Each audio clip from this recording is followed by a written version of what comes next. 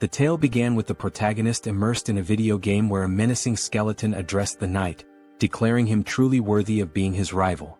The skeleton remarked that indeed the rumors were true and that the title Nightmare of the Continent suited him perfectly. Yet, he added, as long as the forces of light stood by their side, they would never surrender.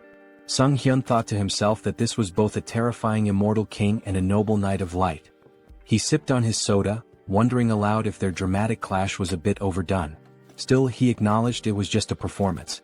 But how had things ended up this way? Even this unlucky guy stuck in his closet watching it all unfold, wasn't that also him? Before long there was a knock at the protagonist's door. A staff member, holding a pen and a piece of paper, introduced himself as being from the Special Ability Control Bureau Relocation and Investigation Department. He asked if Sunghyun was present. The protagonist confirmed with an eager expression. The employee explained that his identity had been verified and requested that, should he awaken, he report it immediately to the Special Abilities Control Bureau. Sunghyun reflected that it was the first time he had spoken to a stranger in half a year. Now that the conversation was over, he figured he wouldn't need to open the door for another 6 months. It had been 2 years since he last stepped outside. Some might call him pathetic. Others might accuse him of lacking willpower. But in truth he saw himself as a casualty of a twisted world. Suddenly the TV news caught his attention. A reporter announced that firefighters were battling a blaze at a shopping mall. The arsonist, it was said, was an awakened individual who had started the fire before transitioning to another world. Sunghyun stared at the screen in shock, thinking, an awakened person. Not long ago, people all over the world had begun awakening one by one, developing mysterious abilities referred to as special powers. After awakening, individuals were forced into another world within 24 hours, returning only after meeting specific conditions. However, very few ever came back alive. Desperate and hopeless, many of the awakened resorted to committing senseless crimes before their inevitable departure. 2 years ago, a reckless prank by one such awakened person had cost Sunghyun both his family and his leg. Though he had tried to muster the resolve to start anew, the effort seemed futile. At one point he sat on a specialized exercise machine attempting to work his legs. He slumped down, exhausted, asking himself what the point of all this was. Why was he so afraid of stepping outside? Perhaps with just a little more determination something might change. Maybe he could leave this place and go somewhere, anywhere. Suddenly, a translucent system window materialized above his head.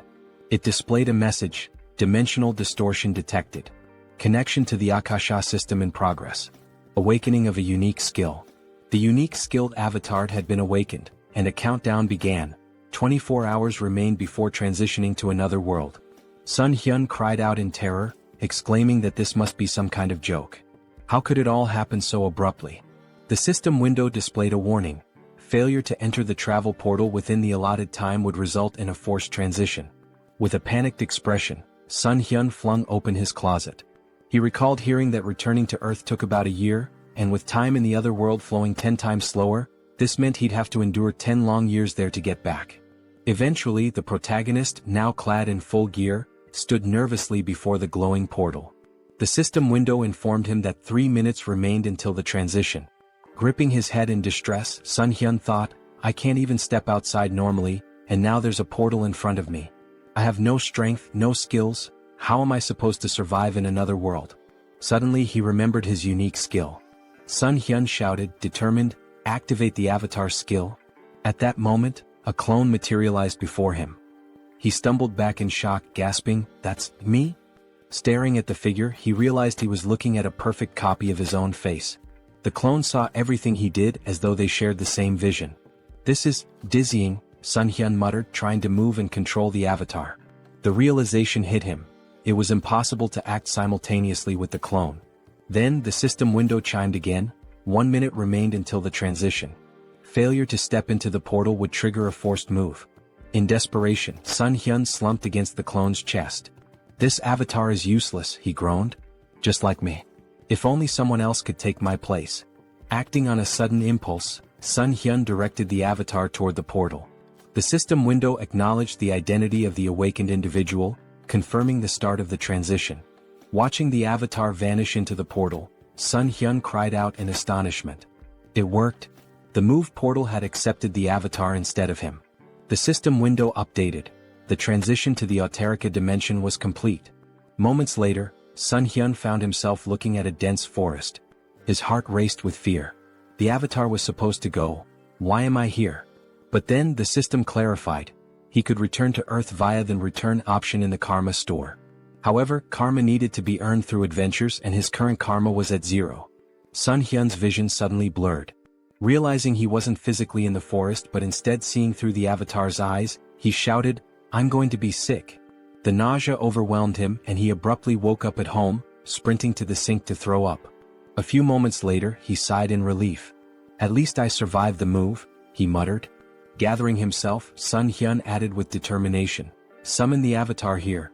A double appeared before him, and as it approached, the protagonist asked in frustration what he was supposed to do with such a useless ability. Suddenly, a system window appeared, announcing that he had achieved something remarkable, returning to Earth without using the karma store. As a bonus, he was granted the ability to teleport back once daily to his previous location using a portal. Additionally, his karma had increased. Sunghyun was stunned, realizing that he had become the first awakened individual to return to Earth so quickly. The system window displayed his balance. 1,910,213 karma points. His jaw dropped in shock. Could this much really be awarded just for sending the avatar? In one move, he had earned points equivalent to 10 years' worth of effort. The system explained that karma is granted based on a person's impact in another world, whether through good deeds, misdeeds, murders, or honest labor. It made no distinction. Accumulated karma could be spent on improving abilities or returning to Earth. Sunghyun wondered if there had been some kind of mistake. What if he was still required to travel back to another world? Then, with a wry smile, he said, "Well, I didn't expect this to work, but who cares?" Turning to the system window, he noted that returning to Earth seemed pointless since he was already here. The system offered a suggestion: improving his unique skill for 300,000 karma or exploring other status enhancements. Intrigued, Sunghyun asked to see the details of the status upgrade section. Opening the tab, he saw an option to enhance regeneration for 10,000 karma. What is regeneration? He wondered aloud. Curious, he pressed the button. Instantly, a strange sensation coursed through his legs. Sunghyun looked down in amazement. His legs had been fully healed. The injuries that had defined his life, the source of his pain and isolation, were gone. This wound had been more than an inconvenience. It symbolized his tragic farewell to his family and his retreat from the world. Now it was as if none of it had ever happened. The system updated his status, informing him that his regeneration ability had surpassed the standard level 1 threshold. He had gained a new skill, super regeneration, which significantly enhanced his recovery powers. Later, Sunghyun smiled as he exercised his legs on the simulator. Reflecting on his progress, he marveled at how the karma he had earned not only restored his legs but allowed him to grow stronger. Watching his productive training session, he admired how much power his legs now had. With plenty of karma still left, he pondered where to invest it next. Spotting the option to enhance his unique skill, he eagerly clicked on it. As he activated the system window, he wondered aloud, what can I achieve by improving the avatar's skill? After some time, Sunghyun stood before his upgraded clone, grinning. "You're a real man," he said. The double, admiring its new physique, remarked, "You've put in some serious effort, haven't you?" Sunghyun chuckled, replying, "It's all thanks to hard training." After awakening the avatar skill, Sunghyun realized his consciousness had split in two, allowing him to move freely. Along with this, he gained a new ability to enhance his weapon skills. The system window explained that, with the mind center, he could choose what information to receive. Sunghyun thought, this means I'll no longer experience disorientation, and even if the avatar gets hurt, I won't feel any pain.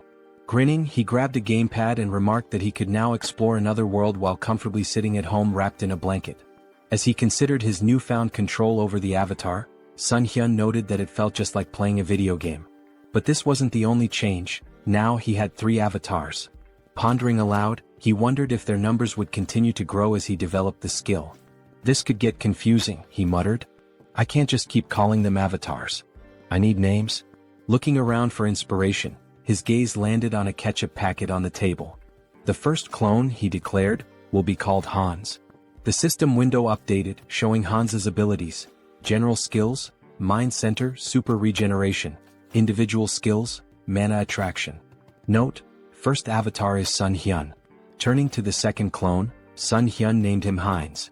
The system displayed Heinz's abilities: general skills, Mind Center, Super Regeneration. Individual Skills, Survivability. Note, second avatar is Sunghyun. Sunghyun couldn't help but comment, mana attraction and survivability? What kind of bizarre combination is this? Then with a grin he added, well, it's time to complete my long-awaited quest. Settling on the couch, Sunghyun began controlling his clones. He sent Hans to teleport to another world, while Heinz took a bag of garbage and stepped outside. As Sunghyun switched his attention to Heinz, he saw sunlight streaming down and marveled that he felt no anxiety. The mind center is working perfectly, he thought.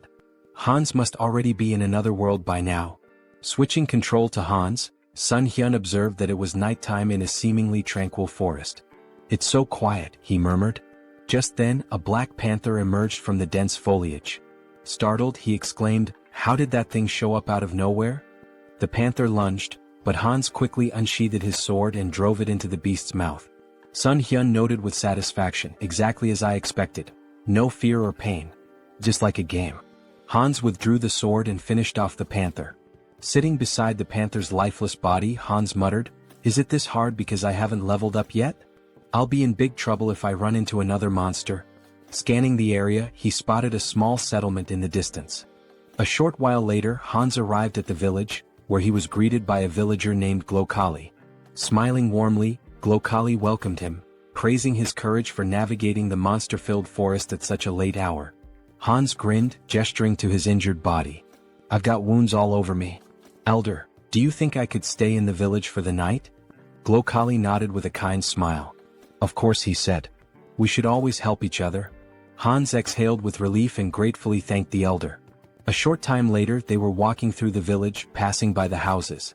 The elder commented that it was the first time he had seen such clothing and equipment, asking if Hans had come from far away. Hans chuckled. I got a little lost. Kept walking and somehow ended up here.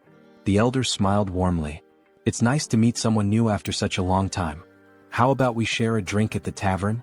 Later that night, Hans lay on a bed, smiling to himself. They even gave me a room here, he mused.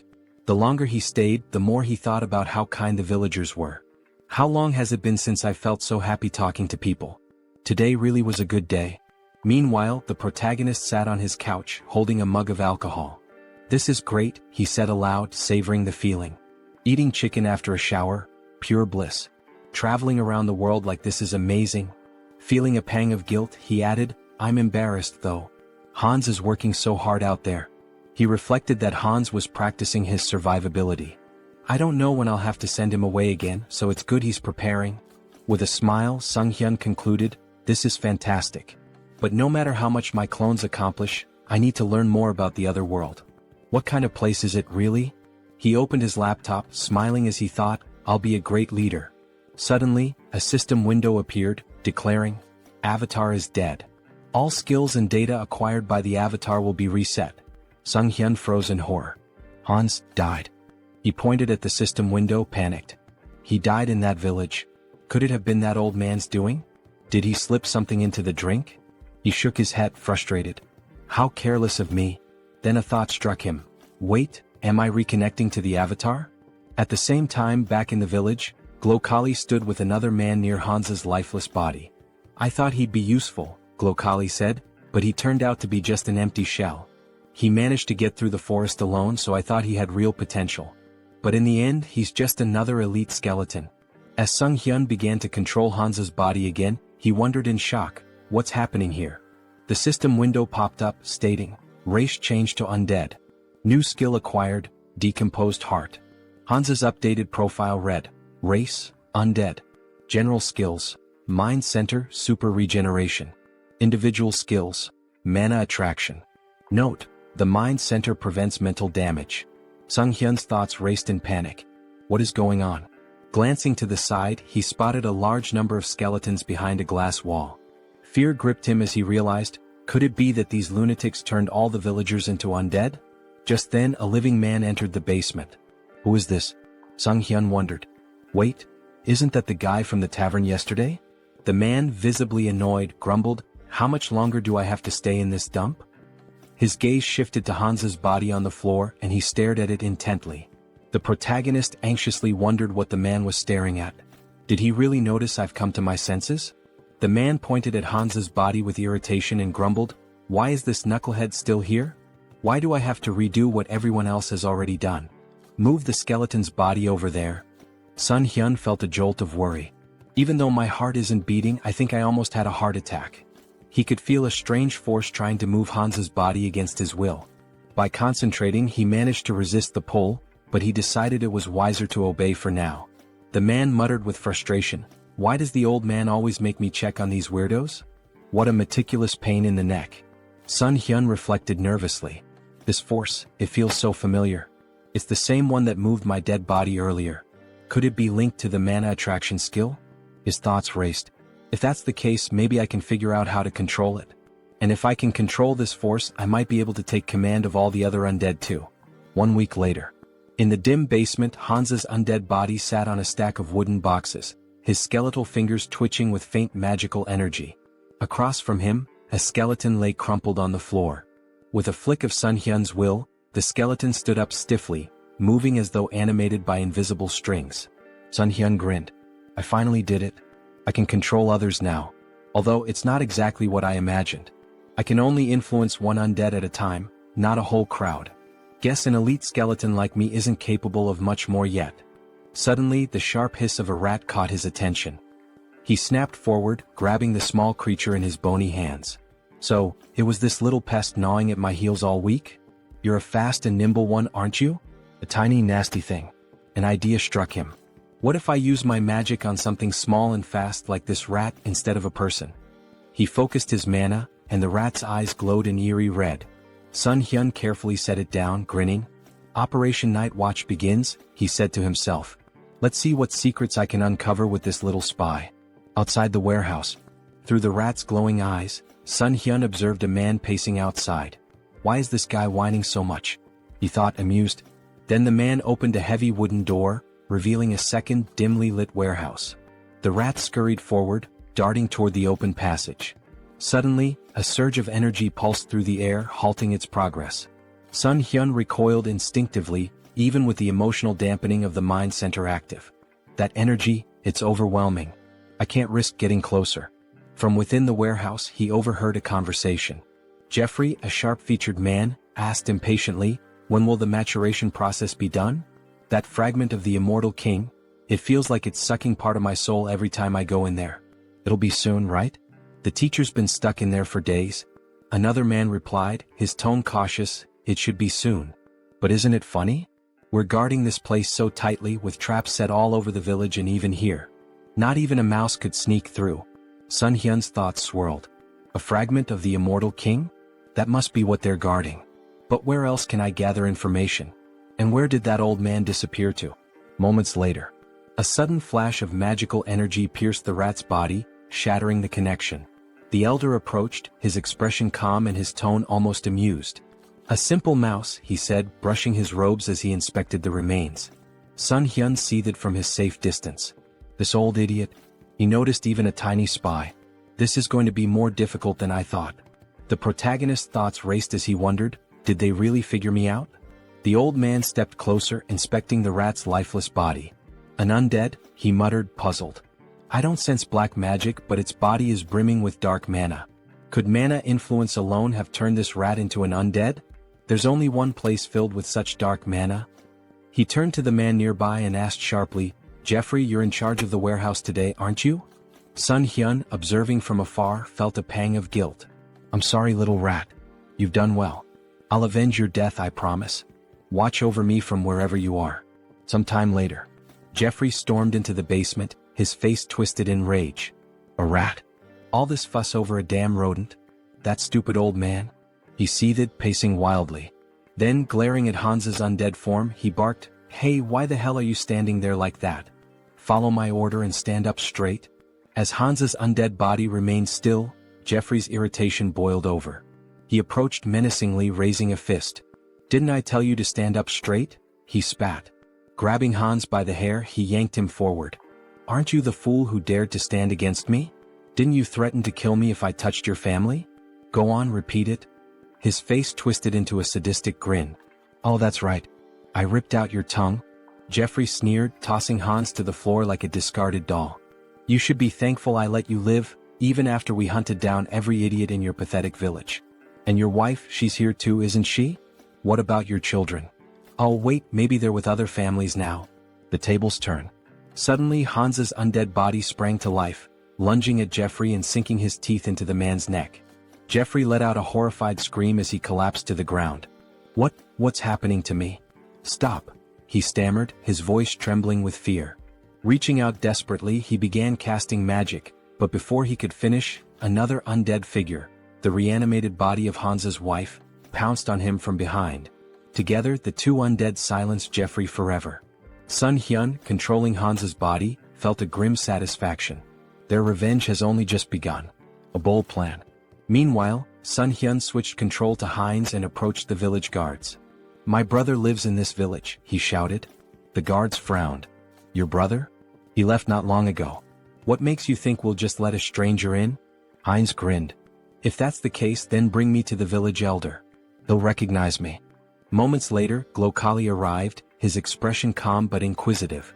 What seems to be the matter? Heinz greeted him warmly, bowing slightly. Elder, it's a pleasure to meet you. I believe my twin brother Hans is somewhere here. Sunghyun smirked inwardly. Having two avatars really comes in handy for moments like this. While Heinz kept Glokali distracted, Sunghyun, through Hans's body, infiltrated the warehouse and approached the fragment of the immortal king. The fragment pulsed with a dark, otherworldly energy, resonating with the undead around it. Is it absorbing the energy from the undead? No, it's more like it's replenishing itself. This explains why the people here are so unnaturally strong. That warehouse I was stuck in before must have been a dumping ground. And yet these fools dare to act superior? They'll learn soon enough. Sunghyun activated his abilities, drawing the fragment toward him. A powerful surge of energy echoed throughout the village, shaking the very ground. The elder's realization. Back at the gates, Heinz maintained his ruse. Twins are connected, he said with a sly smile. We always know where the other is. Glokali frowned, his suspicion growing. Hard to believe, he muttered. Suddenly his eyes widened in panic. He sensed a disturbance and shouted, something's wrong with the fragment. Kill this fool immediately. In a blur of movement, Glokali transformed into a monstrous, darkened form and hurtled toward the source of the disturbance, his face twisted with rage. The guards, startled by Heinz's sudden disappearance, raised their spears in confusion. Meanwhile, the protagonist reflected on the overwhelming surge of emotions emanating from the fragment. Such an irresistible flow of negative energy. Even with the mind center filtering the input, it's like a tidal wave. Could anyone endure this and remain sane? Suddenly, a deafening explosion of energy shook the area, and a system window materialized before him. System notification. Your essence meets the conditions.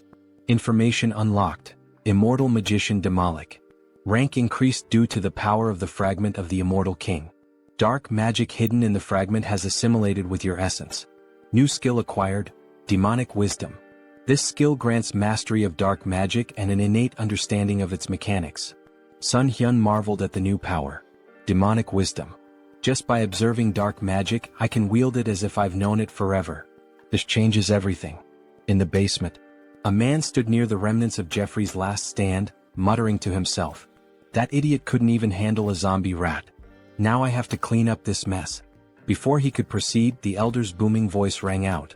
Check the fragment immediately. And find Jeffrey. Grumbling, the man approached the cage containing the fragment. Why is it so quiet? He asked, leaning closer. Suddenly, a mass of undead surged from the shadows, clawing at him. Panicked, the man shouted, This is impossible. How can they? His words faltered as Heinz's voice cut through the chaos, calm and sarcastic. Lovely weather today, isn't it? The man's eyes widened in horror. How is he talking? The undead latched onto him, but he managed to release a small burst of magic, pushing them back momentarily.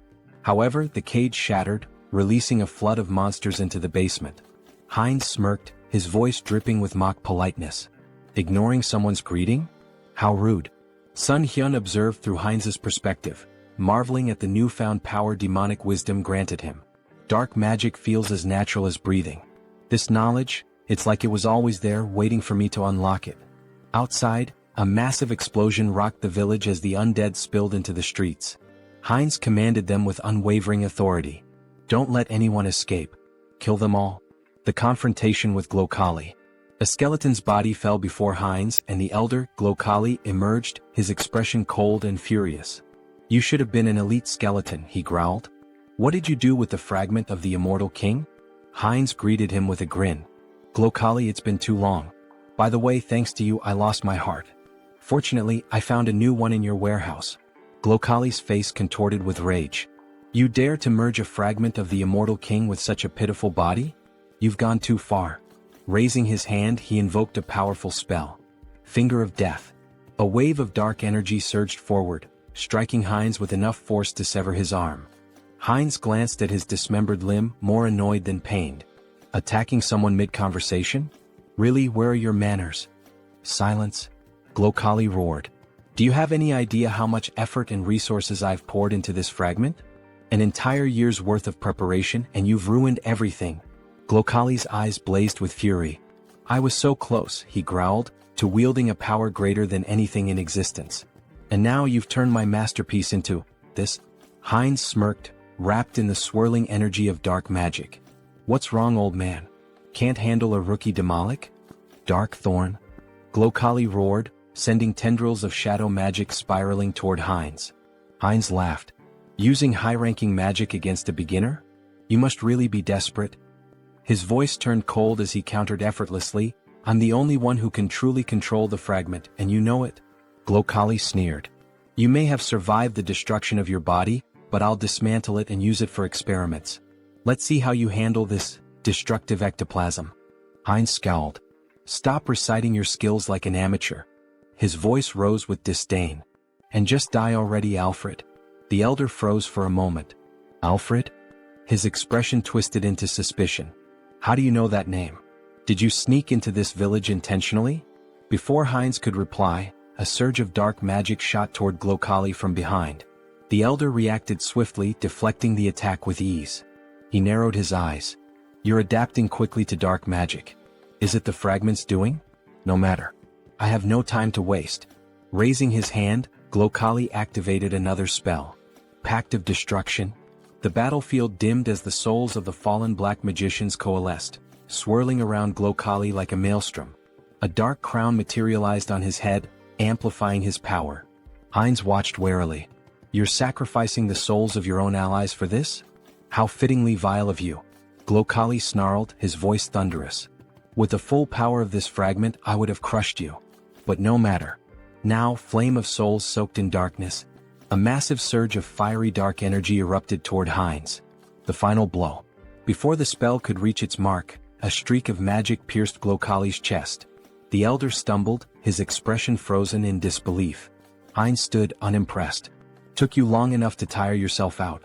Honestly, I almost fell asleep while you were chanting all those fancy spells." He added with a smirk, "By the way, thanks for plunging me headlong into dark magic. I think I've finally mastered it." Blood trickled from Glokali's lips as he collapsed to his knees. "How could I die like this? So, senselessly?" Heinz watched him fall lifelessly to the ground. Raising his gaze to the sky, he muttered, "Alfred, I hope you saw all of this. Your revenge is complete. Rest in peace. Elsewhere." In a grand cathedral, Rista knelt before a massive statue, her hands clasped in prayer. The flickering light of candles illuminated her solemn face. A knock interrupted her meditation. Rising, she opened the door to find Martin, his face pale with urgency. "Are you finished praying?" he asked. "Yes," she replied calmly. "What's the matter?" Martin hesitated, then blurted, "The ghost of the immortal king's resurrection has been detected in the west." Rista's eyes widened slightly, though she maintained her composure. "The immortal king?" Martin nodded grimly. "I'll summon the council immediately." As he left, Rista turned back toward the statue, her expression hardening. "The one who brought terror to this continent hundreds of years ago. I won't let it happen again." On the battlefield, Heinz surveyed the wreckage, the remnants of the battle littered around him. "Devastation," he muttered. "Hundreds of undead destroyed." A grin crept across his face. "But losses can always be replenished. There's no need to mourn." He turned, the dark magic emanating from him pulsating with new strength. "After all, this is only the beginning." Heinz stood, surveying his work. The most wonderful thing about necromancy, he mused, was the ability to create soldiers from corpses. He glanced at his missing limb, irritated, and muttered to himself. First things first, we'll need to take care of the hand. He had already walked a lot today, moving through the battlefield and observing the aftermath. His thoughts turned to his own body and the need to fix it before going any further. Looking around, Heinz's eyes fell upon a lone skeleton, its bones still fresh from the battle. Without hesitation, he tore off its arm, examining the form. This will do. He attached the arm to his shoulder with practiced ease and placed his other hand over the spot, enveloping it with energy. Super regeneration activated, he muttered under his breath. Clenching his fist, he tested the new limb. Perfect, he said, pleased with the results. The regeneration took a moment, but soon the arm was securely attached, and Heinz's body was as whole as it could be in its current state. Where to start? He wondered. He stepped forward, hands extended as he focused his energy. The skeleton in front of him was about to become his first test. With a commanding tone, he spoke aloud, "You must become my subordinate." The voice of the evil wisdom, the fragment of the immortal king that had fused with his soul, whispered to him in the back of his mind.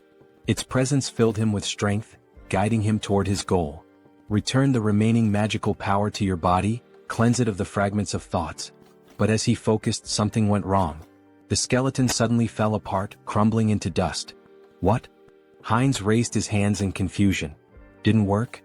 A moment of silence followed as Heinz stood before the pile of bones, arms folded, contemplating. He muttered to himself as realization dawned on him. I've been going about this wrong. After a few attempts, it clicked. He turned his gaze toward the village chief's body, still lying in the aftermath of the battle. A dark idea began to form. He pointed his hand toward the body and spoke slowly, "Should I turn you into an undead with a soul to extract information from you?" Grabbing the lifeless form of Makhem by the clothes, Heinz lifted him up for closer inspection. "What?" he exclaimed, his voice tinged with surprise. "The old man doesn't have a soul." Makhem's body had been stripped of any trace of life, except for the magical circle burned into his chest. Heinz examined the symbol and thought for a moment. So this is how they've been controlling things. Throwing Makhem's body aside, Heinz couldn't help but smirk at the oversight. It's strange they didn't think of this little thing, considering the scale of their operations, he muttered. But no matter. I can still use this. With renewed focus, Heinz concentrated energy into his hand. If the soul is gone, I'll have to make do with what's left.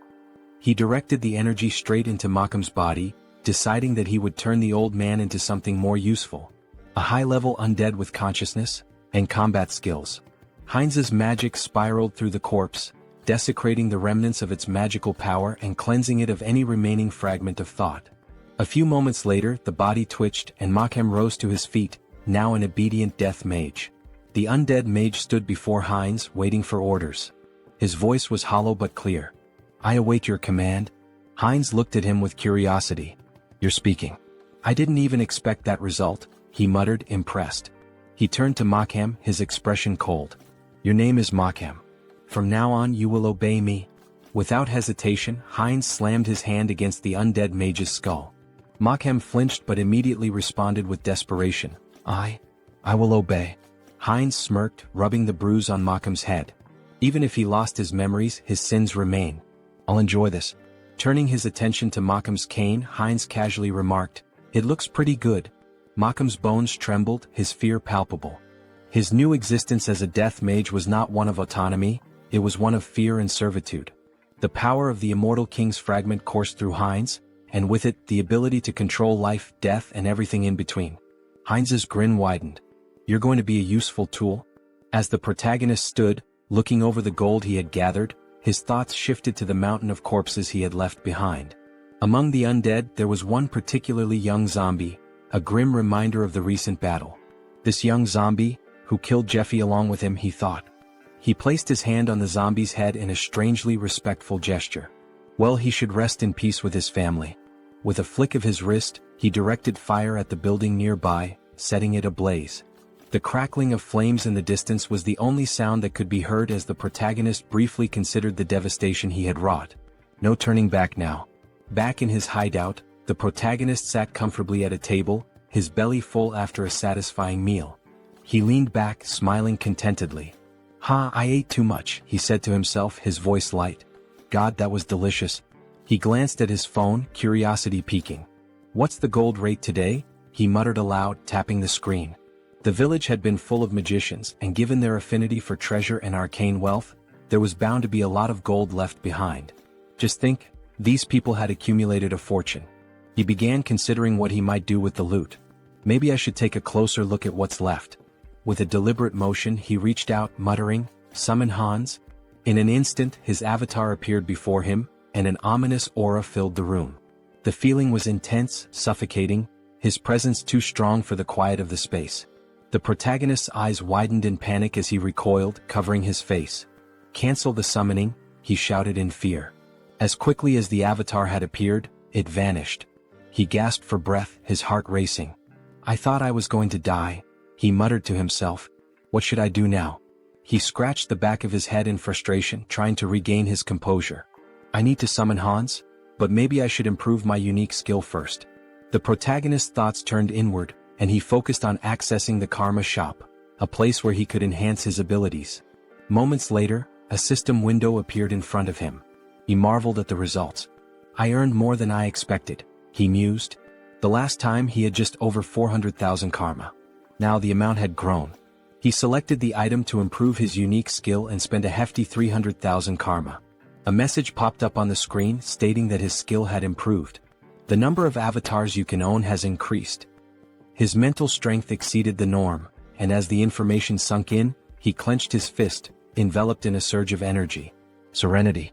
This skill would protect him from external stimuli and mental attacks. A welcome upgrade for the challenges ahead. Later he began filling a paper bag with gold, thinking about the potential. With my normal state of health, Hans can benefit from serenity, unlike the center of the mind. It was incredible how he always seemed to pick the right skills when needed. When the bag was full of gold he smiled with satisfaction. Great. Time to sell the gold. He quickly moved the filled bags as well as a backpack full of gold to the table in front of the committee. As he laid the bags out, the workers couldn't hide their astonishment. They gasped, shielding their eyes from the precious glow radiating from the gold. The protagonist nodded, maintaining his calm demeanor. "Please deposit all the funds into my account." He then turned and walked outside, leaving the employees to complete their task. They bowed in gratitude, thanking him for his trust. Sunghyun offered a smile in return, wishing them well. As he walked away, he glanced at his shadow on the ground, remembering how Hans had hidden it with dark magic just in case. "Maybe I was worried for nothing," he mused. The shadow was well concealed, even masked to avoid detection. Just as he was about to leave the area, an explosion echoed from behind him. The building rocked, debris flying through the air. Wolf stood amidst the destruction, his grin wide as he surveyed the damage. "Looks like we hit the jackpot," he said, his voice dripping with satisfaction. Holding a bag of gold in his hand, the protagonist, Sunghyun, grinned, looking at the treasure he had gathered. Who would have thought there'd be so much gold in such a remote place? He mused, clearly pleased with the haul. His grin was wide, but it was quickly interrupted as a bandit beside him urged, "Stop chatting, it's time for us to run." Without wasting time they made their way forward, running swiftly through the streets. "I know," Wolf shouted, his confidence undeterred as they sprinted. Ahead of them they spotted Sunghyun, who looked at them in fear and shouted, "Villains! Someone needs to report them. These criminals using their awakened powers for evil, and the ones who protect citizens from them are..." His words were cut off as a powerful blow struck his cheek. Wolf, dealing the blow, shouted, "Shut up." His voice was a harsh command, shutting down Sunghyun's words before they could gain any traction. The protagonist touched his bruised cheek and thought to himself, "The guards will probably track them down. I can't do anything." Meanwhile, Wolf ran confidently forward, saying, "Great. Everything is going according to plan." The bandit hanging from his back added, "We've got plenty of time. The guards will be here in about 3 minutes. We just need to reach the portal." "Is she here?"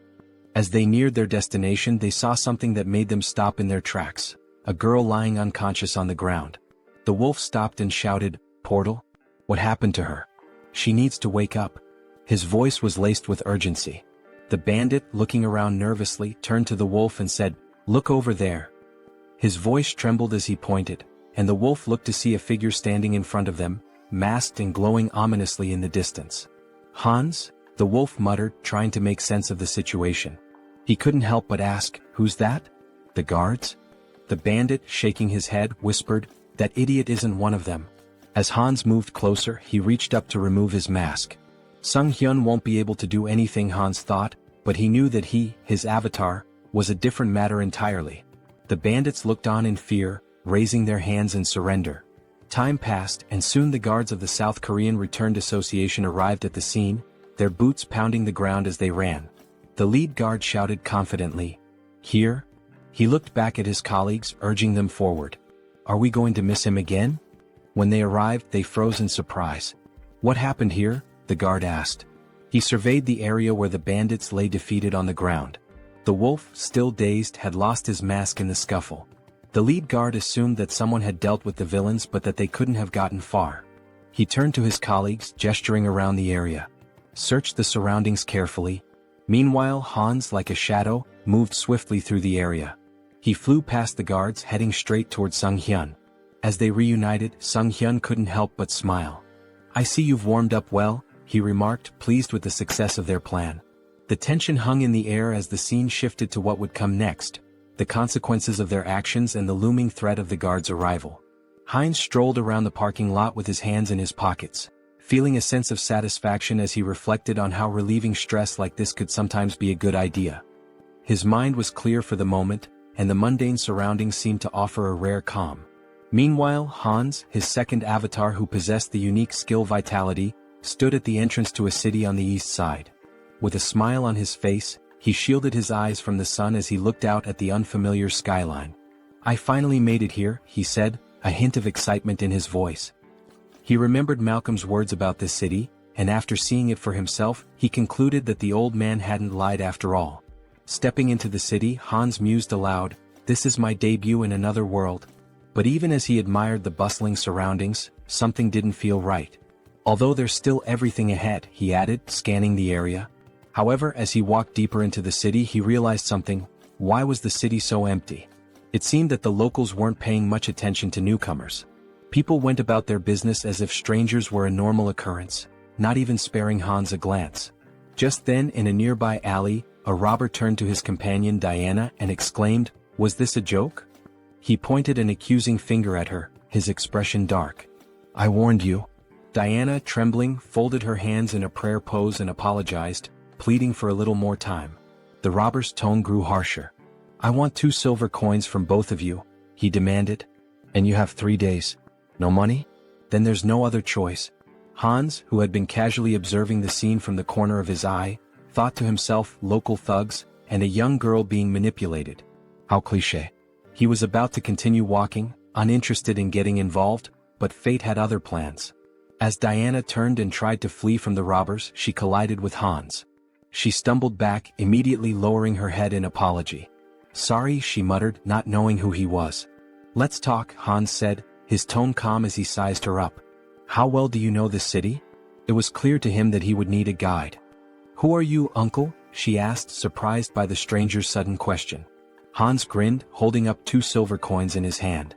"I'm a potential employer," he said, his smile widening. "Maybe we can discuss the terms?" Diana's eyes widened as she stared at the silver coins, the promise of money catching her attention. She quickly agreed, and the two of them made their way through the streets toward an inn. When they arrived, Diana pointed to the building. "This inn is one of the best places you'll find here," she said, clearly proud of her choice. "What do you think?" Hans, now understanding a bit more about her situation, nodded thoughtfully. He could tell from the way she spoke that life hadn't been easy for her. Diana had barely been making ends meet, struggling to care for her sick brother after the loss of her parents. She also mentioned how she couldn't pay the local tax. In response, Hans handed her a silver coin, and Diana's eyes sparkled with gratitude. "Okay," Hans said with a smile. "You'll come to me tomorrow as soon as you wake up. We can discuss your pay then." Diana agreed quickly, and with that she became his guide, earning 2 silver coins a day. That night, Hans lay down on the bed at the inn, his hands tucked under his head as he made himself comfortable. "Well," he thought, "I'll pretend I'm doing a good deed even if she just wants to rob me." He chuckled to himself and settled in for the night, his thoughts drifting off as he prepared for whatever the next day might bring. Heinz sat up in bed, scratching his head in frustration. The bed was terribly uncomfortable, and despite his best efforts, he couldn't seem to fall asleep. He tossed and turned for a while, but then a sudden sneeze from outside caught his attention. Curiosity piqued, he got up and walked to the window, pressing his hand to the glass. His eyes widened in surprise as he spotted Diana sitting on the ground outside, leaning her back against a box. "Hey, is that her?" he muttered to himself. Diana looked up at him, her eyes widening, and then smiled, waving in greeting. "Hello," she called up to him. Heinz was indignant. "What are you doing there?" he shouted down, clearly irritated. "Why are you waiting for me?" After a moment they were sitting together at the table eating breakfast. Heinz frowned as he took a bite, his frustration still simmering. "You shouldn't do that again," he said, trying to sound stern. "Next time, wait until closer to lunch." Diana, chewing a piece of food, nodded absent-mindedly. "Yes, uncle," she said. Heinz shot her a glare. "I've already told you not to call me that," he replied, annoyance creeping into his voice. She looked at him, then glanced at the piece of bread on his plate. "Are you full?" she asked. "Yeah, I'm fine," Heinz replied. "You can take it if you're hungry." With a smile, Diana took the bread and slipped it into her bag. "Thank you," she said, grateful. The town they were in was called Ozantu, a small village located on the western edge of the kingdom of Talia. As Heinz and Diana walked through the streets, Heinz noticed something odd. He ran his hand along a drawing on a wall, which reminded him of ordinary medieval towns, but something about the symbol that was repeated throughout the town felt off. "This symbol? It's strange," he murmured, his curiosity growing. Heinz examined it more closely and said, "It looks like paint, but something's not right." Diana leaned in to take a closer look, and her face darkened. "It's blood," she replied, her tone serious. Heinz blinked, not believing it at first. He sniffed the symbol and gave a skeptical look. "Is that true?" he asked. Diana, not missing a beat, quipped, "Didn't you eat venison soup yesterday?" Heinz turned to her in surprise, blinking in disbelief. "How did you know?" he asked. With a smile, Diana pointed to her nose and said, "I have a very good sense of smell." Heinz found it fascinating. A good sense of smell? He thought. Is that her special skill? They continued walking through the streets, Heinz still pondering the implications of her statement. He asked, "What does the symbol mean?" Diana hesitated for a moment, then answered, "It's the emblem of the Varkalak Guild, which controls this place." But before she could finish, she froze, her face paling in fear. She began to slowly back away, bumping into Heinz. "What's wrong?" Heinz asked, alarmed by her sudden change in demeanor. Diana's eyes darted around nervously. "That smell," she said, her voice tight. Heinz furrowed his brow. "What smell?" he asked, not sure what she was talking about. Diana inhaled deeply, her eyes closed as she focused on the scent. Then, with a sense of urgency, she turned around, her fists clenched. "Freshly baked bread," she exclaimed. "I have to try it?" Heinz, confused but amused, asked, "Didn't you just eat a minute ago?" Diana pointed ahead, her face lighting up with anticipation. "I'm hungry again," she said, clearly excited by the smell. They followed the scent down an alley which led them to a door. When they peeked inside, Heinz's stomach dropped. Behind the door was a corpse, its lifeless body sprawled on the ground. The smell of bread was still in the air, but the sight of the body made it clear that something sinister was at play. A few days later, Heinz stood against a wall, arms folded, waiting impatiently. "She's never been late before," he muttered. "Something must be wrong." Just then, a bandit approached him, a smirk on his face. "Hey buddy," the bandit called out, drawing Heinz's attention. Heinz looked at the bandit in surprise, unsure of what to make of the situation. The bandit, arms folded and wearing a smug expression, said, "We should talk." Heinz felt a moment of frustration, thinking to himself, has it really come to this? The next instant, he handed the bandits a handful of silver coins, offering them a smile. "Take this," he said, trying to remain calm. "There aren't many, but I hope they help maintain some sense of public order." The bandits exchanged looks, then one of them picked up a silver coin, a grin spreading across his face. "Seems we've quickly found a common language," he remarked, clearly amused. Heinz thought to himself, I brought money just for this kind of situation. But then, his eyes narrowed as he noticed something. The bandit had a symbol on his neck, one that looked strikingly similar to the emblem Heinz had seen on the walls of the city earlier. His thoughts turned grim. Diana had warned me to avoid the alleys. We need to leave this place as soon as possible. Heinz couldn't help but wonder just how terrified the girl must have been, given how deeply afraid she'd seemed of the thugs. The bandits moved away, but one of them turned to the other and asked, "Why did you grab this brat?" His comrade responded dismissively, "How should I know, idiot? We're just following orders." The word struck Heinz like a blow. "Brat?" he thought. "Don't tell me those two bastards grabbed Yen?" Without thinking, he shouted after them, "Wait a minute!" The bandits turned around in surprise, eyeing him curiously. Heinz clenched his fist. Damn it, timing is everything in situations like these. If things get dangerous, I can just cancel the call. He forced a smile, trying to stay calm. There's something I wanted to know. At that moment, Diana's voice suddenly called out to him, and he turned around in shock. "Huh? Diana?" The bandit, now flexing his fist with an irritated expression, remarked, "So, what's your friend interested in?" Heinz gave an awkward smile, trying to keep the conversation light. "Is the silver I gave enough?" A little while later, one of the bandits returned with a bag in his hands. "They took everything," he said nonchalantly, tossing the bag aside before turning toward Heinz. The bandit's expression hardened. "And where's the rest of it? You were supposed to meet us long ago." Heinz shot him a glare. "Did you even know how much I gave you?" In that moment, Diana's face fell and tears began to form in her eyes. "My little brother is missing," she sobbed, her voice trembling. "He was just starting to get better, he could eat again, but now I can't find him anywhere." Heinz's mind raced as he recalled the conversation he'd overheard between the bandits. Could they be talking about Diana's brother? He asked, his voice tinged with suspicion. Could it be Varkalak?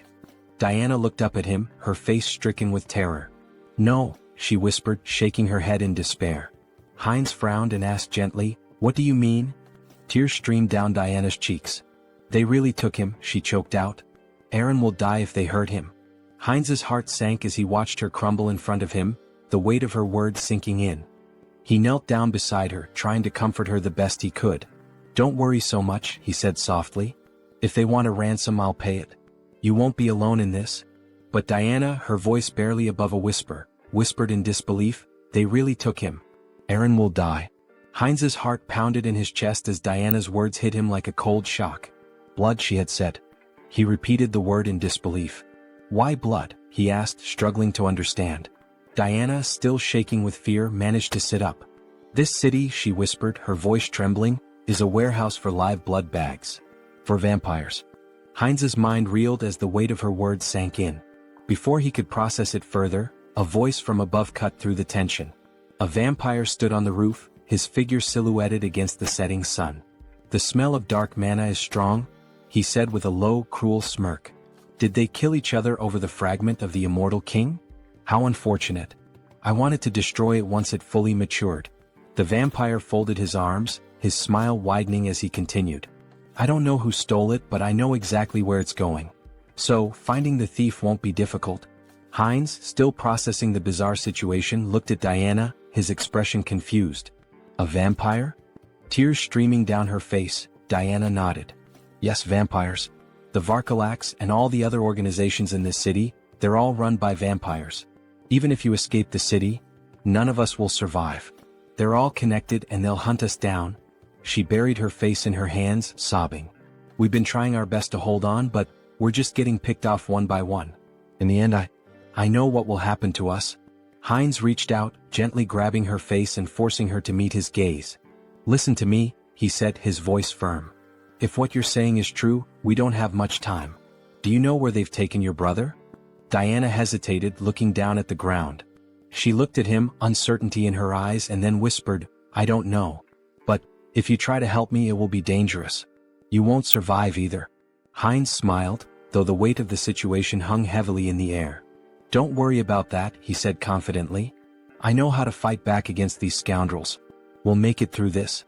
In his mind, the mission to save the girl, and to get to the bottom of the sinister operations in the city, had just begun. Sometime later, in a dimly lit tavern, a group of bandits sat around a table, laughing and playing cards. One of them tossed silver coins onto the table, calling, "All in." His companion looked at him with a grin.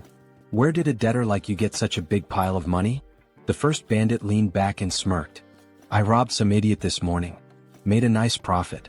At that moment, the tavern doors flew open with a loud crash. The bandits turned in surprise, just in time to see Heinz stride into the room, his expression determined. One of the bandits stood up with a sneer.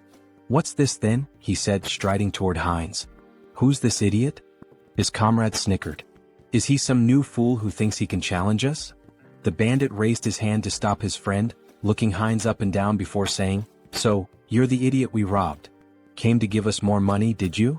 Heinz didn't flinch. He held his ground, his eyes steely with resolve. Meanwhile, near the entrance of the tavern against the wall with the vampire symbol, blood dripped slowly from a wound. A guard lay slumped, his broken body leaning against the wall. The bandit sneered at the scene. "What happened to the guards?" he asked. "Did you give him a coin or something?" Heinz's expression darkened as he met the bandit's gaze. "I won't ask again," he said quietly but with a deadly edge in his voice. "Where did you take the child?" The bandit's face twisted in disbelief. "What?" he spat, raising his finger toward Heinz. "Are you out of your mind? Do you know who you're dealing with?" In the blink of an eye, Heinz drew a knife from his belt and drove it straight into the bandit's throat. The man gasped, his eyes wide with shock as the blood began to spill. "I know exactly who you are," Heinz said coldly, watching the life drain from the bandit. "You're scum. You prey on families to satisfy your own selfish desires." As the bandit crumpled to the floor, the others in the tavern fell silent, eyes wide with fear. Heinz stood over the fallen body, his knife gleaming in the dim light, ready to face whatever came next. The mission was far from over. Heinz stood in the midst of the fallen bandits, his breathing heavy as the weight of the fight settled in. His knife was lodged deep into his shoulder, but he didn't flinch. Blood seeped from the wound, but he didn't have time to focus on it. There were still too many enemies around. "Why are there so many?" he muttered to himself. He had lost count of how many bandits he'd taken down in the chaos. Each one had been dispatched swiftly, his skills in combat and the magical tools he'd brought with him giving him a significant edge. But now more were coming down the stairs. He wrenched the knife out of his shoulder with a grimace, his gaze scanning the room. A couple of new bandits appeared at the top of the stairs, looking down at the carnage below. One of them shouted, "What's all the commotion about? Who the hell is this guy?" Heinz paused for a moment, annoyed at his own carelessness. Damn it, he thought. His mouth had gotten him into trouble again. This wasn't the time for reckless talk. There were more screams from the building, growing louder as the fight escalated. The bandits kept coming one after another. 6, 7, 8. It felt endless. Eventually, Heinz stood alone in the middle of the fallen bodies, breathing hard, sweat dripping down his forehead. His shoulder throbbed where the knife had struck, but he had no time to think about it now. His focus was on the bandit still alive, groaning beneath him. He stepped over to the bandit, placing his foot firmly on his head. "Hey big guy," he said with a sneer, "where's the boy you captured today?" The bandit, still dazed and groaning in pain, glared up at him. "You think I'm just gonna tell you everything?" he snarled. "You're an outsider, aren't you? You don't even know who's behind this. You're gonna regret this." Heinz's expression darkened, his eyes cold as steel. "I don't care who's behind this," he said, his voice low but steady. "I'll find the boy and I'll make sure your little game ends here." The bandit struggled under Heinz's foot, but Heinz wasn't about to give him any leeway. He leaned in closer, whispering, "Tell me where he is and I'll make it quick. Otherwise we'll see how long you can last." The bandit growled through gritted teeth, but Heinz could see the fear in his eyes. Despite his bravado, the man was terrified. I don't know where they took him," the bandit spat, "but the leader, he's the one with all the answers. He's got a place near the old mill. Go there if you want to find the kid." Heinz's eyes narrowed. This was the break he needed. The mill. Got it? He stepped off the bandit's head and turned, heading for the door. As he did, he thought to himself, this isn't over yet. They've taken too much from this town and I'm going to put an end to it. He left the tavern, the weight of the mission heavy on his shoulders. There was no turning back now. After some time, Heinz opened the door to the room. Seeing the boy sitting on the floor, he asked, "Is this Aaron?" Trembling with fear, Aaron held his head and begged for mercy. The avatar knelt down, extended a hand toward him and reassured him, "Don't be afraid." Aaron's sister had pleaded for his rescue. Confused, Aaron asked, "Do you know my sister?"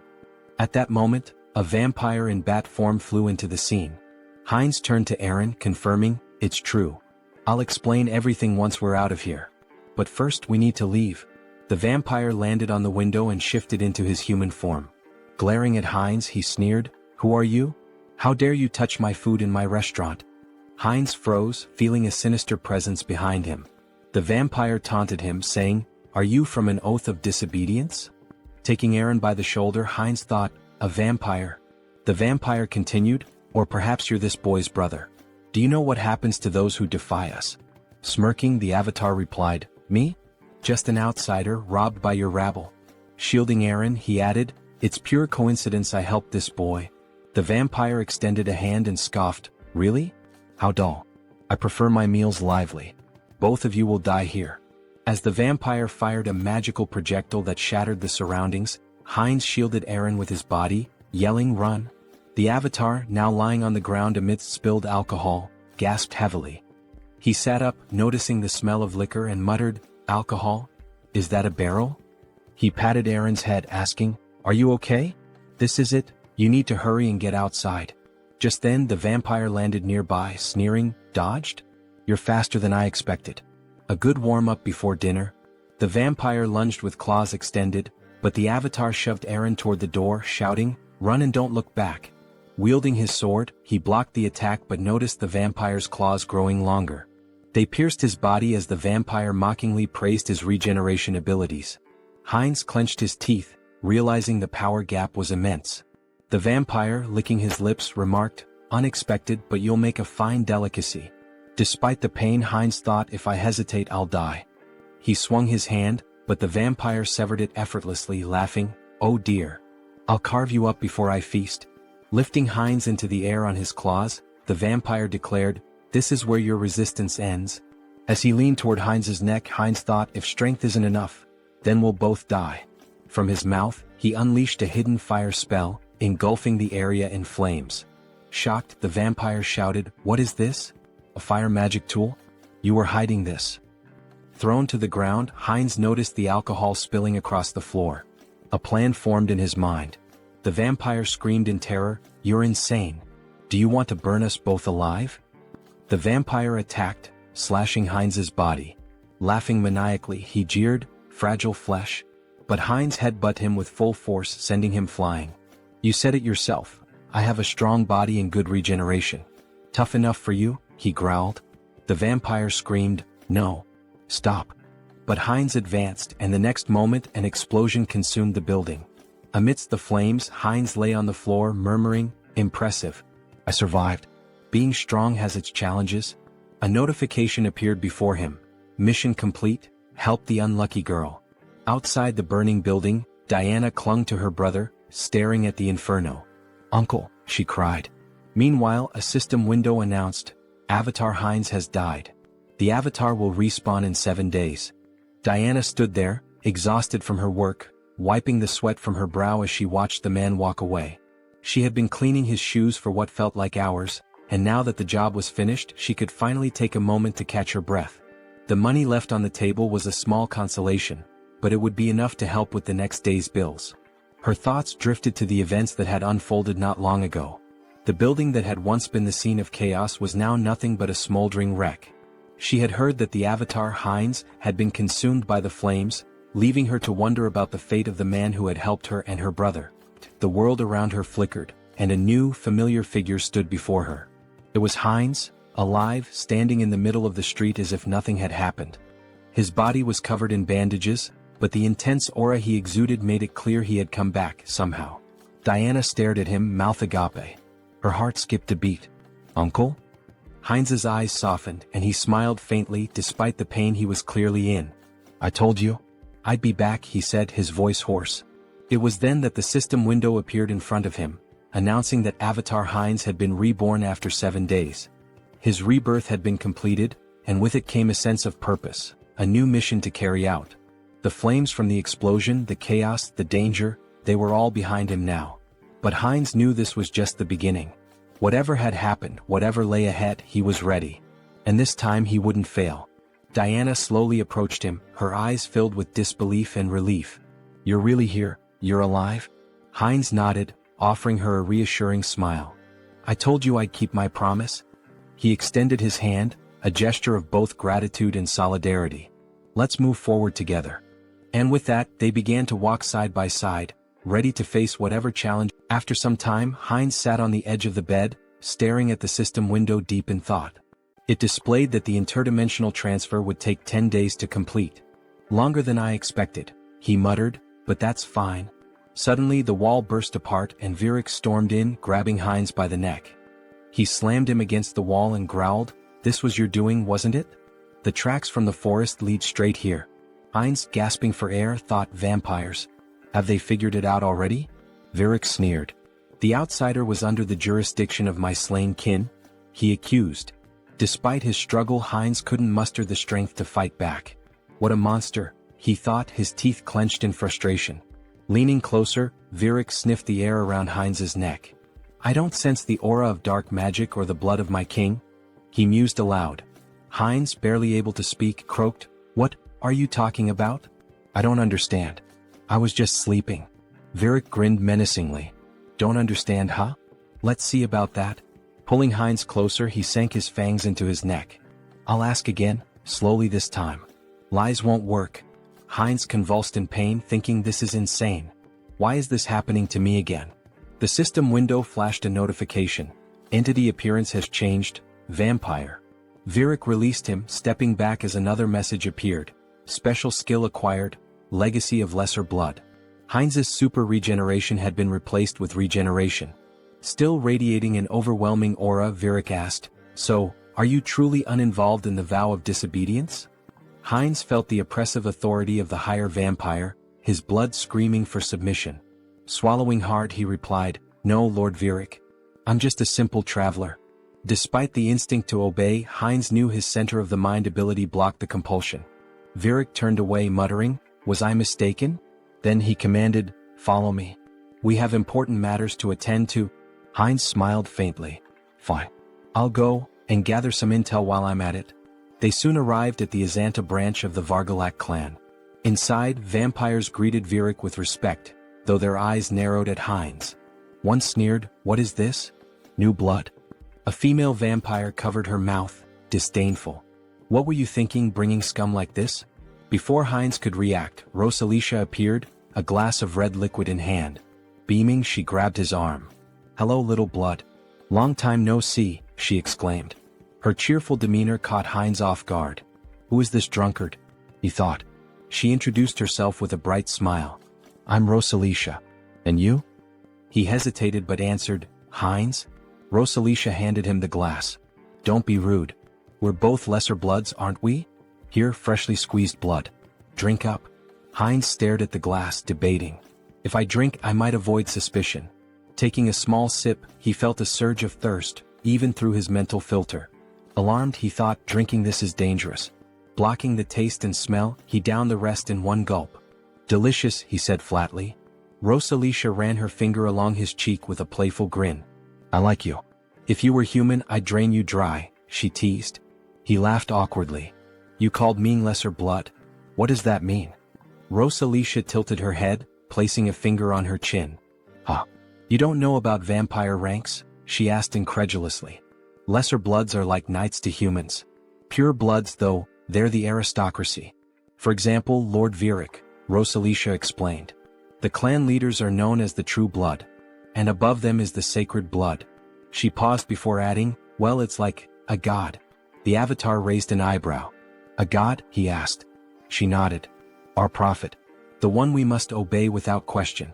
At that moment, Virik, standing on the second floor, tapped his spoon against his glass to draw attention. It seems everyone is here, he announced. Let's get down to business. The room quieted as Virik continued. The fragments of the immortal king have disappeared. From across the room, Perita, a pure-blood vampire, casually adjusted a strand of her hair, observing the proceedings. Virik elaborated, We've determined that the fragments were last transported to the city. But at some point, they vanished without a trace. Teopal, another pure-blood, folded his arms and listened as Virik suggested. It's possible they've already been brought into the city. Heinz glanced up, his curiosity piqued. The fragments of the immortal king? He asked. Rosalicia sighed, giving him a knowing look. Don't you know? Dark mages from a certain village were cultivating the fragments of the immortal king. Heinz furrowed his brow. And the oath of defiance? Where are they in all this? Virik addressed the group. From today onward, each of you will thoroughly investigate your assigned areas. Report anything suspicious immediately. Later, as Rosalicia shielded herself from the sun with an umbrella, she grumbled, Walking around during the day ruins my skin. Heinz, standing beside her and adjusting the hood of his cloak, remarked, Sunlight weakens us. It's no surprise. Both their faces glistened with sweat. Rosalicia continued, Even Lady Perita, a pure blood, is out searching. We can't just sit around doing nothing. She sighed. Still, it's surprising the fragments vanished. Moving them has always been a hassle. Heinz turned to her, intrigued. You mean, you've had the fragments of the immortal king? She nodded casually. The black magicians once cultivated them. We thought we could combine them with ours. Heinz clenched his fists, his thoughts racing. What a break. He looked at her intently and grabbed her shoulders. Where are they? Do you know the location of the fragments? Rosalicia laughed. Me? How would someone like me know? A voice cut in from nearby. I think I might know, Diana said between bites of food. Heinz turned to her in shock. What? The fragments of the immortal king? You know where they are? Diana nodded hesitantly. I think so. But it's been a long time, she said, pausing to chew. About a year ago, I was responsible for keeping the tomb clean. Every Friday, members of the Vargalak Guild would visit the stone chamber inside. But every time there was a foul smell in there. Heinz's mind raced. I should investigate this. Aaron, sitting nearby, sighed in realization. So that's why you always told me to stay away from the tomb. Heinz stood from the table, nodding firmly. Thank you for the valuable information, Diana. I'll investigate this myself. It would be better for them to keep a low profile. Diana said, grabbing his hand and turning to him. That he seemed to smell different now. Could he tell her the reason? Sunghyun said, showing his fangs, that her nose was not deceiving her, but it just happened that. What? It would not affect her, so she should not worry. Diana looked at him in shock. She said, gloomily holding his hand and turning to him, that if he got sick. Diana screamed, exposing her neck, that it was okay with her so he could drink some of her blood. She said, stretching out her hand to him in fear that she just wouldn't drink too much blood. The protagonist stared at her in complete shock. He screamed, hitting her on the head, that she should calm down. Sunghyun said, angry that he already had enough, so she better answer where that place was. A while later, cries of pain echoed through the cemetery. Stand still, Tiapal commanded coldly, his voice full of menace. Do you really want to die? His lips curled into a cruel smile. I'll give you one chance, take your best shot at me. Afterward, I'll gently send you back home. The man, trembling with fear but clutching his weapon tightly, let out a defiant scream and charged at the vampire. Tiapal, unfazed, smirked and activated his ability. How cruel of me, he said mockingly as blood-red threads materialized and bound the man's body. The man struggled, wide-eyed, and pleaded, you don't need to do this. But as his blood was drained, his cries turned to screams. Stop. Please stop. Tiapal sighed, sounding almost bored. This is so dull. He glanced at a nearby servant and barked, clean up this trash and bring me someone stronger for the next sacrifice. Yes, master, the servant replied politely, cradling the man's lifeless remains. Suddenly he paused, staring at the ground in shock. Wait, what is that? Without warning, a swarm of skeletons attacked the servant, tearing him apart. Tiapal roared in fury. How did these filthy corpses get here?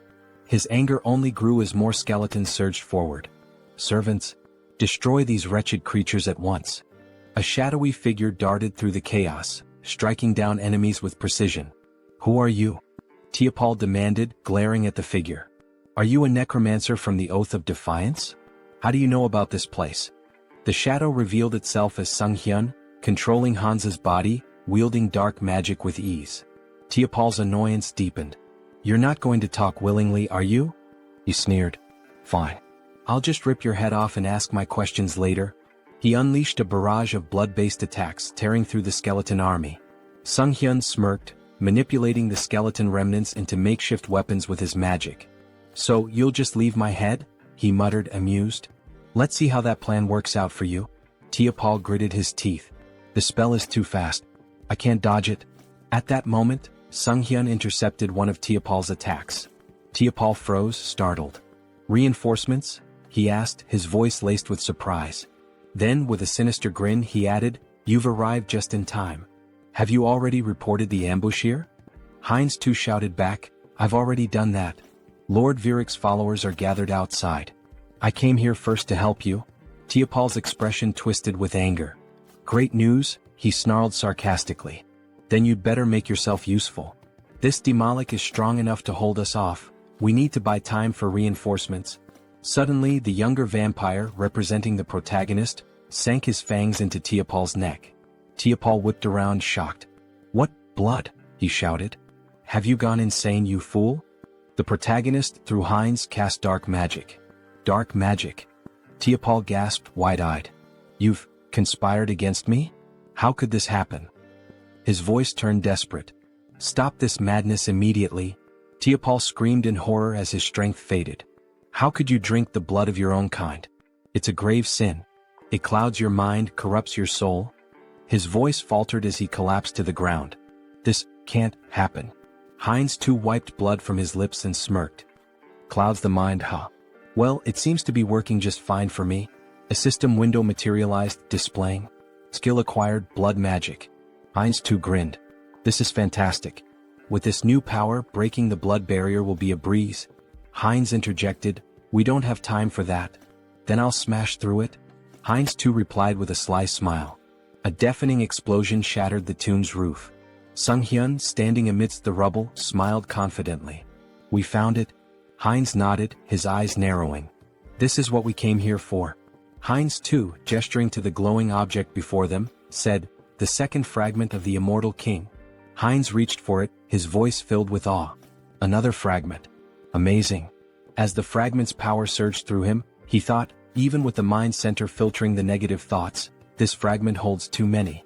He focused the mental power of all the clones on his core personality. Suddenly, a massive pillar of dark energy erupted skyward. Virik, observing from a distance, looked up in astonishment. What is this fog? Are we too late? He froze as his gaze locked on the floating skeleton radiating dark energy. That silhouette, it seems familiar. Virik barked orders to his subordinates. Attack it. The vampires unleashed a barrage of blood arrows, aiming for the figure. Heinz retaliated with dark magic, striking down one of the attackers with devastating force. A system window appeared. Skill evolution, regeneration, immortality. Skill acquired, forbidden knowledge. Personality status, Heinz Archlich. Meanwhile, the holy paladins arrived at the cemetery's outskirts. What is this? One asked, shielding his face. Smoke? Fire? It seems to be coming from Azanthu. He coughed, overwhelmed by the dark energy. Tuscan dismounted, his face grim as he examined the ashen residue. We're turning back. This isn't ordinary ash. What do we tell the saint? Another asked nervously. Tuscan looked up at the ominous energy pillar. Everything. This changes everything. The ominous energy surged in the air, thick with power and foreboding. System notification. The rebirth of the immortal king is imminent. Heinz stood motionless, overwhelmed by the rush of newfound strength. This is incredible, he thought, his mind racing. I've become 10 times stronger than before. A system window materialized before him, detailing his transformation. New skills acquired. Power of the immortal king fragment. Rapid rank advancement, plus 2/3 rank. Secret dark magic energy amplification. Traits gained. Evil wisdom. Unlocks insight into forbidden knowledge. Unconditional understanding of dark magic. All secrets revealed. As long as my source remains intact, I'll endlessly revive. An unkillable existence, he mused. The dark energy coursed through his body like a tidal wave, and Heinz unleashed it in an explosive attack. Tendrils of shadow surged toward the vampires surrounding him.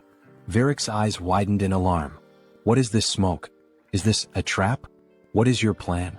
A subordinate rushed to his side. My lord, we must retreat and recover our strength. Before the words could settle, the dark energy swallowed the subordinate whole, obliterating him in an instant. Virik froze, staring in horror at the remains of his servant. This is an attack spell? Dark thorns erupted from the shadows, piercing through Virik's chest. He screamed in agony, his strength waning rapidly. Heinz, through the avatar Hans, stepped forward, his cold gaze fixed on the pure-blooded vampire. You're stronger than the others, he said calmly, but right now you're nothing more than a blood bag to me. Virik gritted his teeth, his voice trembling with anger and disbelief. Where did you get such power? Did you truly absorb the fragment completely? How did you endure so much darkness alone? Heinz too smirked, stepping closer. Alone? He asked mockingly, leaning in. Who said I was alone?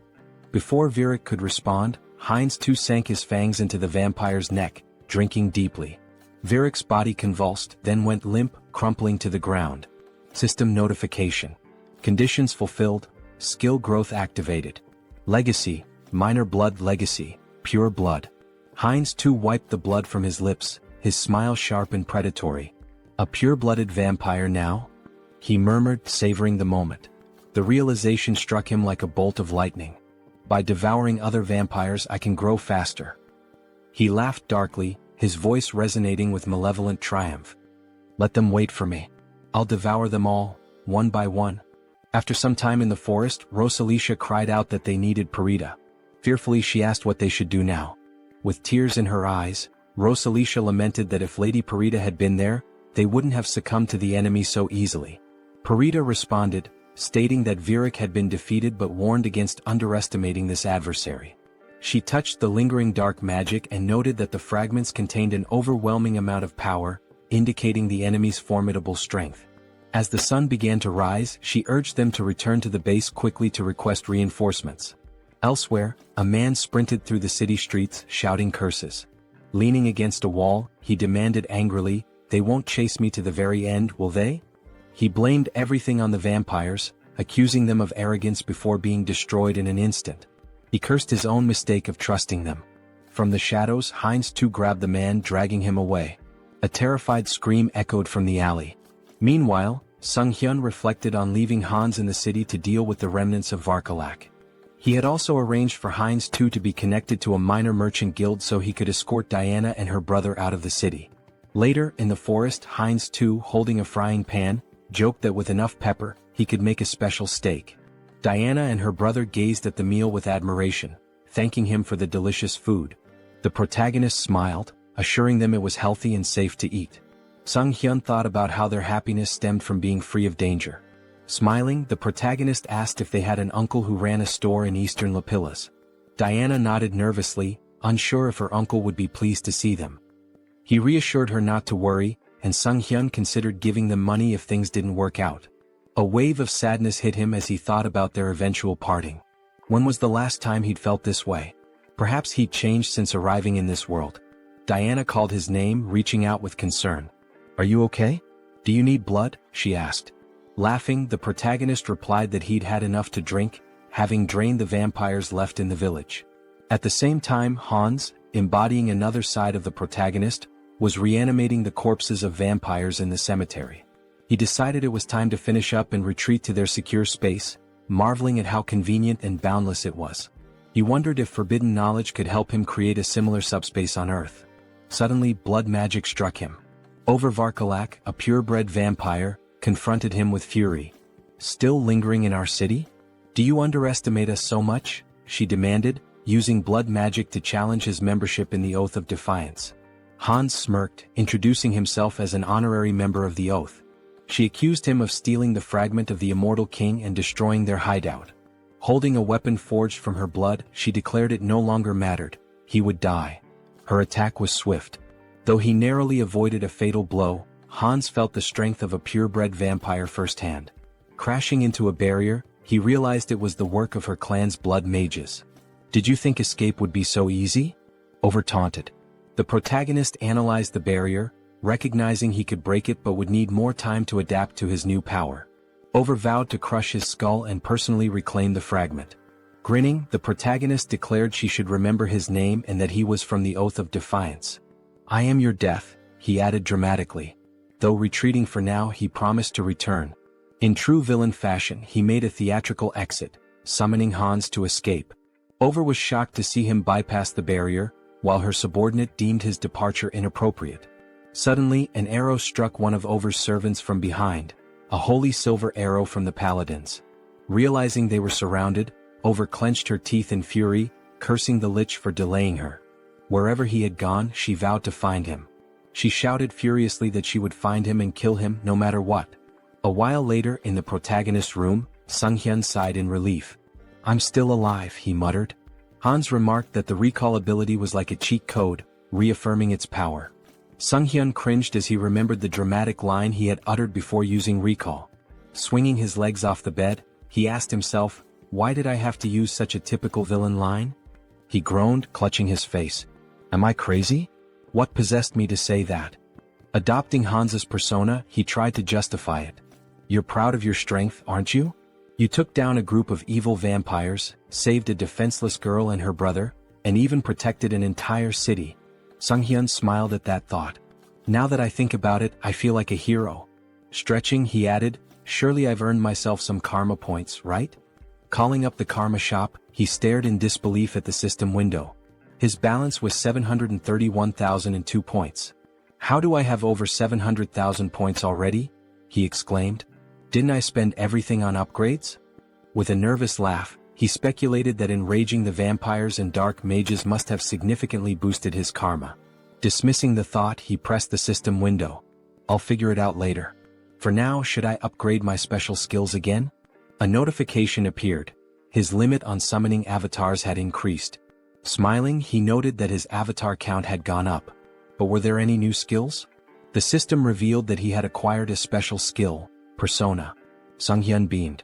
This is exactly what I needed. Is Persona similar to Mind Center? I should check it out. After reading the description, he realized the skill allowed avatars to act as vessels for emotions, adapting and growing based on his needs. The system had clearly determined this skill was essential for him. I get it now, he thought. I've been forming connections, defeating powerful enemies and making a difference. But in reality, I've spent 2 years locked in this room. What happens there feels like a game, but the truth I've been avoiding is still here, right in front of me. He reflected on the loneliness, sadness, and anger he had suppressed, emotions that had accumulated over time. Turning to Hans, he said, I need to transfer these terrible feelings into a vessel. As he did, he felt a strange relief as though his emotions were neatly boxed away. Curious, he wondered how Hans, now burdened with those emotions, was handling it. Hans reassured him. Don't worry about me. Pain and despair have always been my companions. They don't bother me. Yet, Sunghyun noticed a subtle change in Hans's tone. Laughing, Hans confirmed, You noticed, huh? It dawned on Sunghyun that an avatar filled with emotions could develop its own personality. Before he could say more, a loud noise erupted outside. Was that an explosion? He asked, rushing to the window. Is there another villain? Here in the city? He groaned, holding his face. Let the guardians handle it. It's not directly in front of me like last time. It's none of my business. Hans interrupted. Do you need a reason to eradicate evil? Sunghyun met his gaze and realized the truth. Since transferring his negative emotions to Hans, things had become clearer. Avoidance had always been his habit. Despite his desire to defeat evil, he had lacked the courage to act. Hans, now exuding determination, declared, The world order is in chaos. Criminals are everywhere. It's time for me to become their law. Using his power and donning a mask, he left to confront the chaos. At the explosion site, residents gathered, expressing their frustration. How many times has this happened? Why haven't they called for reinforcements? Meanwhile, Hans observed the scene. He deduced that the villains had formed an organization, and their time was running out. He wouldn't leave empty-handed. Using dark magic, he created the Eye of Darkness, his new network of spies. You will be my eyes and ears in the shadows, he thought, ready to hunt down hidden sinners. In an alley nearby, a group of schoolchildren bullied a classmate. Bring him an ashtray, one taunted. They laughed as one boy held a cigarette to another, mocking him as the best ashtray ever. The schoolboy being held down screamed, begging them to stop. At that moment, a woman clutched her child tightly and asked where they could possibly run. A man, drunk and swinging his belt, shouted accusingly that she was lying to him. Meanwhile, a masked robber shattered a store window, climbed inside and declared, while opening the cash register, that this was all he needed. Hans observed it all, his thoughts dark and resolute. These villains were no better than trash, and he resolved to punish them. Their punishment would be a trauma so profound it would scar their souls. They would remember this day, and if evil ever sprouted within them again, darkness would come for them once more. Screams of terror echoed throughout the city. Hans felt himself growing more accustomed to his powers, but it wasn't enough, not nearly enough. There was still so much filth to cleanse. He needed to purify the entire city of evil. By the end of the night, Hans stretched and remarked how satisfying it was to rid the shadows of hidden garbage. While the Eye of Darkness had proven useful, its limitations were evident. In the presence of light, its power weakened and eventually vanished. He needed a more reliable method for detecting enemies. However, he couldn't unleash undead creatures into the city. What alternative did he have? The protagonist grumbled angrily about birds ruining his clothes, joking that he should just kill them all and make them his minions. Then, gazing at the birds in flight, he paused. Hans pointed out that an invisible, mobile eye capable of surveilling the city was an excellent idea. After some thought, the protagonist realized that familiars were a form of enslavement magic dark mages used to control animals. Hans, surrounded by birds, questioned why the magic didn't work for him. Sunghyun decided to experiment with various methods to create a familiar, though his attempts had failed so far. Hans mused that it would be ideal if the familiars appeared normal yet remained infectious. However, simplifying their appearance by reducing magic power would weaken their infectious ability. Sunghyun finally understood the complexities of the task. He likened it to debugging, where programmers grind their teeth in frustration. His latest attempt, a revised version of his contagious enslavement magic, was ready to test. Will it work this time? He wondered. A mutated cat leapt from a cage, leaving him disappointed yet again. After 3 weeks of research, significant progress still eluded him. Clicking his tongue, he eyed the last bird in the cage and muttered, "This one better work." As he carefully adjusted the amount of magic power, he grasped the bird and cast the spell again. Sighing in relief, he said he was finally done. But as the bird flew from his hands, he asked in surprise, "What does this mean?" Observing it closely, he realized it appeared normal now. The next step was testing its infectious ability. The bird landed among others, releasing dark energy. Sunghyun's eyes lit up. "This is a success," he declared. The infected creatures would serve as his eyes and ears in the city. Stretching out his hand, he commanded, "Fly and find the enemies for me." Meanwhile, in a forest nearby, Lucius knelt and touched the ground, recalling Hans's words when he used the recall skill. Tuscan approached, informing him that his knights had arrived. Irritated, Tuscan added that after interrogating the remaining vampires, they learned these captives weren't allies of the immortal king's descendants. Lucius replied that more evidence was needed. The immortal king was regaining strength, though they hadn't yet confronted him. Using the magic within his cross to communicate, he asked respectfully if there was any news. A saint responded via magical transmission, reporting that traces of the immortal king's presence had been detected in a cave northwest of their location. Holding the cross tightly, Lucius expressed his gratitude and promised to meet their expectations. At the cave, Sunghyun thought about how he had successfully trained his familiars to report encounters with monsters. Now he had to confirm that the information was accurate. But something felt off. The ground familiars weren't behaving as usual. Instead, they seemed to be fleeing. Were they frightened? If they had found a monster, they would have reported it immediately. This behavior could only mean one thing: humans? Why are people in such a remote area? He wondered. Could this be an ambush? But that seemed impossible. How could such a large group remain unnoticed while hiding their presence? Suddenly, one of his familiars was struck down. Tuscan stepped forward and declared, "You are a participant in the oath of disobedience. Your pathetic tricks won't work on us," Tuscan declared. "No evil can escape the saint's sight. You won't leave here alive." Drawing his weapon, he demanded surrender and promised divine justice. The protagonist recognized them immediately: Holy Knights. He had seen their emblem during his training in Brokislack. Divine power directly countered dark magic, which meant this would be a challenging fight. Hans, unshaken, asked how the servants of the church had managed to find him here. Tuscan struck him sharply with his weapon, silencing him. "You have no right to speak," he snapped. "Don't think you can fool me with your words." The protagonist muttered to himself that his opponent was far too stubborn. Should he deceive them and flee instead? Tuscan seemed to read his mind. "Cheap tricks won't work against us," he said, wielding light magic. "You cannot deceive the servants of the saint." A weapon infused with light pierced the protagonist, and he winced in pain. "Do you truly consider punishing villains a crime?" he asked. "Silence," Tuscan barked, his light magic intensifying. "From the moment you embraced forbidden power, you became one of them, a villain." Sunghyun activated his dark magic and retorted, "Where's the logic in that?" He felt an unusual weakness. Something had been interfering with his magic recently. The Holy Knight's anthem began to play, sapping his strength. Tuscan ordered the singers to keep going. The hymn was draining Sunghyun's energy, but he couldn't bring himself to harm innocents, even if it meant stopping the song. He groaned in frustration as a weapon stabbed him from behind. "Now's our chance," Tuscan declared. "Restrain him." Sunghyun realized his mistake. He had been too careless, and now he was bound in chains. These restraints were not ordinary, they blocked both his movements and magic. "Impressive work catching me," the protagonist admitted. Tuscan smirked. "Exactly as expected. No evil has ever escaped these chains.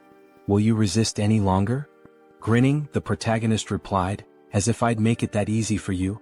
He knew there was no reasoning with them. It was time to part ways. Let them think they had won. Tuscan, now wary, activated his light magic. I don't know what you're planning, but don't think I'll just stand by and let you try anything. He launched another attack. But the protagonist only smirked. The strength of the chains didn't matter anymore, because Hans was already free. Tuscan's eyes widened in disbelief. He broke the chains? Impossible. Who is this man? Later, lying exhausted on his bed, Sunghyun sighed. Trouble seemed to follow him wherever he went. First, the Shadow faction and the Oath of Defiance. Then the Varkalak vampire clan. And now, the Paladin Order, one of the most powerful forces on the continent, had joined the list of his enemies. He called up the system window, his thoughts racing. There must be a reason for all this karma I've been accumulating. Is it because I keep attracting villains from across the continent? He groaned and decided to focus on his original plan for now. Sometime later, in the city, the protagonist prepared to test the fruits of his research. Controlling the essence of black magic was simple in principle. His familiars could serve as his eyes and ears, even covering a massive area like Seoul with ease. His thoughts were interrupted by a terrified scream. A girl, tears streaming down her face, begged for mercy. Please, I'll do anything. Just let me go. She spotted a figure in the window and pleaded, help me. I'm being held here against my will.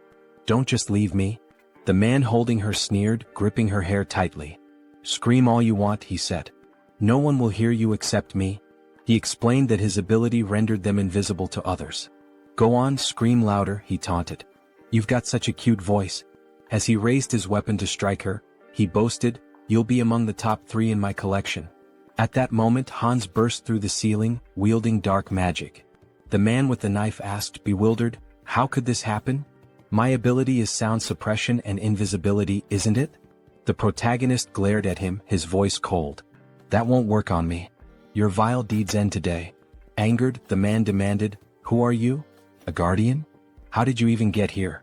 Holding the weapon to the woman's throat, he threatened, don't come any closer or she dies. Sunghyun activated his dark magic. Is that so? He said, snatching the woman away with a surge of power and holding her safely in his arms. Now what will you do? The man with the knife gasped in disbelief. A Ritterni? You dare to steal my prey? Then I'll kill her along with you. He lunged at the protagonist but was suddenly restrained by tendrils of dark energy. Judging by his words, Hans deduced, this isn't your first victim. Binding the man tightly with dark energy, he pressed his fingers to his forehead. You won't mind if I confirm that for myself?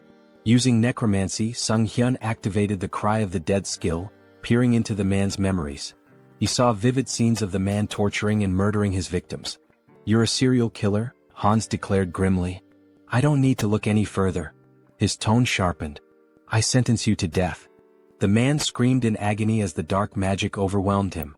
Sunghyun muttered, even death is too merciful for someone like you. He considered for a moment. But I need an undead servant for my work. You'll do just fine. With a cruel smile, he activated a spell that drained the blood from the man's body. The system window appeared, announcing the creation of a new undead, Ghast.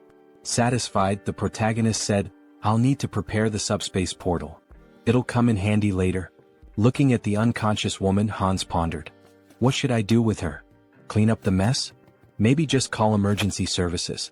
A short while later, the police arrived, cordoning off the crime scene. Park Han-cheol, leader of the Special Ops Bureau's criminal investigation team, stood outside, observing the scene through the window. A suited officer approached him. We've reviewed the footage. It's definitely the serial killer we've been after. Han-cheol, irritated, asked, and the person who stopped him? A Ritterni? The officer nodded. Confirmed. But the killer's body is missing. There's evidence of dark magic and blood at the scene. Someone definitely died here. It's a mess. This case is a nightmare, Han-cheol muttered. A rogue playing hero. Do they think the law doesn't exist? Meanwhile, the protagonist stood atop a roof, surveying the city. A passerby on the street pointed upward. Is that a sleepwalker? Who is he? Hans petted a cat perched beside him. I wonder what they'd say if they saw my face, he mused. Elsewhere, at the South Korean Citizens Repatriation Association, Seoul South Branch, a secretary entered Yoon Ji-yoon's office. Sorry to interrupt, but there's something urgent. Yoon, still recovering from a late night, groaned.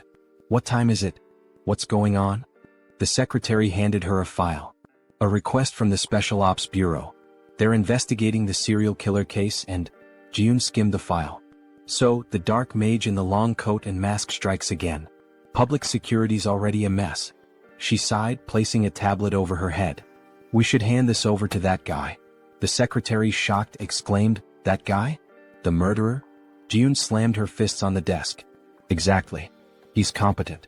If we tame him, he'll make a great asset. The secretary frowned. You want him as a guardian? Are you serious? Stop complaining and get back to work, Yoon retorted, gesturing at the towering stack of documents. Frustrated, she threw her hands in the air. I'm going to tear those villains apart myself. Later, Han stood by a window, stretching. With a satisfied smile, he muttered, Punishing villains feels good. His gaze swept the bustling streets. Soon I'll have to deal with a few more pests. The villains' organization was wreaking havoc, causing complete chaos. Having pieced together the situation to some extent, Heinz decided it might be time to shift his focus to the other world. When he arrived, Uncle Diana and Aaron were in tears, shouting his name. The children ran to him, embracing him tightly. You've been through so much, he said warmly. You've worked so hard.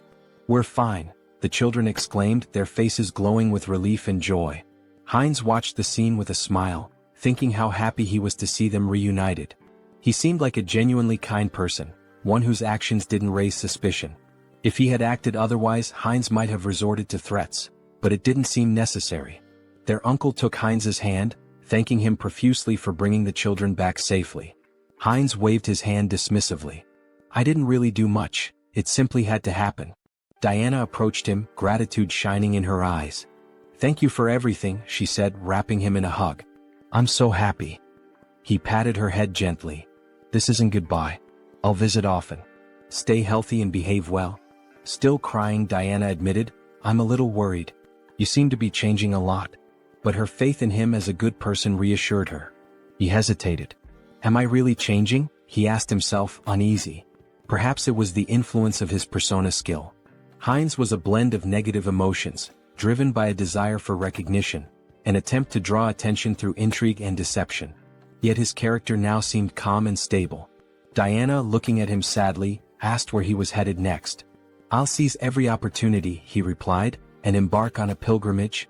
Sometime later, in the capital of the kingdom of Talia, Teleria, a city known as the heart of the Church of the Goddess and home to its grandest temple, Heinz wandered the streets, observing everything with keen interest. Stepping into a secluded alleyway, he ensured no one was following before activating his abilities to summon his fourth avatar, Heinlich. This avatar embodied key traits: a composed mind, persona, super regeneration, and calm demeanor. Its unique feature, the spirit of a warrior, granted additional bonuses to skills and experience acquired through combat and training. Handing a bag to Heinlich, Heinz instructed, walking through the holy city as a vampire isn't ideal. Take this and step into the light.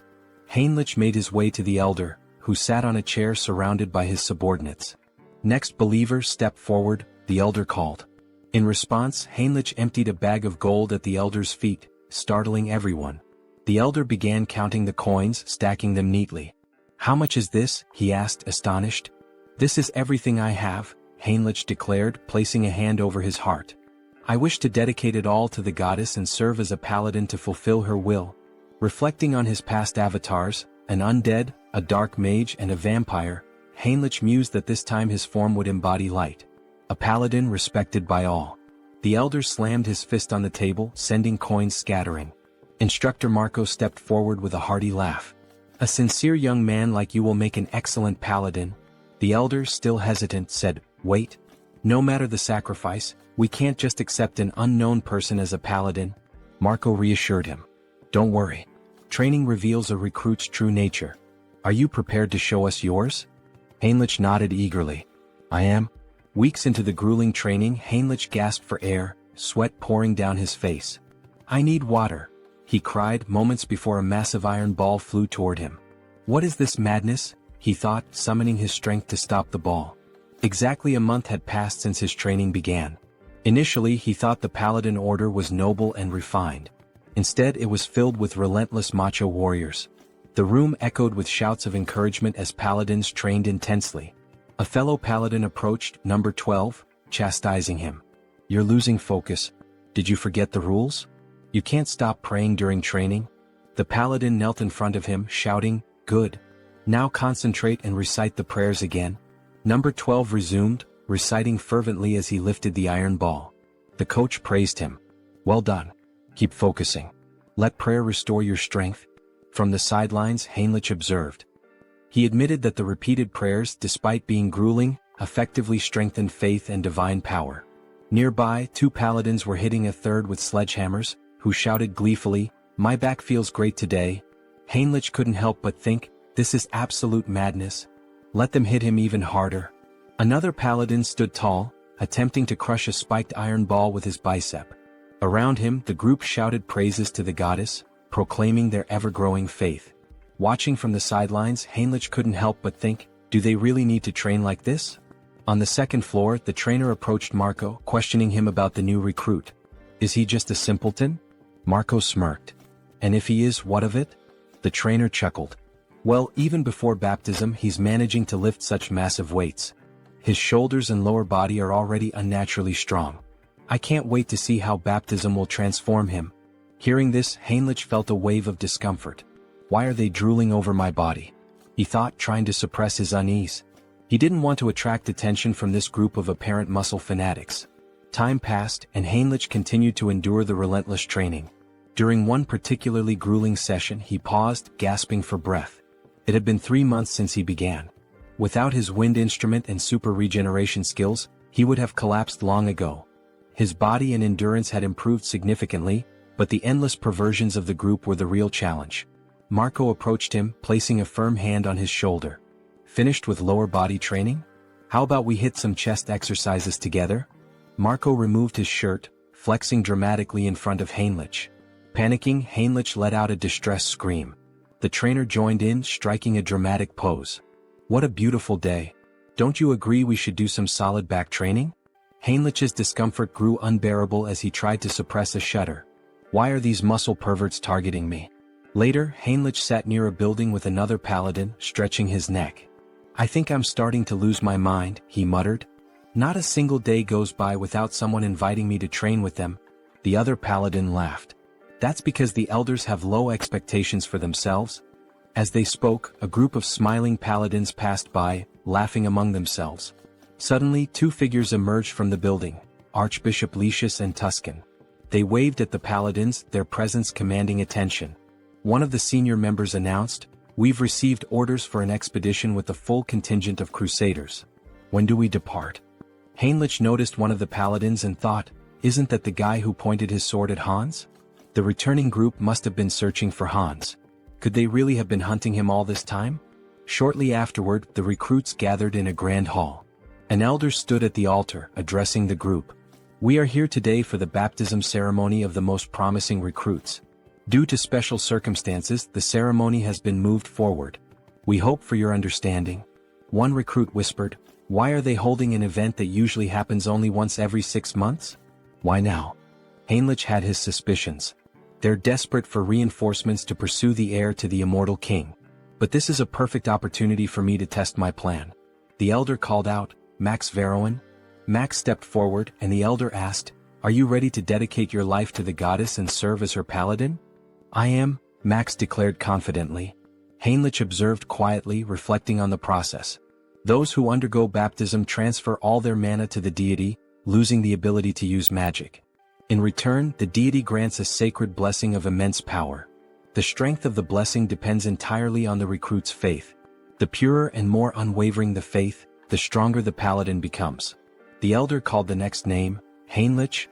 Smiling, Heinrich stepped forward, thinking, I'm fortunate to have devised such a brilliant plan. Until now, he had used his center of the mind skill primarily to suppress external stimuli and control emotions. But he had realized it could be reversed. By combining this with the persona skill, he could project the illusion of absolute faith in the goddess. As the high priest extracted his mana, Heinrich would filter out any mistrust or doubt, leaving only pure, unblemished energy. When the high priest initiated the ritual, the room began to glow with an intense sacred light. Gasps and whispers filled the air. "This is unprecedented," someone exclaimed.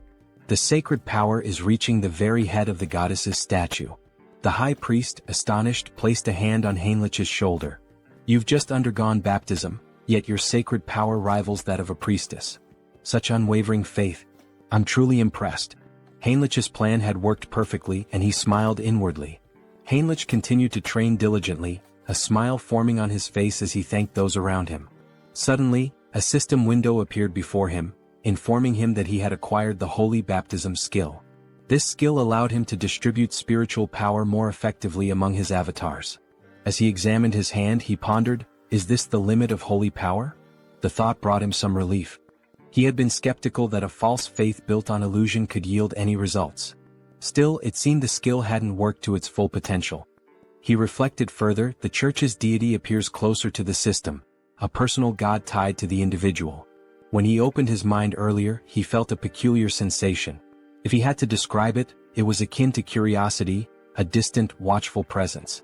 Is this what it means to be monitored? He wondered. Such power, he decided, should only ever be used for good. Later, in one of the meeting rooms, Lucius and Tuscan stood before a tactical map, moving pieces around as they discussed their strategy. "This is a mess," Tuscan said grimly. "We've been searching for a month and haven't found even a single village connected to the heir of the immortal king." Lucius sighed. "I have nothing to present to the deity." He glanced at Tuscan and added, "And beyond that, I sense the kingdom of Talia's support is waning. The vampire organization hidden within their borders is likely involved." Tuscan moved a few pieces on the board and replied, "During the pursuit of Hans, the misunderstandings surrounding the vampire slope and the oath of disobedience have grown too large to ignore." He picked up one of the game pieces, continuing, "The assassination squad has failed to achieve any meaningful results. Political pressure from the state is mounting, and they're leveraging this situation against us." Slamming his hand against his head in frustration, Lucius declared, "The assassination squad will be disbanded. My subordinates will return everyone to the capital." Tuscan nodded in acknowledgement and left to carry out the orders. As he walked away, he thought about the precarious situation they were in. "We're surrounded on all sides, and the paladins' numbers are no longer sufficient. What should I do with this knowledge?" Looking out onto the training yard, he observed the recruits sparring. "Are these the ones baptized today?" he wondered. Suddenly, something caught his attention, a recruit striking Heinrich with a weapon. Heinrich reacted instantly, countering with an elbow to the face that sent his opponent sprawling to the ground, disarmed. The trainer shouted, "Heinrich wins this battle." A system window appeared before Heinrich, announcing that his avatar had achieved enlightenment through repeated training. He had unlocked the Crusader fighting technique skill. As he stood there, Heinrich noticed a wound on his body healing rapidly. With his super regeneration and newfound sacred power, the injury disappeared entirely. The defeated recruit, wiping sweat from his face, asked, "Did you let me hit you on purpose?" Heinrich extended a hand to help him up. "The effort was worth it," he said with a smile. "Tactics are my style." Yet inwardly he thought, this still isn't enough. To grow further, I need to evolve my abilities. At that moment, Tuscan approached, his expression serious. "Your sacred power is remarkable," he said. "You're already at the level of a trainer or a high-ranking paladin." The defeated recruit looked shocked by Tuscan's words. Tuscan continued, "But you're not experienced enough to be a full paladin just yet." Heinrich tilted his head, curious. "What do you mean?" Tuscan smiled knowingly. "You've likely felt it, more than others." He extended his hand to Heinrich. "I can make you much stronger. Will you come with me to the Rosalia Temple?" The protagonist inquired about his purpose in the Grand Temple, to which the response came as a question. Did he have any particular issue? Heinrich extended his hand reassuringly, stating that there was no problem and affirming his desire to accompany him. Tuscan, with a dissatisfied expression, began walking away, remarking that if he wanted to follow, he should do so immediately. The protagonist hurried after the paladin, requesting time to gather his belongings, but Tuscan advised him to entrust that task to someone else. They entered a room and stood on glowing runes. Tuscan placed a hand on the protagonist's shoulder, acknowledging how sudden everything seemed. He assured him that everything would be explained in detail later. The protagonist nodded, indicating his understanding. Soon they arrived at the renowned Great Temple of Rosalia, the largest sanctuary of the church, positioned at the continent's center. This sacred site was where both the father and the goddess had once dwelled, marking the heart of the faith. Inside, Rister greeted them warmly, expressing her hope that their long journey hadn't been too exhausting. They knelt before her, expressing their gratitude. The protagonist reflected on entering this sacred space, where the goddess resided, as an opportunity for immense growth. He believed it to be the ideal place to develop his skills and gain recognition as a paladin. Determined, he resolved to hone his abilities while handling covert tasks with Hans's assistance. Meanwhile, Hans sat atop a rooftop surrounded by corpses, scrolling through news about the saint on his phone. Acknowledging his newfound fame, he noted that remnants of a human trafficking ring had been eliminated. However, something peculiar caught his attention: mentions of a divine retribution society by the defeated villains. They had cursed him repeatedly, claiming the society would not forgive anyone who failed to act against him. Hans suspected this society was linked to multiple organizations. Stretching as he stood, he resolved to investigate further and continue dismantling their operations. He mused about dividing his profits, now contemplating how best to manage his newfound wealth.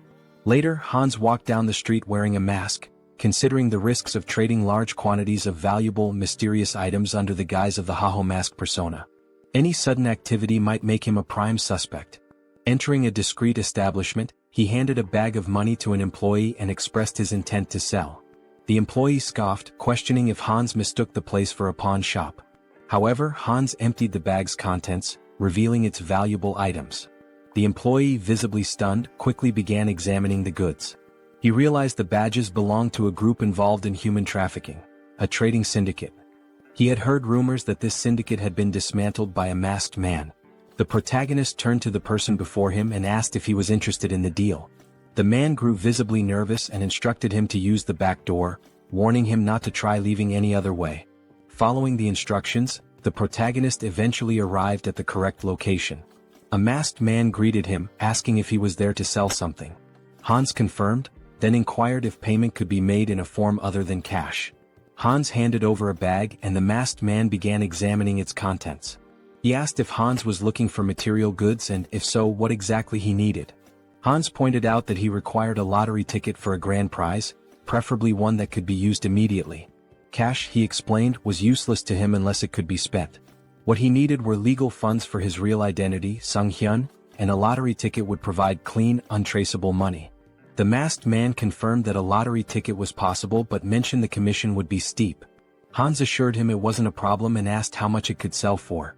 The masked man replied that it would be 6-1, with a redemption period of 4 months. Hans requested 2 tickets, but the masked man stated that the payment provided wouldn't cover that. Unfazed, Hans assured him there was no need to worry and retrieved gold bars from his subspace storage. He asked if those would suffice. The masked man, stunned, felt the bars and asked incredulously, "A subspace storage tool? Who are you? These are extraordinary materials. Where did you get them?" Hans, annoyed at the man's curiosity, complained about being touched and stated he wasn't there to chat.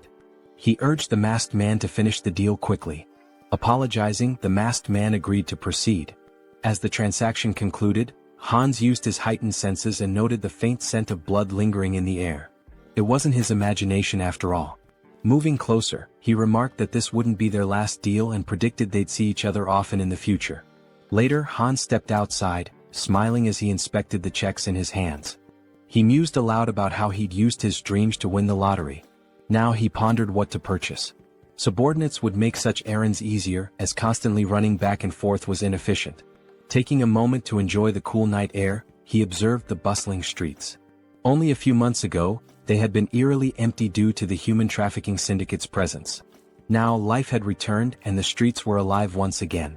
Perhaps it was all the rumors he had heard, but he felt relieved to know that he was somehow involved in promoting peace.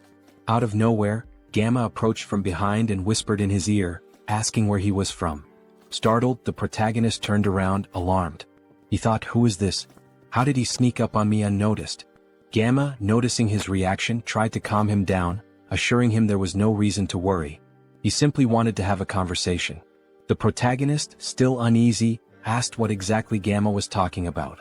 He had snuck up behind him and even sniffed him. What was going on? Gamma asked if he was a vampire. The protagonist froze. That's right, Gamma confirmed.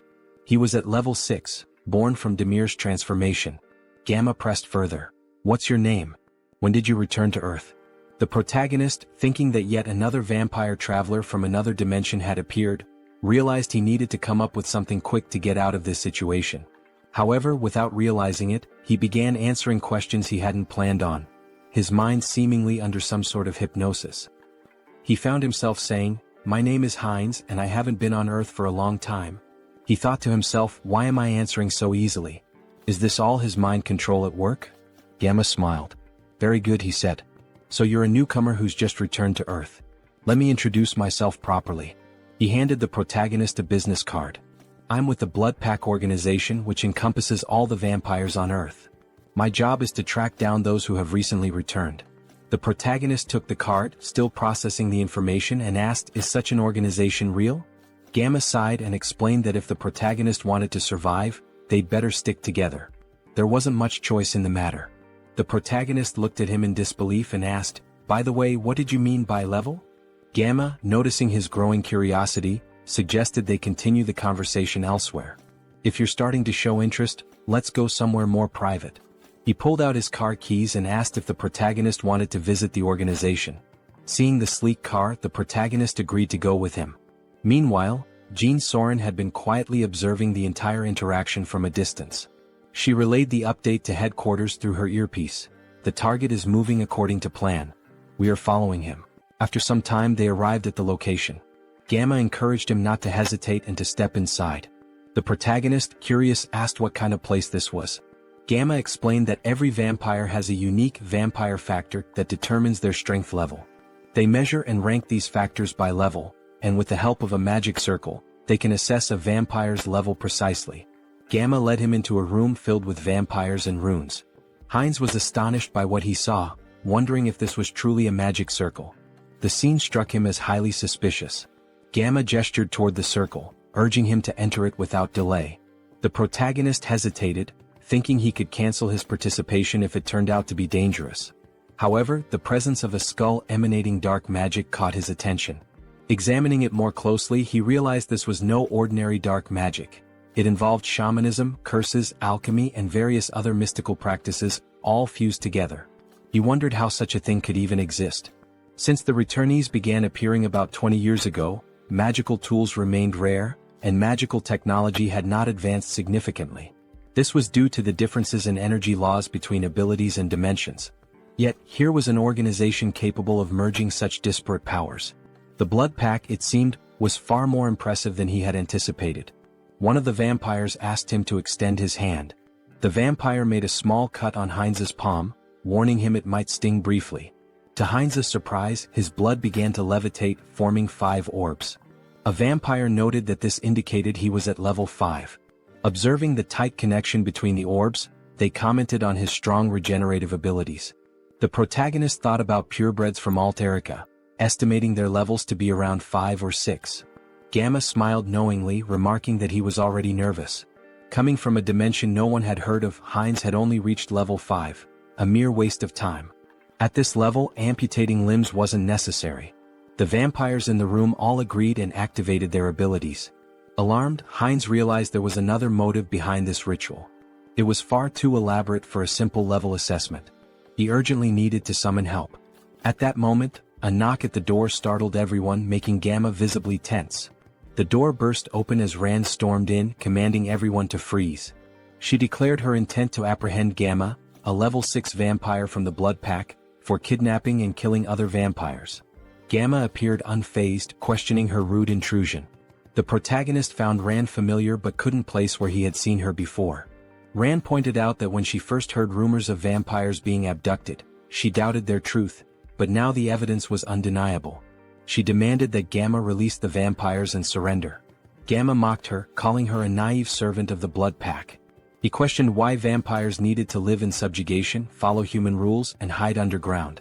Rand, enraged, argued that it was the actions of warlike vampires like him that forced their kind into hiding. Gamma dismissed her argument and asked whether her comrades shared her perspective. This caused doubt to spread among the vampires behind her. Shocked, Rand questioned their loyalty. Just then one of her allies betrayed her, activating his ability and striking her down. As she collapsed, she demanded to know why he had turned against her. The traitor explained that in his dimension he was a powerful lord. Now, trapped in this reality, he was reduced to working as a bouncer in a club. Not all vampires could adapt to her way of life. Gamma leaned in and Rand, struggling, asked about his ultimate plan. Was he kidnapping vampires to start a rebellion against the Blood Pack? Gamma smirked and dismissed her as foolish. Such an endeavor would take centuries. Instead, he revealed that they had discovered a way to grow stronger quickly. He demonstrated this by lifting the body of a vampire and alluded to breaking a taboo. Shocked, Rand accused him of creating mad vampires again. Hines, observing, realized she was referring to cannibalism among vampires. While it wasn't practiced on Earth, when vampires from different dimensions consumed one another, their vampire factors merged, increasing their strength but at a severe cost. This act often led to profound mental instability, a grim legacy from their ancestors. If someone fails to control themselves, they become mad vampires, driven insane by an unquenchable thirst. The first appearance of a mad vampire marked them as a global threat. Gamma, however, smiled confidently and assured everyone that this wasn't a concern. After extensive research, they had discovered a way to remove residual bloodlust. Suddenly, Gamma's victim began screaming in agony, exclaiming that they were being used as experimental material. The protagonist observed the situation closely, realizing that the magic circle wasn't merely for separating empirical factors. It was designed to transfer a drug to vampires without causing side effects. Minhyun reminded Gamma of his promise, pointing out the risks he took to follow him secretly. Gamma, keeping his word, tossed him a pill. Minhyun consumed it and his body began to transform, becoming larger and stronger. Smiling, he marveled at his newfound strength, unable to believe the change. Grabbing Rand by the throat, he demanded more pills immediately, threatening violence otherwise. Feigning panic, Gamma urged Minhyun to stop, assuring him that while he was pleased with his strength, he needed to be patient. After all, another guest had arrived before him and was still waiting. Surely it wasn't too much to ask to wait a little longer? The protagonist rose to his feet, calmly stating that there were 2 purebreds and 4 half-breeds, proof that cannibalism worked. Gamma looked at him, stunned. Filled with newfound strength, Hines expressed his eagerness to see just how powerful he could become. As he prepared to absorb the others, chaos erupted. The vampires screamed in confusion and fear. Suddenly, Hines and his army burst into the room. Addressing the group, he mocked their attempt to hide but scolded them for neglecting their safety. From now on, no one would leave this place without his permission. His army launched their attack, causing Minhyun to panic. He turned to Gamma, demanding answers about who their attackers were. Gamma roared for everyone to stay together, warning that separation would mean death. Using his abilities, he charged into battle, targeting Hines directly. Hines observed Minhyun's unusual transformation, noting that vampires from different dimensions often had distinct appearances. Slamming his staff to the ground, Hines summoned magical spikes that pierced through Minhyun's body. Smirking, Hines declared that minimizing casualties was part of his plan. He leaped into the fray, mocking Minhyun's organic transformation, claiming it posed no threat. Biting into Minhyun, Hines thought to himself that there would be more prey ahead. Minhyun screamed in pain and confusion as Hines drank his blood and heard his thoughts. Minhyun lamented his betrayal and his determination to survive, refusing to accept his end. Wiping his face, Hines remarked that insanity was far worse, as he could hear every obsessive thought coursing through Minhyun's mind. To his surprise, his teeth began to fall out, a sign of his empirical factors evolving and merging. A system notification appeared, informing Hines that he had gained a special ability, hybrid evolution. This ability significantly enhanced his physical attributes whenever he absorbed new empirical factors, allowing him to steal traits from the target's bloodline. Turning to Gamma, Hines remarked that this power was quite impressive. If he were to lose control, he could become exceptionally dangerous. Now he needed an organization to enforce his will. The Blood Pack could serve his purpose, or they would face the alternative of joining his undead army. As the battle continued, Hines devoured the remaining vampires. Another system notification informed him that he had acquired a new vampire trait, Insight. This skill allowed him to assess the physical condition and stats of his enemies. Hines dismissed it as relatively useless but realized that vampires possessed a supernatural ability called heritage, tied to their origins. Using hybrid evolution, he could master this ability and steal all their powers. Gamma, now crucified, demanded to know how Hines had managed to remain sane while devouring his own kind. Approaching him with a grin, Hines taunted Gamma, asking if he was curious about how to resist corruption.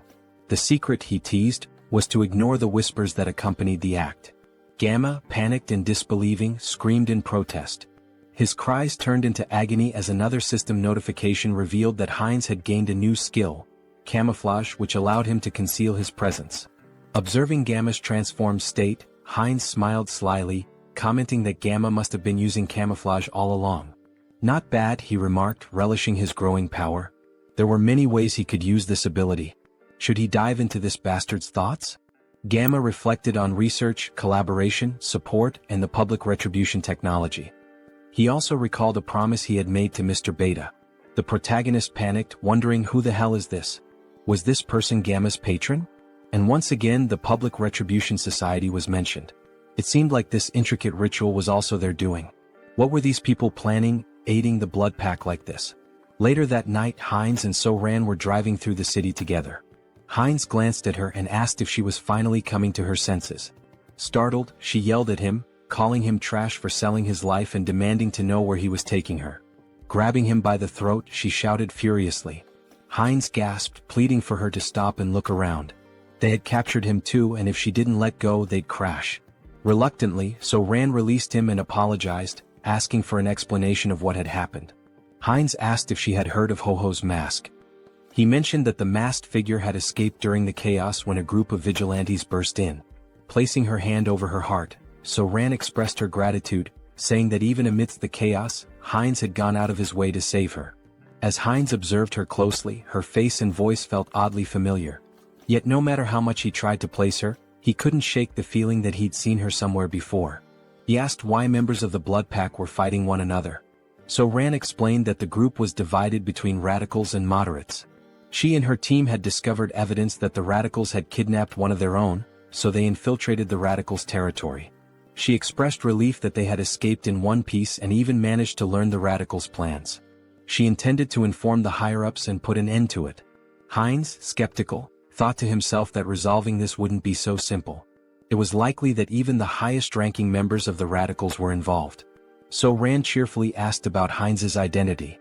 Who was he as her savior? He seemed incredibly strong. Heinz replied that she could call him whatever she wanted, as she felt comfortable.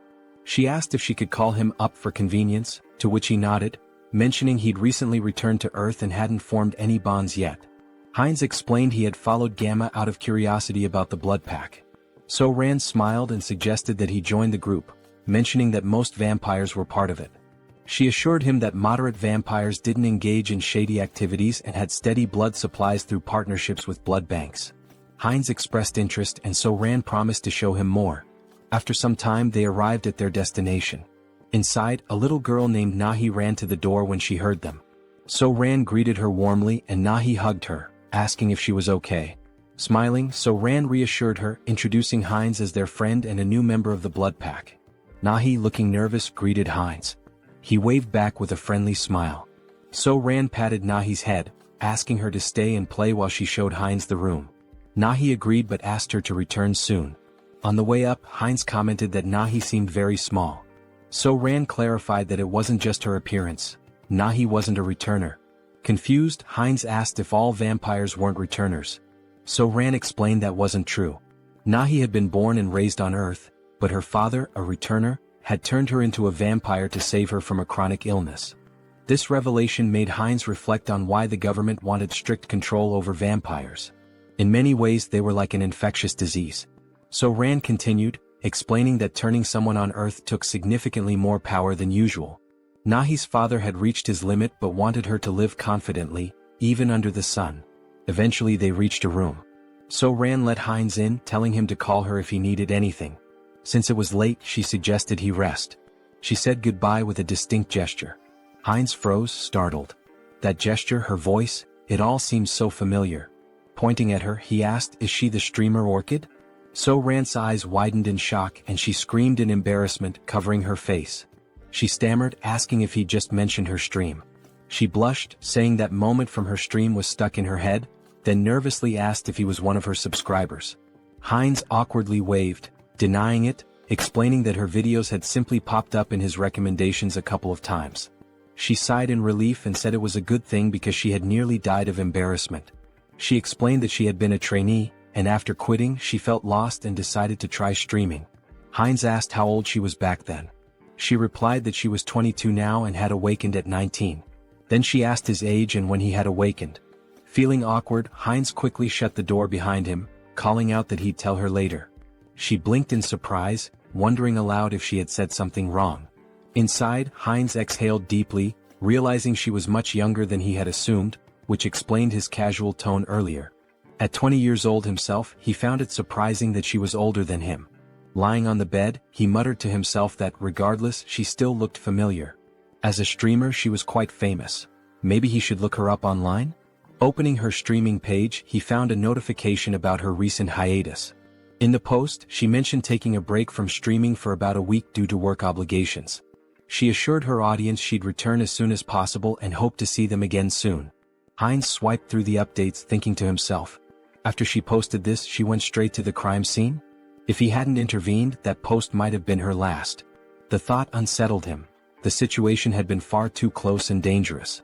The next morning, Heinz woke to the sound of So-Ran yelling into her phone. She was shouting, demanding to know why there was no evidence. How could they find nothing? Groaning from his headache, Heinz got out of bed, wondering what the commotion was about so early in the morning. Heading downstairs, he heard her shouting again. He says there's no proof of this. How is that even possible? Noticing Heinz, So-Ran paused her argument and asked if he was awake. Holding the phone away, she explained that her colleagues had gone to the crime scene yesterday, but everything had been burned.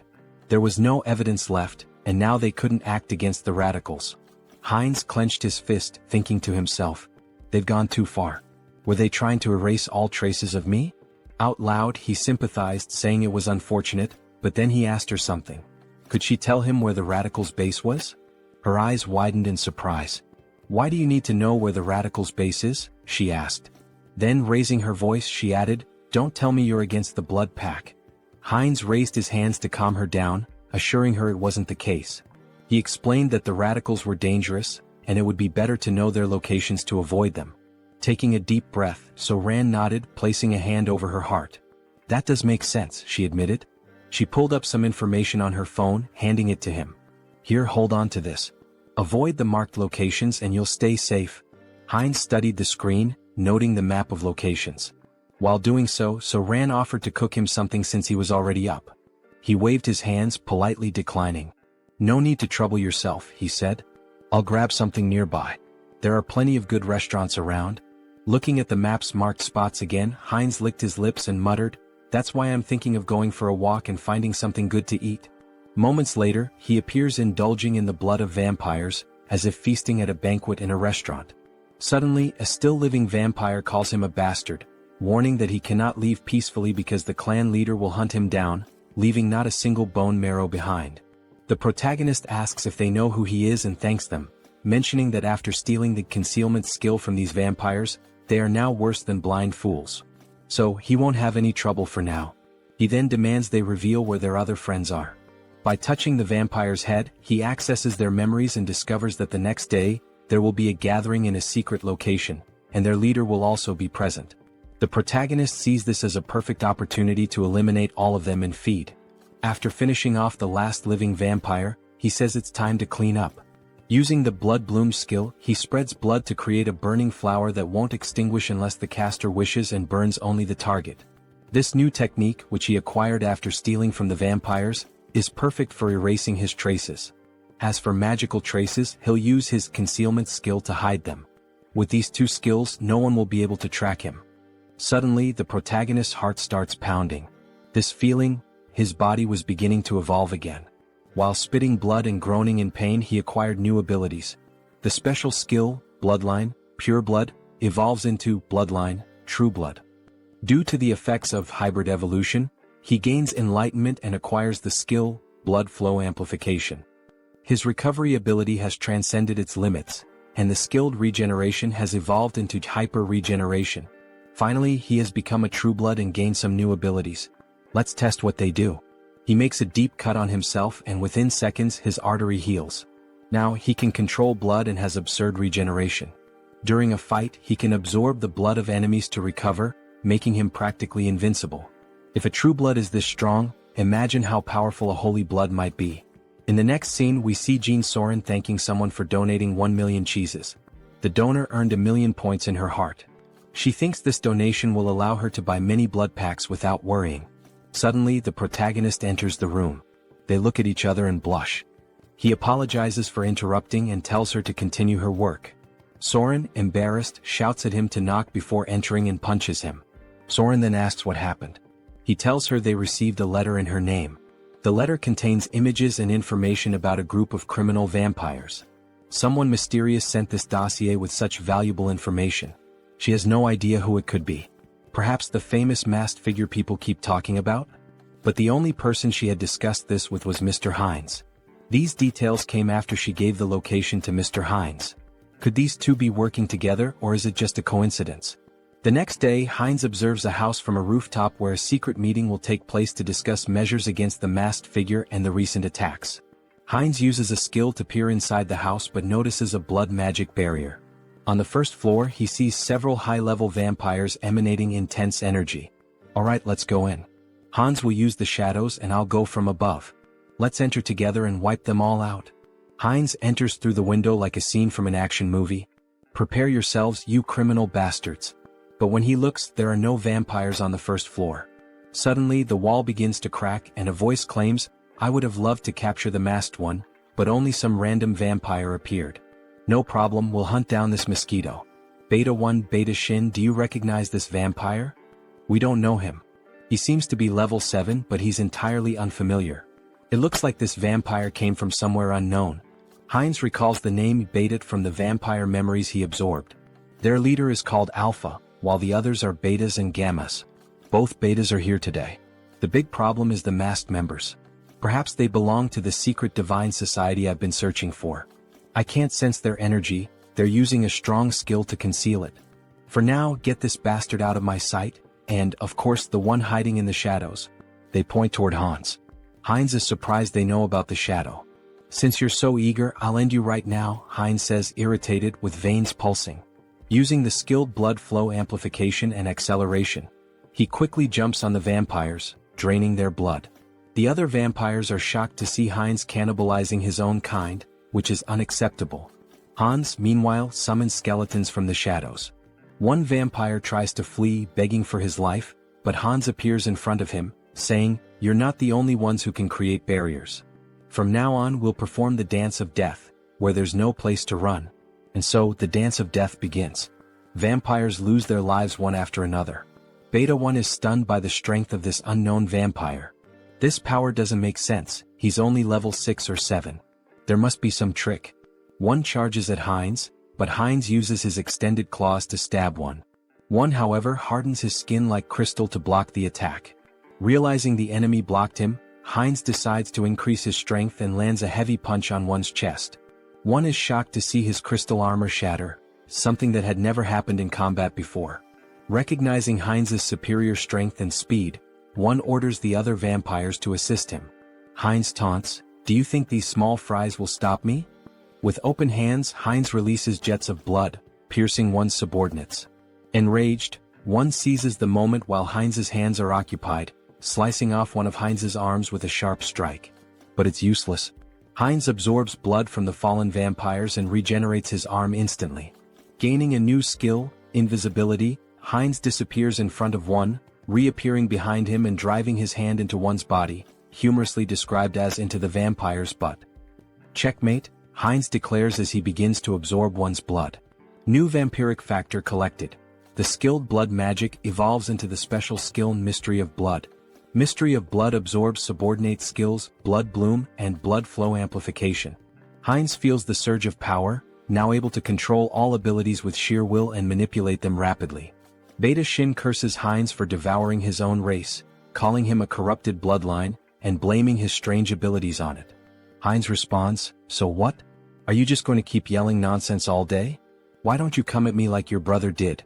Or are you too scared for that?" Beta Shin charges at him, shouting, "Bastard!" Hines uses Mystery of Blood and traps Shin with blood chains. Shin continues cursing, saying, "These tricks are unfair." "Unfair tricks? That stings a little," Hines replies sarcastically. "Let me tell you something too. Checkmate." He slices the vampire's neck. As Hines absorbs Shin's blood, the other vampires are terrified, muttering, "This vampire is insane." Who would have thought the masked one would have such a strong helper? Prepare the orb, we need to deal with him now, says one assistant. One of them casts a spell and launches it at Heinz. At that moment Hans appears saying, "That's an interesting spell," and reflects it back at the vampire who cast it. The other assistant, now terrified, says, "The enemies are too strong. There's no hope, we need to flee." The leader, hearing this, declares, "We're not running," and uses a skill on the subordinate, saying, "You've been useful until now, but you'll be even more useful by dying for the Society of Divine Retribution. Go and die for freedom." The leader then uses a spatial manipulation skill to escape. Hans notices something strange about the vampire left behind. Auto-destruction mechanisms? And abandoning your subordinates on your own? What an irresponsible leader. He thought this spell would force me to leave the battlefield. What a pity, it's nothing, Hans says. Inspecting the vampire's body, he observes, there are 2 energy orbs attached to him. If they are removed? Hans continues, I control the rules of death here. Do you think you can escape death in my presence? Meanwhile, the leader is teleported to an unknown location. It was tough escaping such a strong barrier, and the magic didn't work properly. But it was enough to survive, he says. Suddenly Hans appears behind him. So, you were here, leader? Hans contemplates playing with the leader for a while but decides it's better to act decisively to prevent another escape. Hans places his thumb on the leader's forehead to access his memories about the Society of Divine Retribution. However, a defense mechanism activates, an unknown memory technology from the society. Hans is transported to the mental realm. A mysterious voice echoes, saying it didn't expect Hans to reach the realm. Hans questions, so you've been watching this whole show from inside your own mind? He realizes this is the leader of the Society of Divine Retribution. That's correct, Haho Mask. Why don't you join us? The entity asks. Hans considers and asks, what's the society's goal? The mysterious entity replies, it's simple. Freedom for the returned and creating a world led by them. Hans questions, an organization formed so recently already has such ambitious goals? Recently, the entity retorts. We've existed for a long time. We've been fighting for our freedom endlessly. Hans presses further, so you've been committing acts of terror for ages, haven't you? Answer me. A system alert activates. Warning, Mind Hub is regulating emotions. Repeatedly it states, Mind Hub is regulating emotions. Hans' heartbeat quickens. The entity asks, does that even matter? I hope you make the sensible choice, Masked One. Hans tries to punch the entity but hits an invisible wall. So that's your choice? The entity responds. Here, in the mental realm, mental strength surpasses magical power. You'll never defeat me here. Hans laughs, saying, is mental strength really the deciding factor here? In that case, combining all of our consciousnesses, you're the one who can't defeat us here. Meanwhile, Heinrich trains intensely. 1,021. 1,022, he mutters while lifting a gargoyle statue. Finally, a system message appears. The entity has achieved the conditions and acquired the special skill, Blessing, Sturdy Body. The entity gains the skill, Out Erica Sacred Art, through repeated training, achieving a power level equivalent to a high priest. Heinrich reflects that he didn't expect to surpass his limits with mere physical training. With these new abilities, I've earned the qualifications to be a holy knight. Maybe it's time to discuss the next step. Suddenly he hears a feminine voice, it's the saint in the flower garden. Despite being the saint with the greatest divine power, she appears like an ordinary girl. Hello, Sir Heinrich, she says with a smile. Her radiant aura of divine power betrays her otherwise ordinary appearance. Heinrich greets her and asks, why are you alone in a place like this? The saint replies, I was just watching a ladybug in this field of flowers. The little creature was so cute I lost track of time. Heinrich had thought she was admiring the flowers, only to find out it was the ladybug. The saint notices something different. Sir Heinrich, you've finally received the blessing. Congratulations. The saint's perceptiveness amazes him. Blessing, Sturdy Body is not something achieved with outside help, she remarks, praising his accomplishment. Thank you, saint, he replies. Well, it's time to work. Shall we go to the chapel together, Sir Heinrich? Of course, saint, he answers. Through his studies of history, Heinrich learned why the saint is so obsessed with Hans. In the distant past, the first immortal king turned half the continent into a land of death. Multiple nations united to defeat him. However, his heart was stolen by an ally, a black mage. He reincarnated as the second immortal king, causing the fall of the Great Western Empire. Although the chosen of the order managed to destroy his heart, it was split into 3 parts and scattered across the continent. Every time an immortal king crisis arose, the great divine order was always at the forefront. They knew the heavy toll it took, with countless lives lost along the way. For the saint, who sees her followers as family, her intense hostility and obsession with the immortal king are natural. For now though, Heinrich reflects, there's no need to worry much about that. The current immortal king is surprisingly gentle and kind-hearted. Alright, back to the main topic. Let's focus my mental strength on Hans. Upon changing the scene, we see a vampire spitting blood. Your Excellency the Arbiter, are you alright? Get out of my way, you're disrupting my focus. This can't be happening, I'm being pushed back. Me? In a battle in the mental realm? How is this possible? Hans begins punching the mysterious entity. At first, Hans had complete control of the battle, but now the entity is growing exponentially stronger to an uncontrollable degree, as if it were channeling the strength of multiple individuals. How did I lose? This isn't just a difference in the mental realm, it's a difference in skill? There's no way my mental abilities are inferior. This is no time to waste on this. An urgent directive is issued to the Soul Branch. Immediately cease all operations, erase all information and go into hiding. Especially for the Korean branch, this is the top priority right now. Inform the commander, a monster is in Korea. Even with Mind Hub and Serenity, Hans wasn't a weak opponent. His resilience would require further study. However, it was regrettable to lose sight of him. The system emits a new notification. The entity absorbs someone else's karma, transforming the skill black magic into the special skill path of sorcery. Thus, this fragment is the remnant of something scattered across the mental realm. Absorbing its karma means my growth comes at the cost of its reduction in power. That's fine. By reading the memories left behind in this fragment, I'll track the hidden members of the Society of Divine Retribution. So this is the Korean branch of the Divine Society, hidden deep in the forest. I won't give them any chance to escape, says Hans, blending into the shadows. I'll uncover all your secrets now. Suddenly, a scientist appears. They told me to evacuate as quickly as possible, but they didn't mention that a monster like this was coming. So the evacuation order had already been issued? At least my effort wasn't completely wasted.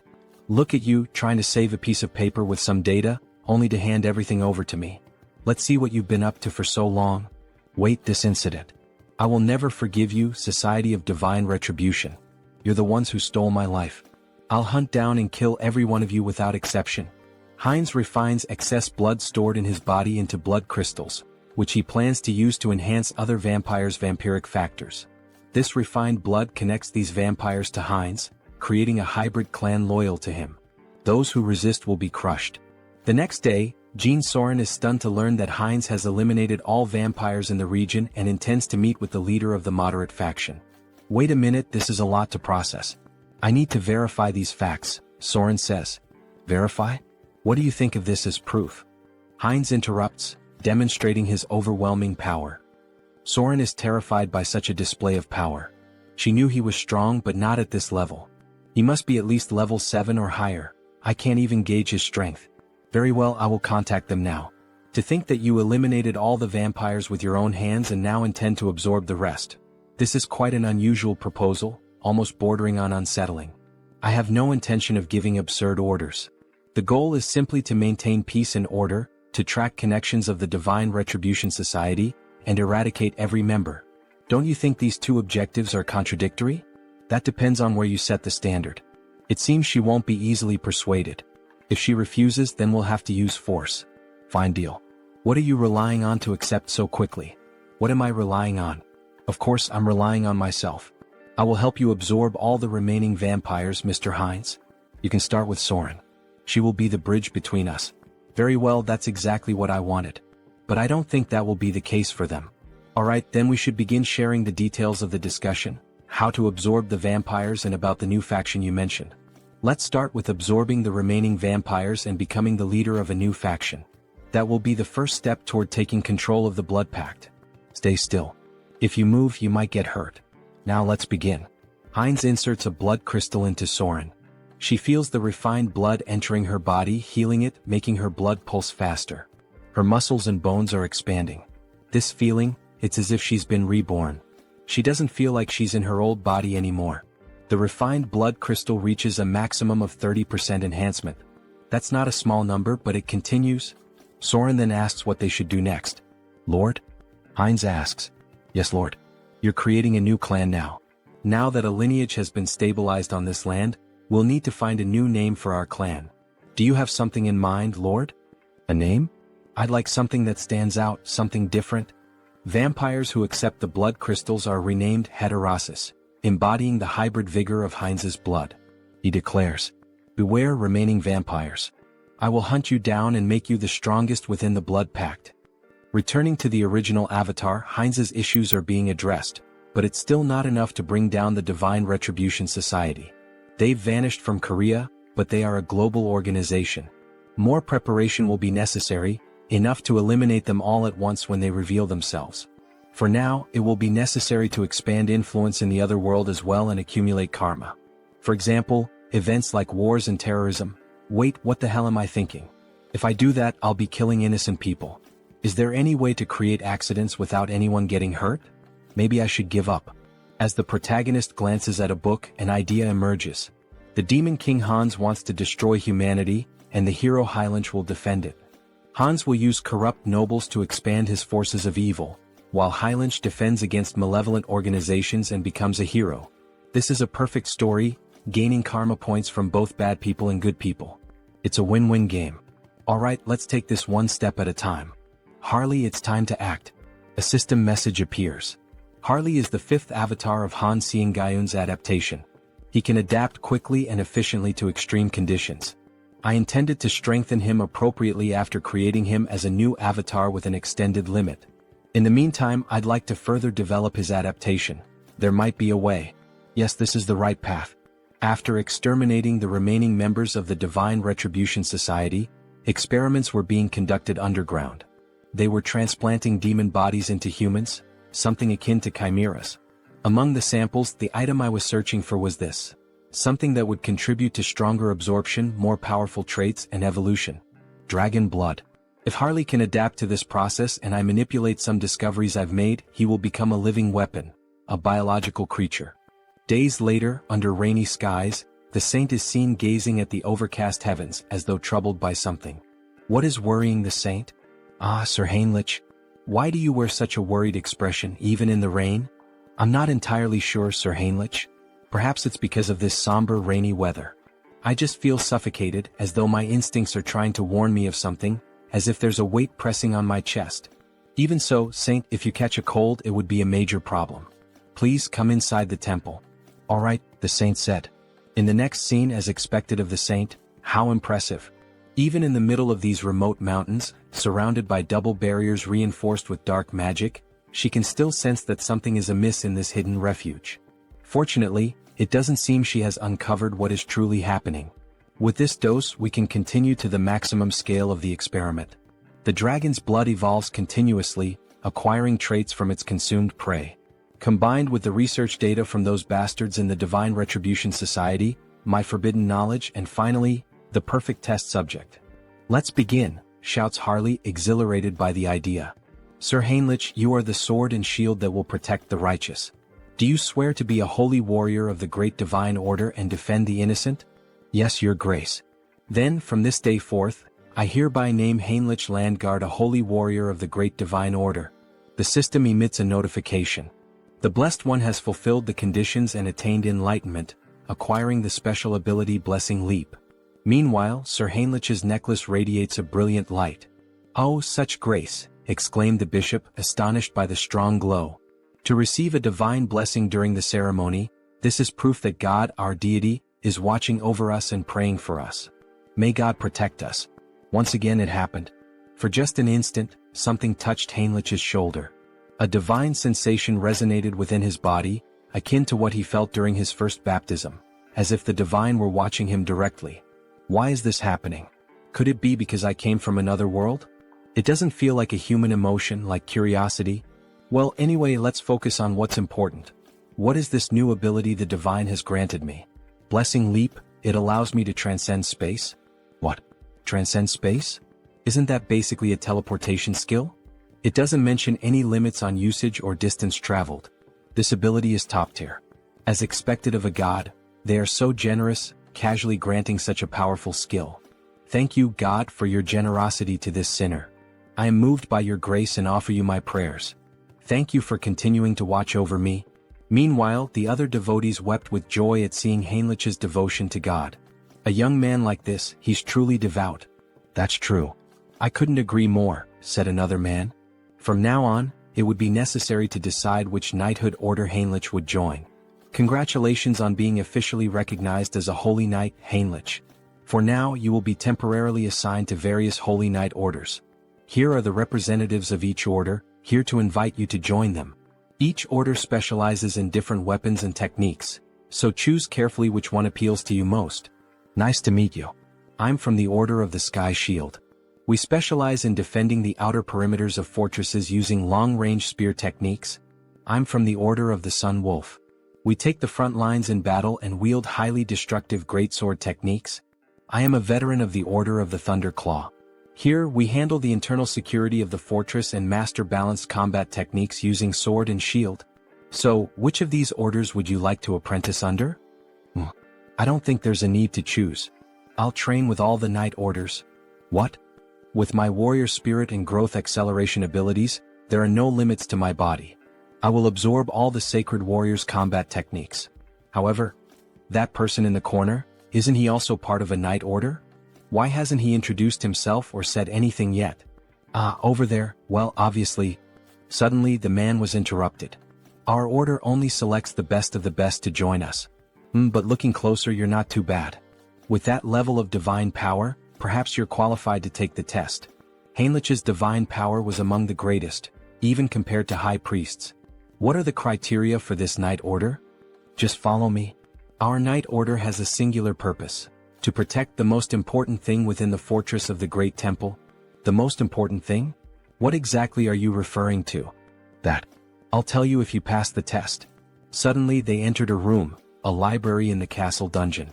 Inside, a man wearing a strange mask sat beside a shadowy statue holding a parchment. That hood and mask, he's a heretic inquisitor. All you need to do is read the text on the table. Make sure you read it clearly so the divine can hear your prayer.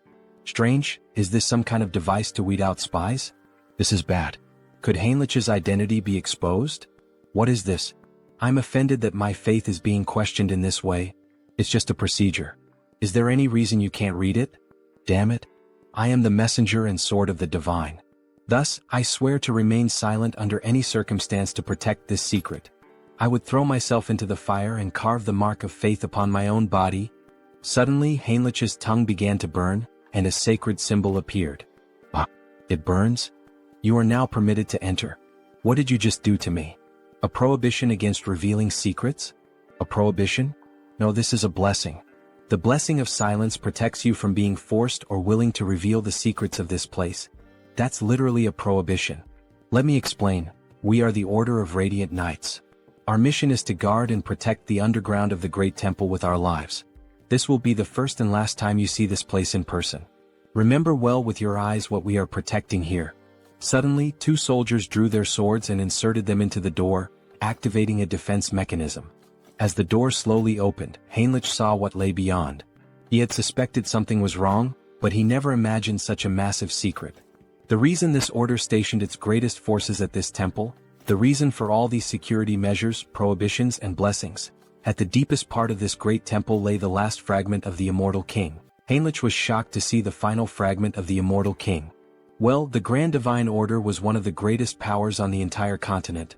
There was no way they hadn't found at least one fragment of the Immortal King after centuries of searching. Clenching his fist, Heinrich wished he could seize that fragment immediately. However, the four strongest sacred knights were guarding the entrance to the temple. Even Hans wouldn't be able to extract the Immortal King's fragment from the temple's deepest depths. Heinrich would have to think carefully about his next move. Suddenly, another knight informed him that due to the blessing placed on Heinrich's mouth, he wouldn't be able to reveal anything, no matter if he was tortured or even killed.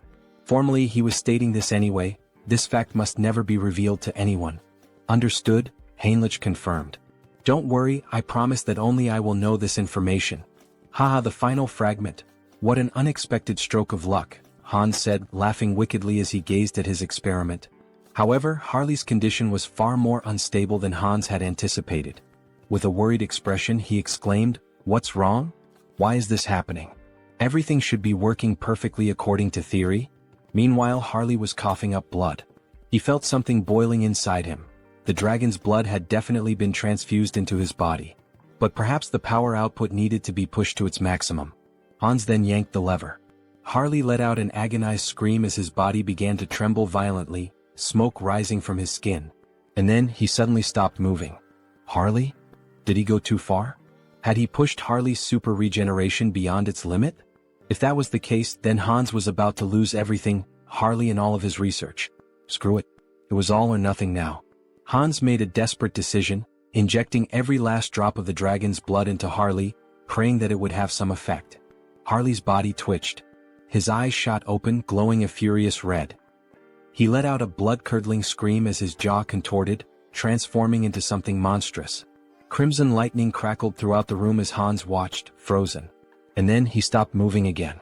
Shit, so the experiment failed? Hans muttered under his breath. Damn it, Harley. Just as he turned to leave, a system window suddenly appeared before him. System notification. Caution, exclusive abilities have evolved. Your abilities have grown. The number of avatars you can create has increased. Hans' eyes widened. Increase? What do you mean, increase? He looked around at the lifeless body before him. All I see is a pile of corpses, not growth. Then, without warning, Harley's body convulsed violently. His muscles rippled as he snapped his restraints apart like they were nothing. System notification. You have acquired a new ability, physical mutation. Your recovery ability has exceeded its limits. Super regeneration has evolved into regenerative adaptation. Harley let out a guttural roar, his voice twisted with agony and something else, power. His entire body was mutating, shifting, evolving. System notification. Skill adaptation has evolved into special ability, mutation. Hans could only watch in awe, no in terror, as Harley broke free from every shackle that had once bound him. Finally, the mind has connected. The gamble was worth it. Ah, so this is the new effect of the mutation ability? Harley mused, laughing as he examined his altered physique. His body had changed drastically, his muscles denser, his teeth sharper, and even a few dragon-like scales appearing on his face. It almost feels like I've transformed into multiple species at once. Meanwhile, Hans furiously jotted down notes. The good news just kept coming. To think that his number of avatars increased through natural growth without relying on the karma store. This is an unprecedented achievement. He grinned, his eyes gleaming with excitement. I'll figure out how to use this new avatar later, but before he could finish, Harley interrupted him. Should I test my new abilities? He asked, grinning wickedly. Hans smirked. Be my guest. Deep in the forest, Harley stepped into the dense wilderness, marveling at the beauty of his surroundings. His body had become a perfect killing machine, every sense razor-sharp, his instincts honed to an unnatural degree. Then he heard it. A faint breath, nearly imperceptible, but his new senses picked it up immediately. A predator was watching him. A black panther lurked in the shadows, muscles tensed, eyes locked onto its prey. It pounced, a blur of muscle and claws, but Harley didn't move. Instead, as the beast drew closer, his eyes widened. Wait a damn second. Recognition struck him like a bolt of lightning. You're the same species that attacked me the moment I arrived in this world, aren't you? His lips curled into a smirk. Well then, it's nice to see you again. Crack. Before the panther could react, Harley's hand shot out, clamping around its throat with a terrifying grip. The creature thrashed wildly, but it was useless. Forgive me, but... With a single motion, he slammed the beast into the ground with monstrous force, shaking the earth beneath them. The impact alone was enough to cripple the creature, but Harley wasn't finished.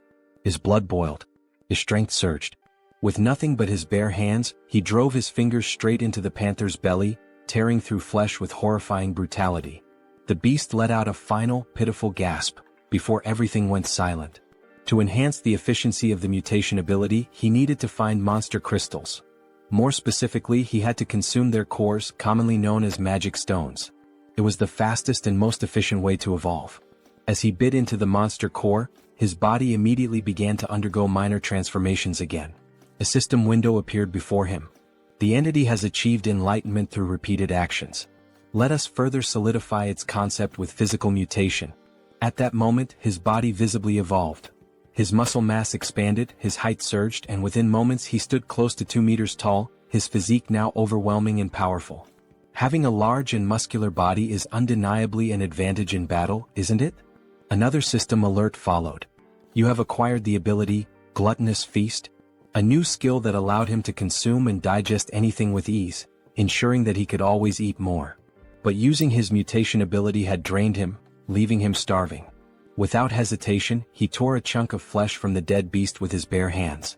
With this new Gluttonous Feast ability, there shouldn't be any issues if I eat this meat, right? Harley thought, drooling at the sight of it. The moment he took a bite, his body shivered. The meat was incredibly tender, and the blood coating his lips sent a strange, refreshing sensation through him. Is this because of the mutation?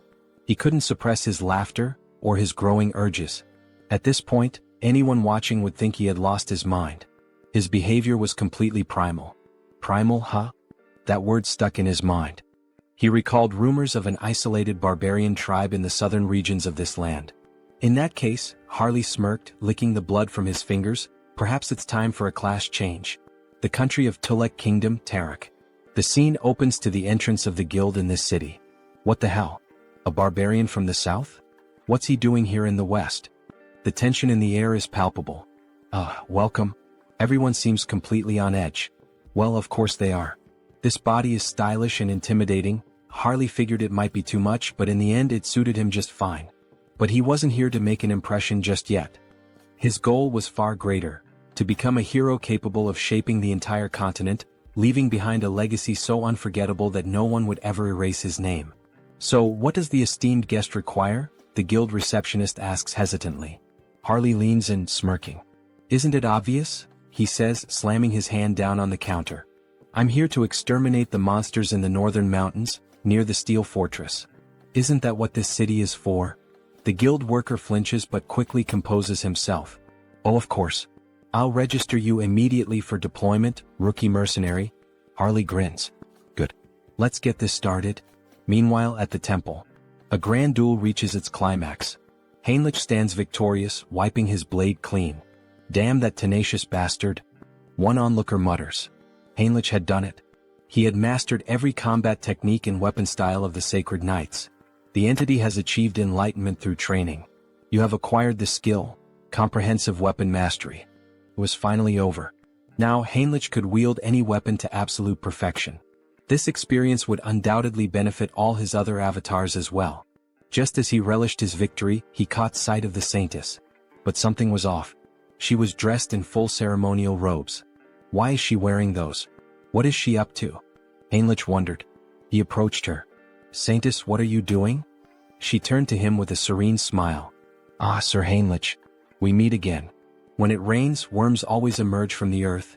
He followed her gaze. She was blessing worms with divine power. Blessed worms? Imbued with holy energy?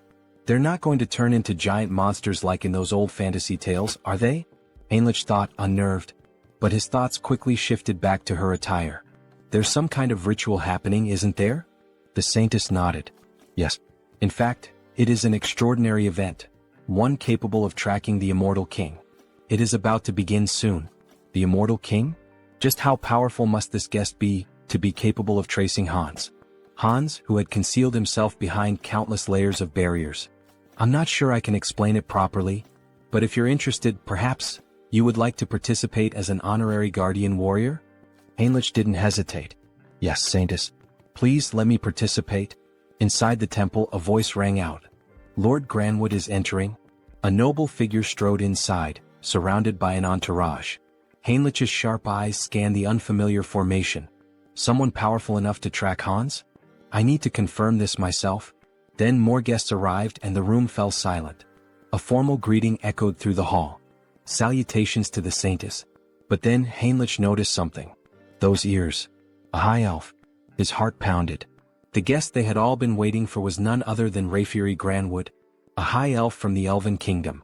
In the next scene, we see a luxurious shop filled with magical items, trinkets, and jewelry. Oh, so this is made of bronze? The texture is quite interesting, an old man muses. A shopkeeper approaches, his tone polite but firm.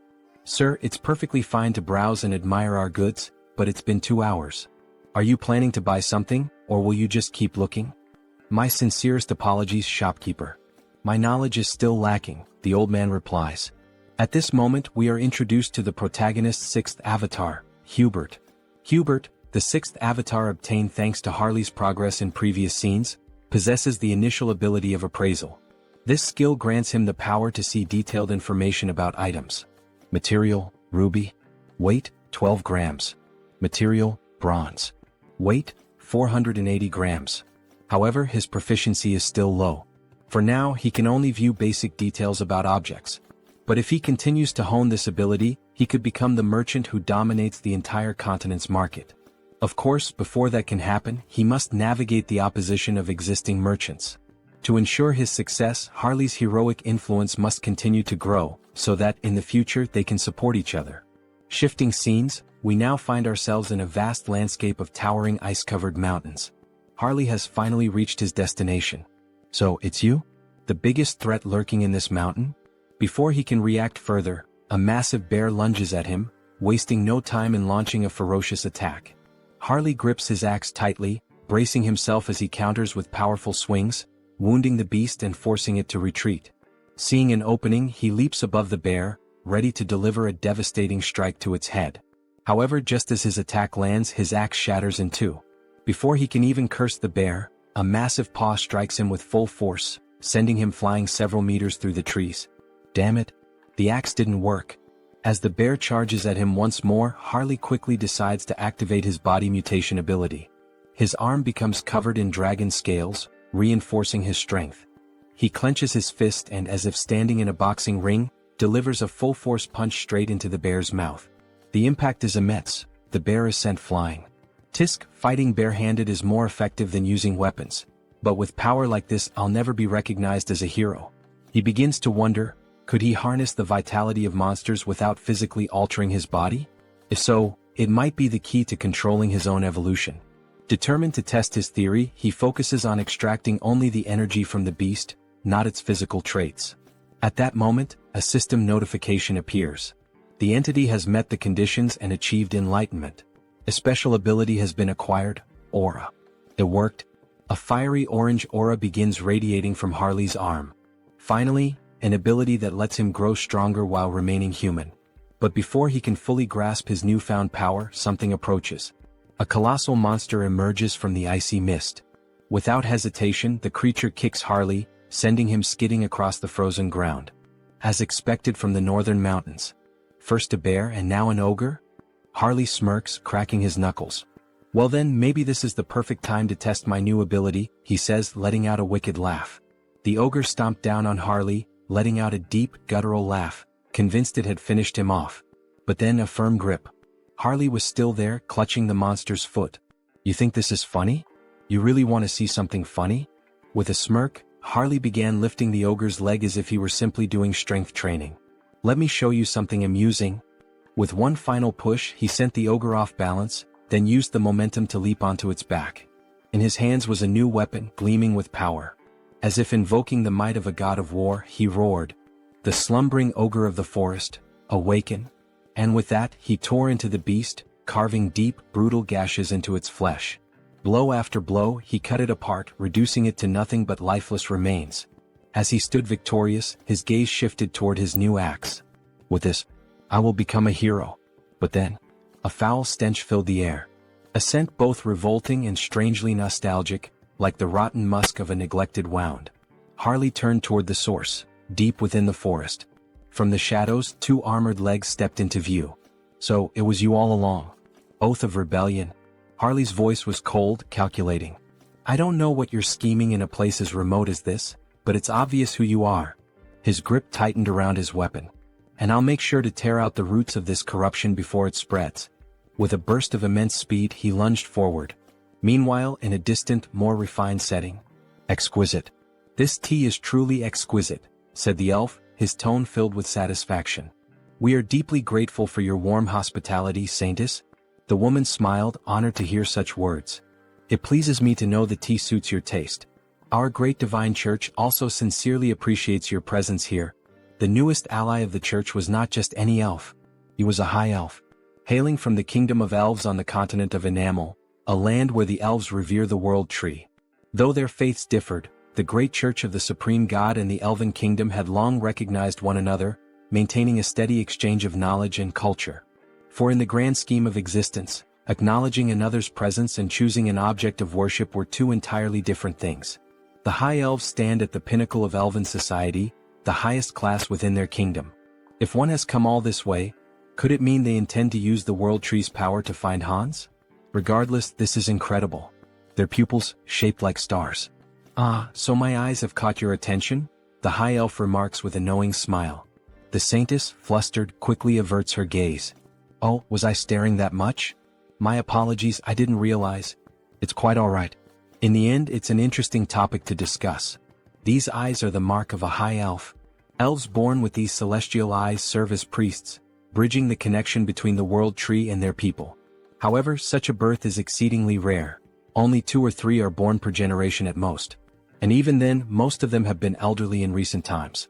That is why the birth of a new high elf is an event of great urgency and hope. So, this urgent request for aid, is it related to that situation? Correct, the high elf affirms. A divine revelation was received not long ago. A child of great potential was born on the continent of Ion. However, before she could be protected, she was captured by slave hunters and sold as a sacrifice to a dark sorcerer. That is why we sought the aid of the great church of the supreme god. We need assistance in locating her before it's too late. This is terrible. Do you have any clues about her whereabouts? She was last tracked to the northern mountains. We've pinpointed them somewhere deep within that treacherous region. The northern mountains? That's a remote and perilous place. Do you have a description of the child? Meanwhile, in the heart of those very mountains, Harley had arrived. As he surveyed the desolate landscape, his eyes locked onto a girl. Pointed ears. Shackled in chains. Back at the church, the high elf continued their description. She has yet to awaken her celestial eyes, so for now, she appears to be a normal elf. By human standards, she would look like a teenager. Her hair is a light green, and her eyes, a shade of orange. A sharp breath. A sudden realization. Wait a minute, that's not possible. Heinrich thought, his expression shifting. At that same moment, deep in the mountains, Harley took a step forward, looking at the girl before him. Kit, what's your name? He asked. The girl hesitated, then spoke softly. Cecily. My name is Cecily. In the next scene, screams echo through the frozen forest. Harley is running with the girl tied to his back, while lifeless bodies are scattered across the ground. 2 desperate men shout. Damn it. Keep them away from the storage room. I know, but how are we supposed to defeat a monster like him? Harley keeps running, plowing through the men in black hoods. So, this is the storage room you mentioned?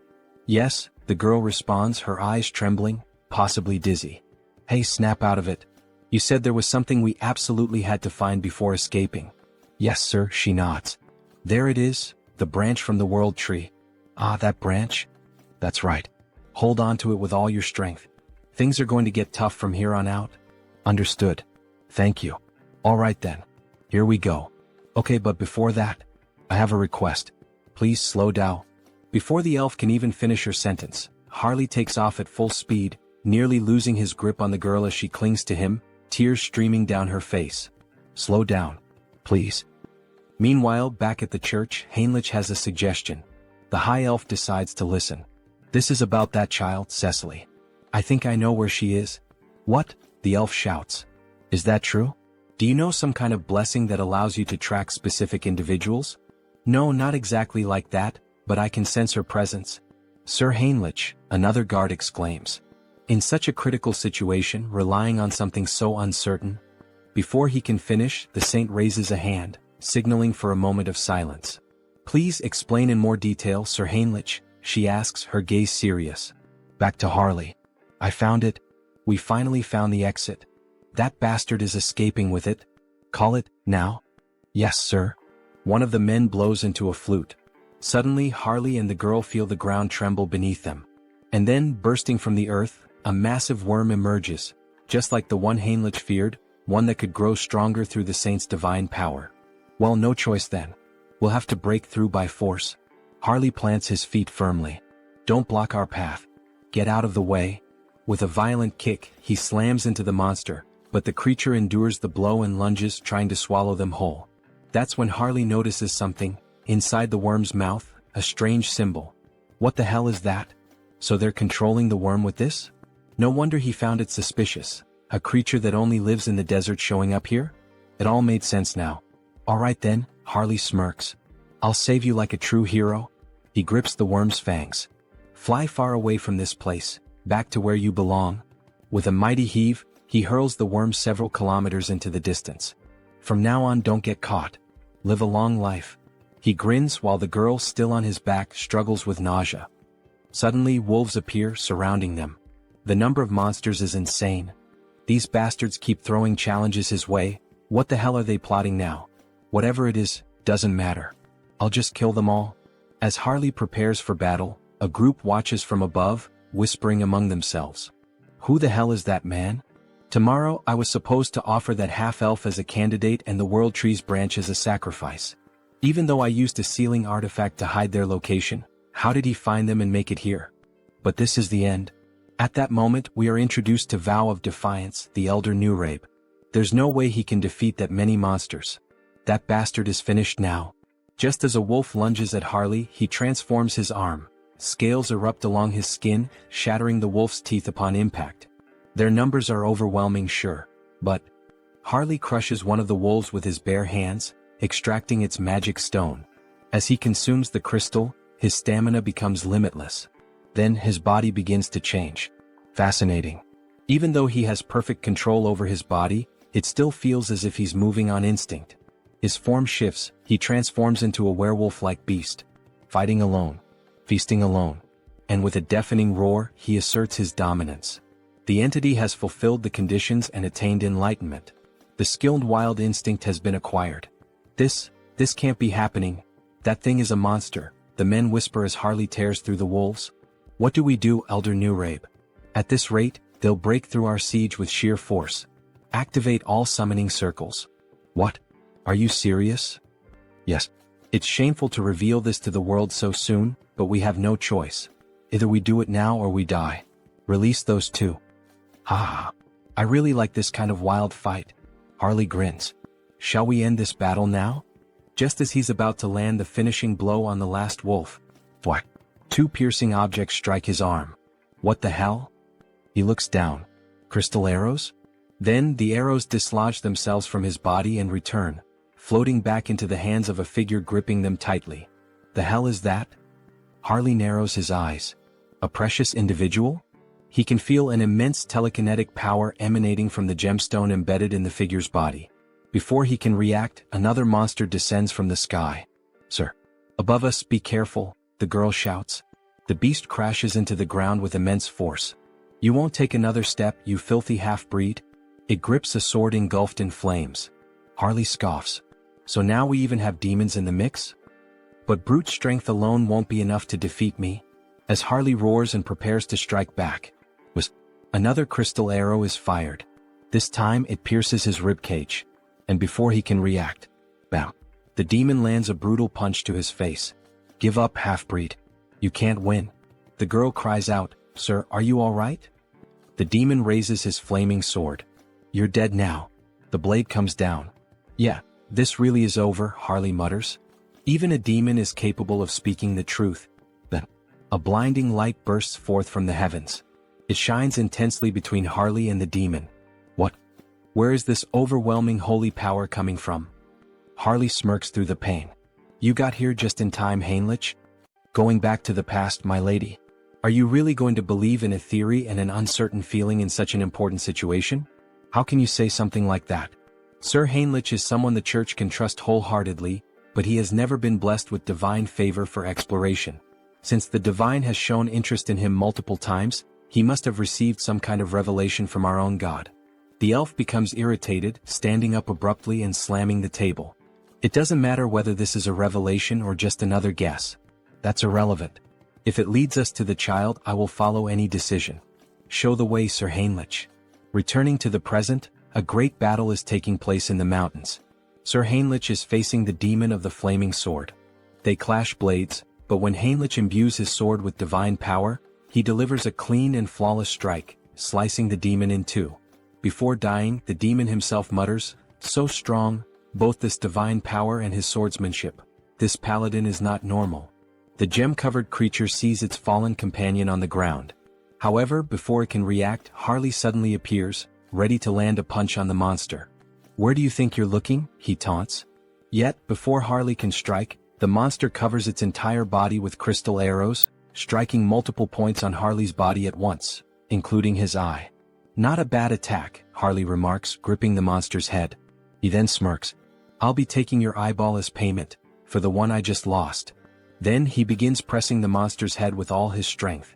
Cracks start forming, spreading slowly until, finally, the gem-like head shatters completely. Gritting his teeth and groaning in pain, he carefully and quickly removes the arrow still lodged in his eye. "Since you were the one who took and destroyed one of my eyes," he mutters, "I'll replace it with yours." With that, he implants the gem into his empty socket. A system notification suddenly appears. A new body part has been transplanted. Ability acquired, Jewel Eye, Psychokinesis unlocked. Ha. Ha ha ha ha. He bursts into laughter. Now he can attack from a distance. As the gem fully assimilates into his eye socket, it gleams with power. "I can't believe it. Those two were actually defeated? But who the hell is that paladin who suddenly showed up?" "Don't act recklessly," a voice warns. "They are just one man and a child, nothing more. Begin the ritual, prepare the other monsters, and get ready to withdraw." But then, a noise. "Elder Nurabe?" A sickening thud echoes through the air. One of the cultists is suddenly struck by an iron club, his body crumpling to the ground. "I'll crush your skulls, you bastard heretics."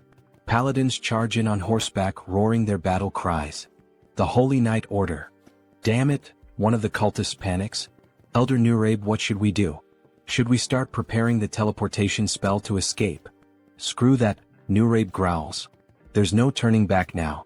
Gripping the arm of one of his devoted followers, he begins the ritual. One by one, their souls are drained, their lifeless bodies collapsing to the ground. With a wicked smile, Elder Nurabe offers up every last soul as a sacrifice. "Descend upon us. Incarnation of greed." Then, a massive pentagram begins to form. "Burn them all," the elder commands as he completes the ritual, his voice laced with eerie finality. Slowly, something monstrous begins to emerge. "Reduce them to ashes." But before the creature can be fully summoned, a radiant light pierces through the darkness. A divine force, so overwhelming, so absolute, strikes directly at the demon, annihilating it before it can even materialize completely. "Forgive me, but the only thing burning today will be you, heretic." With those words, the paladin invokes the light once more, this time beneath the elder's feet. A massive explosion erupts at the mountain's peak, so powerful that even those far below hear its devastating impact. "Looks like things are just about wrapped up here," a voice calls out. "Hey kid, you can stop hiding now. Come on out." Shaky footsteps. A hesitant voice. "That was terrifying. Suffocating. I feel like I'm about to throw up." "Ah, that just means you're healthy," Harley chuckles. "As long as you're not hurt, that's all that matters." The girl lets out a small, relieved laugh. "Sir Heinrich, it seems we arrived at just the right time, all thanks to you." "Thank you, Sir Paladin Tuscan," Heinrich greets in return. But the high elf standing nearby seems troubled. "You were absolutely right about the location, Heinrich. But, how did you know the girl would be here?" "I'm not sure," Heinrich admits. "I just knew." Then, suddenly the elf calls out. "Lady Cecily." For the first time he lays eyes on her, his voice filled with emotion. "It is an honor to meet you at last, Lady Cecily." He kneels before her, his expression solemn. "I am Rayfury of the Elven Kingdom." Cecily looks at him, confused by the formal greeting. Harley watches closely, analyzing the situation. So this is the gaze of a high elf. "Ah. I'm truly glad you were able to reunite safely with your kin," Harley says. "It was an honor to help you as a warrior, Cecily." Cecily smiles warmly. "All right. Thank you so much, warrior." The elf then turns to Harley. "How could I possibly repay you for protecting Cecily?" "Ah no," Harley waves him off. "I didn't do this for a reward." "You are truly an admirable person," Rayfury acknowledges. "However, since I have received your aid, I must express my gratitude properly. That is the way of my people." Harley grins. "Well then, if that's how it is, I'd be honored to accept." "All right, Sir Harley, could you lower yourself a little for a moment?" The elf looked clearly uncomfortable with the situation. Cecily then leaned forward and placed a soft kiss on Harley's forehead. May nature's blessings be with you. A glowing symbol appeared on Harley's forehead, and an overwhelming energy surged through him. It felt like the very presence of the world tree itself. This is a blessing that only high elves can bestow, Rayfury explained. The blessing of nature, a high-level enchantment that can only be used a limited number of times. He glanced at Cecily. Cecily isn't a high elf yet, so this won't be as effective. But once she awakens her true sight, she'll be able to reinforce the enchantment and make it even stronger for you. Then, with a solemn expression, Rayfury continued. And of course I must give you a proper gift as well. Please extend your hand. Harley complied, and Rayfury placed a small, intricate token in his palm. This is our elven symbol of promise. Should you ever need assistance in the future, we will come to your aid. Seriously? Harley blinked, a bit taken aback. Thank you. You guys didn't have to go this far. I'll accept these gifts with gratitude. Here, take this as well. One last thing. Harley looked at the additional item, curiosity flickering in his eyes. Meanwhile, another conversation unfolded. That young man? He has quite an impressive physique, Rayfury observed. He's just as capable as you, isn't he? You two know each other? No, this is our first meeting, Rayfury admitted before smiling faintly. But I have a feeling this will be a good connection. If it's your intuition, then I trust it completely, Heinrich said. The order must also express its gratitude properly. Heinrich took a deep breath, his thoughts racing. We've gained the favor of both the Elven Kingdom and the Grand Divine Order.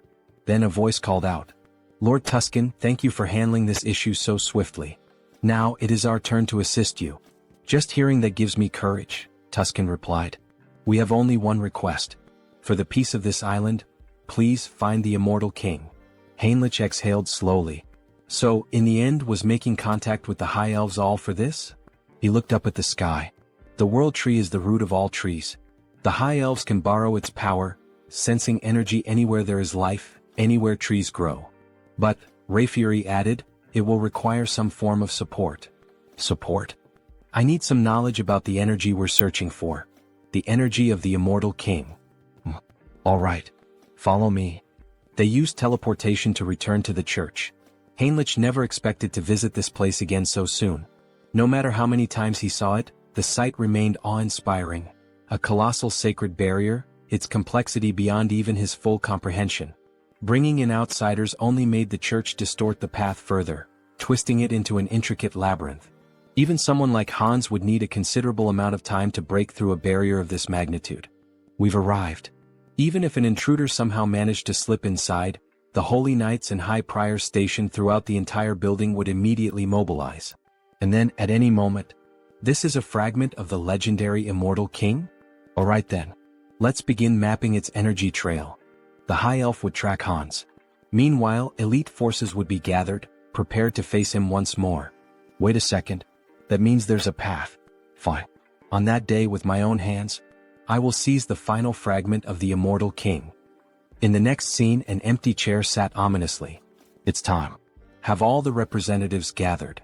A vast chamber came into view, lined with chairs, bathed in an eerie glow. The flickering of purple fire cast unsettling shadows across the room. The challenge vote. The executive meeting room. The first to respond was a pink flame, its shape vaguely humanoid. The representative of the Empire is present. Next, a dark violet silhouette flickered. The representative of the East, also in attendance. And finally, as for Nurabe, he is dead. He will not be joining us. A heavy silence hung in the air. You've all heard the latest news? A voice finally spoke. We still don't know how the Order or the High Elves managed to track and eliminate Nurabe. First, Marcos, who was cultivating a fragment, and now Nurabe, who had gone into hiding, yet was still found and killed. Aren't we all getting a little too careless? Another shadow stirred. The resurgence of the Order must be tied to the appearance of the immortal king's heir. Another voice mused. This heir of the immortal king. Could we not use him to our advantage? You're suggesting we ally ourselves with the very fraud that's been backing us into a corner? A pause, then a low chuckle. Now that is an interesting idea. No matter how many layers of barriers I erected, no matter how deep into the mountains I hid, they still managed to track my location. It seems the saint used my fragment to trace me. In that case, all I need to do is hide the fragment in the subspace I created.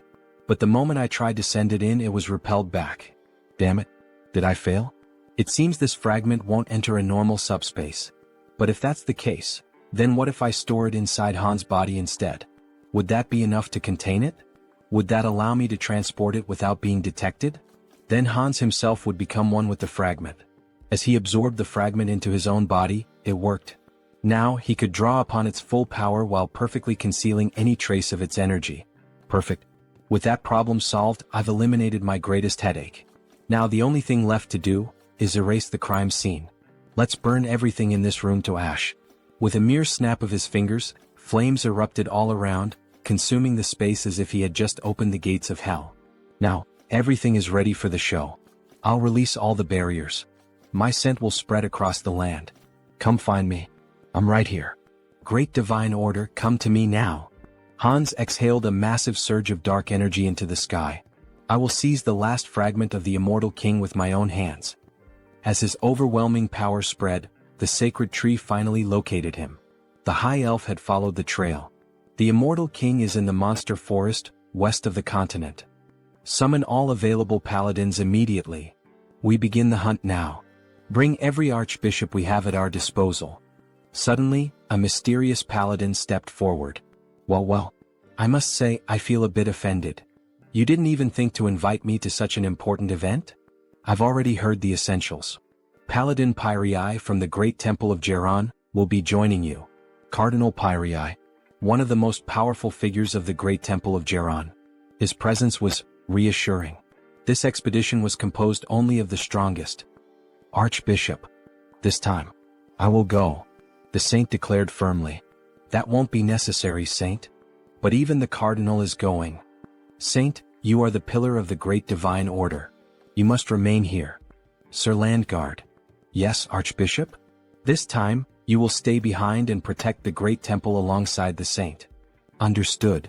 If anything happens to me during this mission, the saint will be in your care. Understood. Don't worry. While you're all away, I'll take good care of everything here. I'll make sure the saint remains safe. However, only the saint will be safe. Soon we will once again face the nightmare of our continent. But in the end, a nightmare is nothing more than a dream. For the divine watches over us and protects us. For the peace and salvation of all. For the peace and salvation of all. The troops began to march toward the church's teleportation gate. As they departed, the protagonist and the saint stood in silence, watching them go. Don't worry so much, saint. I'm sure everyone will return home safely. Really? Did the divine grant you some great revelation? Not exactly.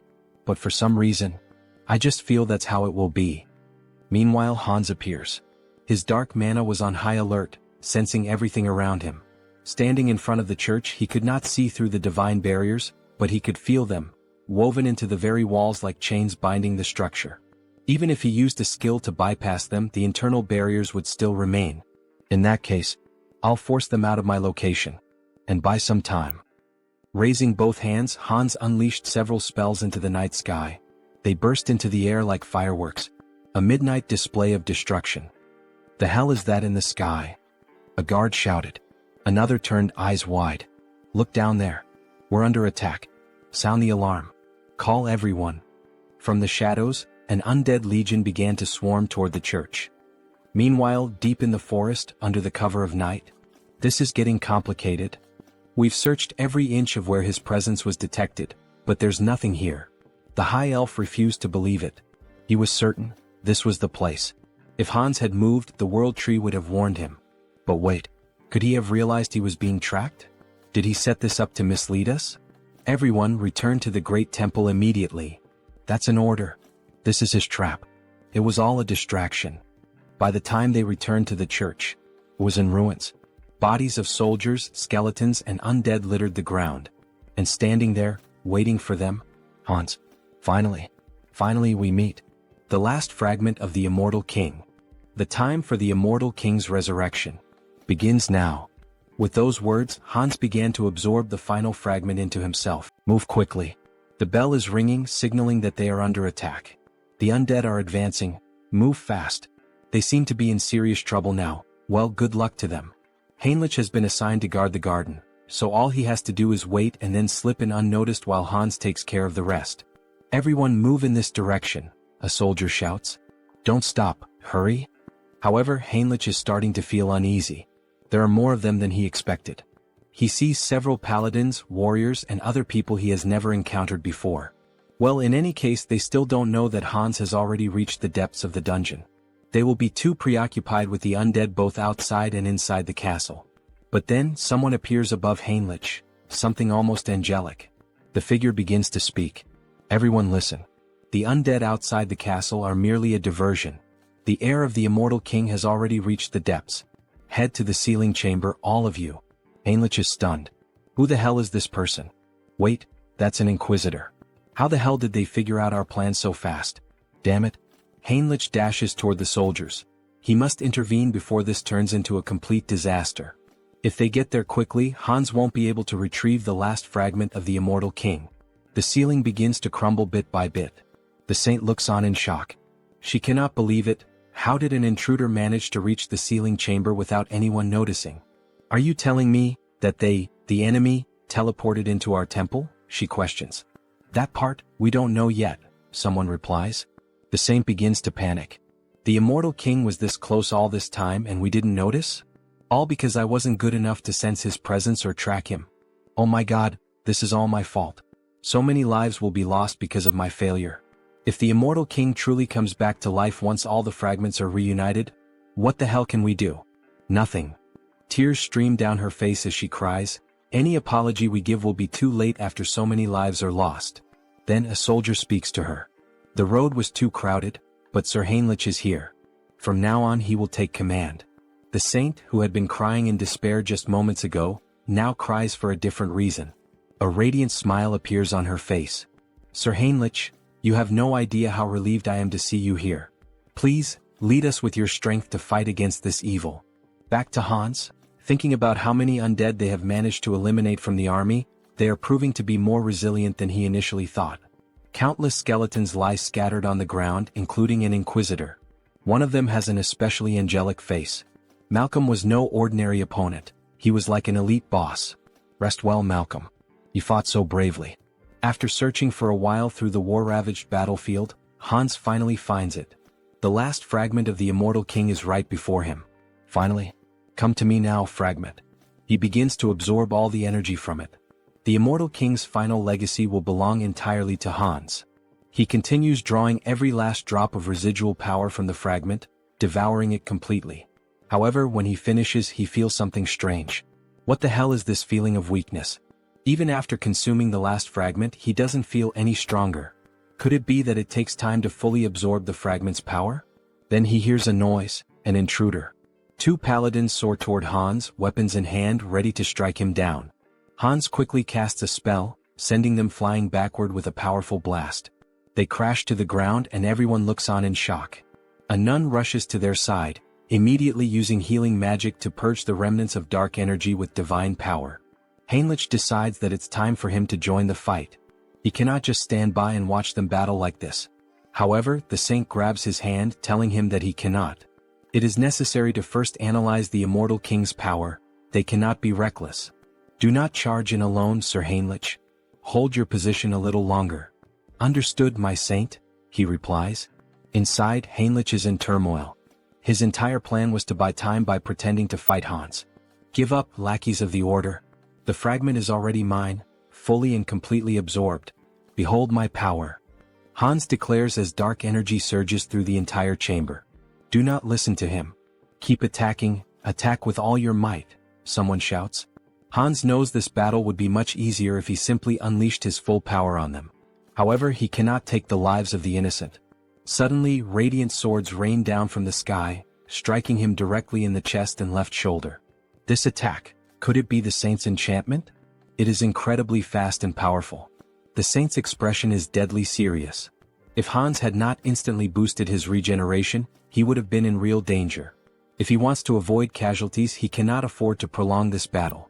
He decides his next move, he will bring down the command tower first. Without hesitation, he unleashes a barrage of spells, aiming to strike the saint and everyone else at once. How dare you attack our saint? Is he reacting at this speed? Not only did he block my attack instantly, but he is also counterattacking without hesitation. They are moving with absolute confidence, as if certain that he won't bring them down. Is someone among them reading my strategy and relaying it? Maybe he should take a look inside their minds. Then one of them questions, "Where do you think you're looking?" Hans is affected mentally. That means he still hasn't fully absorbed the power of the fragment, the saint observes. Everyone stay alert. This is our chance, we can do this. She conjures several beams of light against Hans while, at the same time, the warriors charge at him with full force. They are trying to overwhelm him with enchantments and sword strikes simultaneously, preventing him from regenerating. Such an obvious maneuver. Hans quickly casts a barrier, sending one of the warriors flying backward. "Go ahead, let's see if you can block this next attack as easily," another warrior shouts. "Are you seriously trying to provoke me with such a slow strike?" Hans sneers. He then summons a spectral hand, binding magic, trapping the soldier as if inside a cage. Damn it! How the hell did this happen? How is he reading every single one of our movements now? He shouldn't be able to block psychic intrusion. "Forgive me, senior." One of them speaks hesitantly. Since Heinrich couldn't help, he must have read the plan from his mind so that Hans would know what was coming. If it's come to this, then the soldier is. However, he is cut off by Hans's laughter. "It's too late, you poor fools. You were too slow." Inside him, the fragment of the immortal king, finally, has completely fused into one. A vision appears as if a heart is pulsating violently. Hans begins to laugh uncontrollably as the atmosphere grows heavier and denser, thick with the overwhelming energy surging from within him. No, this energy. The saint stands in shock, unable to comprehend what is unfolding before her. Sir Heinrich, however, cannot hide the joy on his face. This can't be happening. The saint stands frozen, unable to react, before tears begin streaming down her face. We were too late. The immortal king is truly coming back. We see Hans slowly beginning to transform. You dogs of the order, tremble in fear. System notifications start to appear.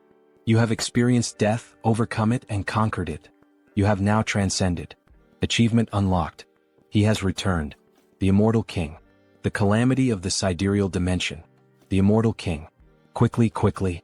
We're almost at the sealing chamber. We need to support her holiness immediately. However, as soon as the guards rush into the room, they are struck speechless by what they see. That figure. Could it really be the immortal king? Is it truly him? Are we already too late? Hans stands before them in a new form. He appears more human now, his body no longer just bones but covered in flesh, yet undeniably more powerful than before. We still have time. This is a sacred space that suppresses the immortal king's power. We will sacrifice our lives to stop that demon right here. Sir Pion. Everyone get ready. We attack together. You truly believe you can stop me? Hans scoffs. Since you cannot see the status window, it's easy for you to fall for such delusions. Achievement unlocked. Rewards, grants immunity to instant death. Special abilities Decayed Heart and Immortal have evolved into Immortal Heart. Hans has truly become a mystical being, now even capable of escaping death itself. He is invincible. Very well, come at me, all of you. Let me show you the power of the immortal king. He places his hands over his eyes and activates the Eye of Darkness ability. All the soldiers are instantly ensnared by it. With just a glance, he instills overwhelming fear and confusion in his enemies while also exerting control over lower-ranking demons. The guards begin to hallucinate, some even see worms crawling out from their own bodies. This is the legendary Eye of Darkness. Never look directly into them. Now it's your turn. Hans gathers energy in his hand. Rise once more, my legion of the undead. Return to life and claim the souls of our enemies. Bones and corpses begin to gather around him, forming something monstrous. Be careful. That thing is a corpse golem. If you get hit by its attacks, you're finished.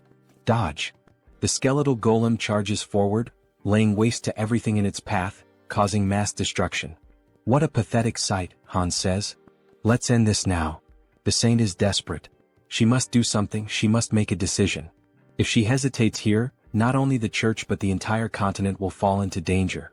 Clutching the cross at her chest, an idea suddenly comes to her. Sir Heinrich. Yes, my lady? She will entrust him with her token. Please take this and retreat. You must become stronger and stop the immortal king in the future. Attention everyone. We must clear a path for Sir Heinrich. Protect him with your lives so that he may escape safely. Understood, your holiness. Everyone pursue the immortal king. Stop him at all costs. These buzzing flies. I'll finish all of you at once. Just then a soldier attempts a stealth attack, but Hans notices immediately. To think you would try that failed move again. How foolish. It doesn't matter, the soldier says, even as Hans' magic tightens around his throat. Our goal is complete. What? What goal? If we could save Sir Heinrich, our hope, I would throw away this worn-out bag of bones as many times as necessary. Very well, fool. Your wish is my command. I'll crush this skeleton right now. Before he can finish, Hans is sent flying by a sudden punch to the face. It was Sir Heinrich delivering a powerful, blessed strike. Without giving Hans time to react, Heinrich draws his sword and launches a flurry of rapid, precise strikes. Hans watches, impressed. Your movements are excellent, he admits. But Heinrich's sword is too dull. It cannot cut him, much less kill him. Hans retaliates, launching several black energy spears straight at Heinrich, piercing through his chest. However, they do not wound him. He can feel the impact, but the spears have only punctured his armor, not his body. This is the climax. Hans unleashes another spell, causing a massive explosion across the battlefield. The saint screams in despair. Sir Heinrich, what? Even after I told you we should entrust the future to you.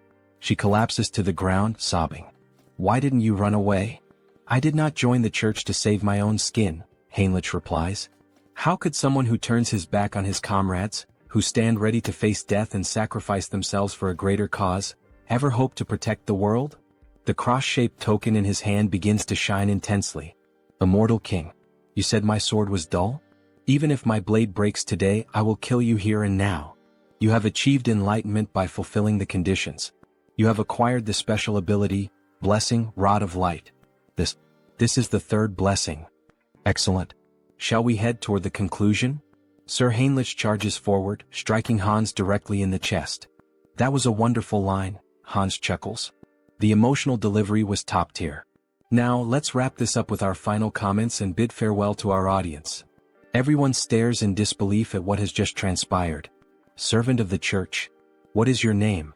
I am Heinrich. Heinrich Landguard. How dare you wound me? The ability, immunity to instant death, has been activated upon receiving a fatal attack. I will remember that name.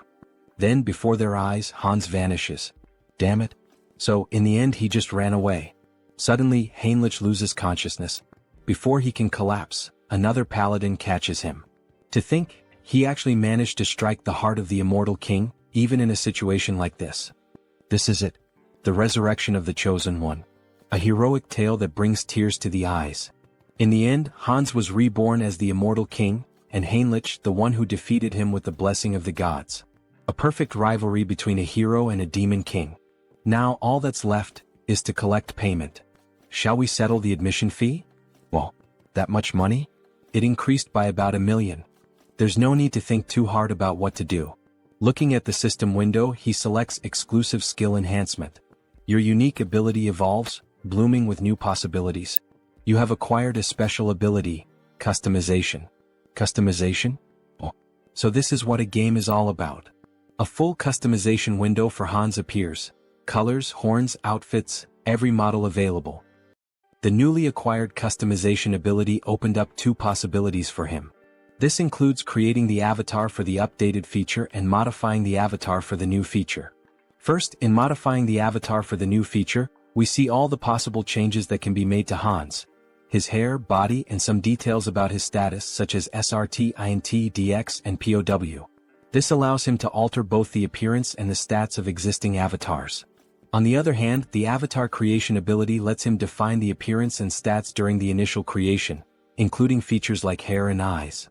Above all, the biggest difference in this category is the gender selection option, which allows him to choose between being a man or a woman. Feeling excited, he reassures himself that he isn't thinking anything inappropriate or strange. He's just pressing the button out of curiosity. After all, he needs to find out what the difference is. So he presses the button to become a woman. However, it is not possible. The system notifies him that the selection is currently locked, leaving him with only the option to choose a man. However, a new option appears. And what is this below? Media selection. You can generate related species by consuming a specific medium. A medium related to a species? Could it be the branch from the world tree that Cecily gave him last time? He liked the item because it is an environmentally friendly air purifier, but he feels there is no way around it. To create an elf, this should be enough. World tree branch detected. Generating as elf. Then the creation begins. A tall elf, just like the protagonist, with short hair and long ears. How impressive. And with that, it's done. An elf avatar is being created. Since customization is now possible, he adjusts the face to make it more beautiful and refines the arms and legs to be long and slender. As elves are elementalists, the most important attribute distribution is their affinity with nature. His name is Harris. Harris species, ELF. Individual trait, child of the world tree. Then we see a beautiful elf with long golden hair, tall and with the posture of royalty. Special notes. Born as an elf using the branch of the world tree as a medium. The growth rate of nature affinity is significantly increased due to the child of the world tree effect. That well-toned body and that beautiful face, haha, just as expected from an elf. But then the new avatar reacts. How unpleasant, he says before making a face as if he's about to vomit. But what's happening? Hansa's dark magic makes him feel as if Harris is being completely destroyed, as though the dark magic is killing a delicate young plant. Oh shit, why didn't he think of that? He had already gotten used to Hans, so it never even crossed his mind to worry about it. Hans, cancel your summoning. Since the mental center isn't functioning, could it be due to the elf's affinity with nature? He nearly lost the new avatar without even realizing it. For now, he decides to save Harris for later. Then he walks over to the shelf and picks up a book titled Conan the Baba. Maybe it was time for him to start writing the story of the mercenary king this time. Meanwhile, back to Harley, we see him looking quite excited. He really enjoyed that ear-floating feature. The young woman laughs, saying that it's a relief and that it suits him well. Thanks for your support. Hubert had found just the right item for him. Turok truly is the city of artisans.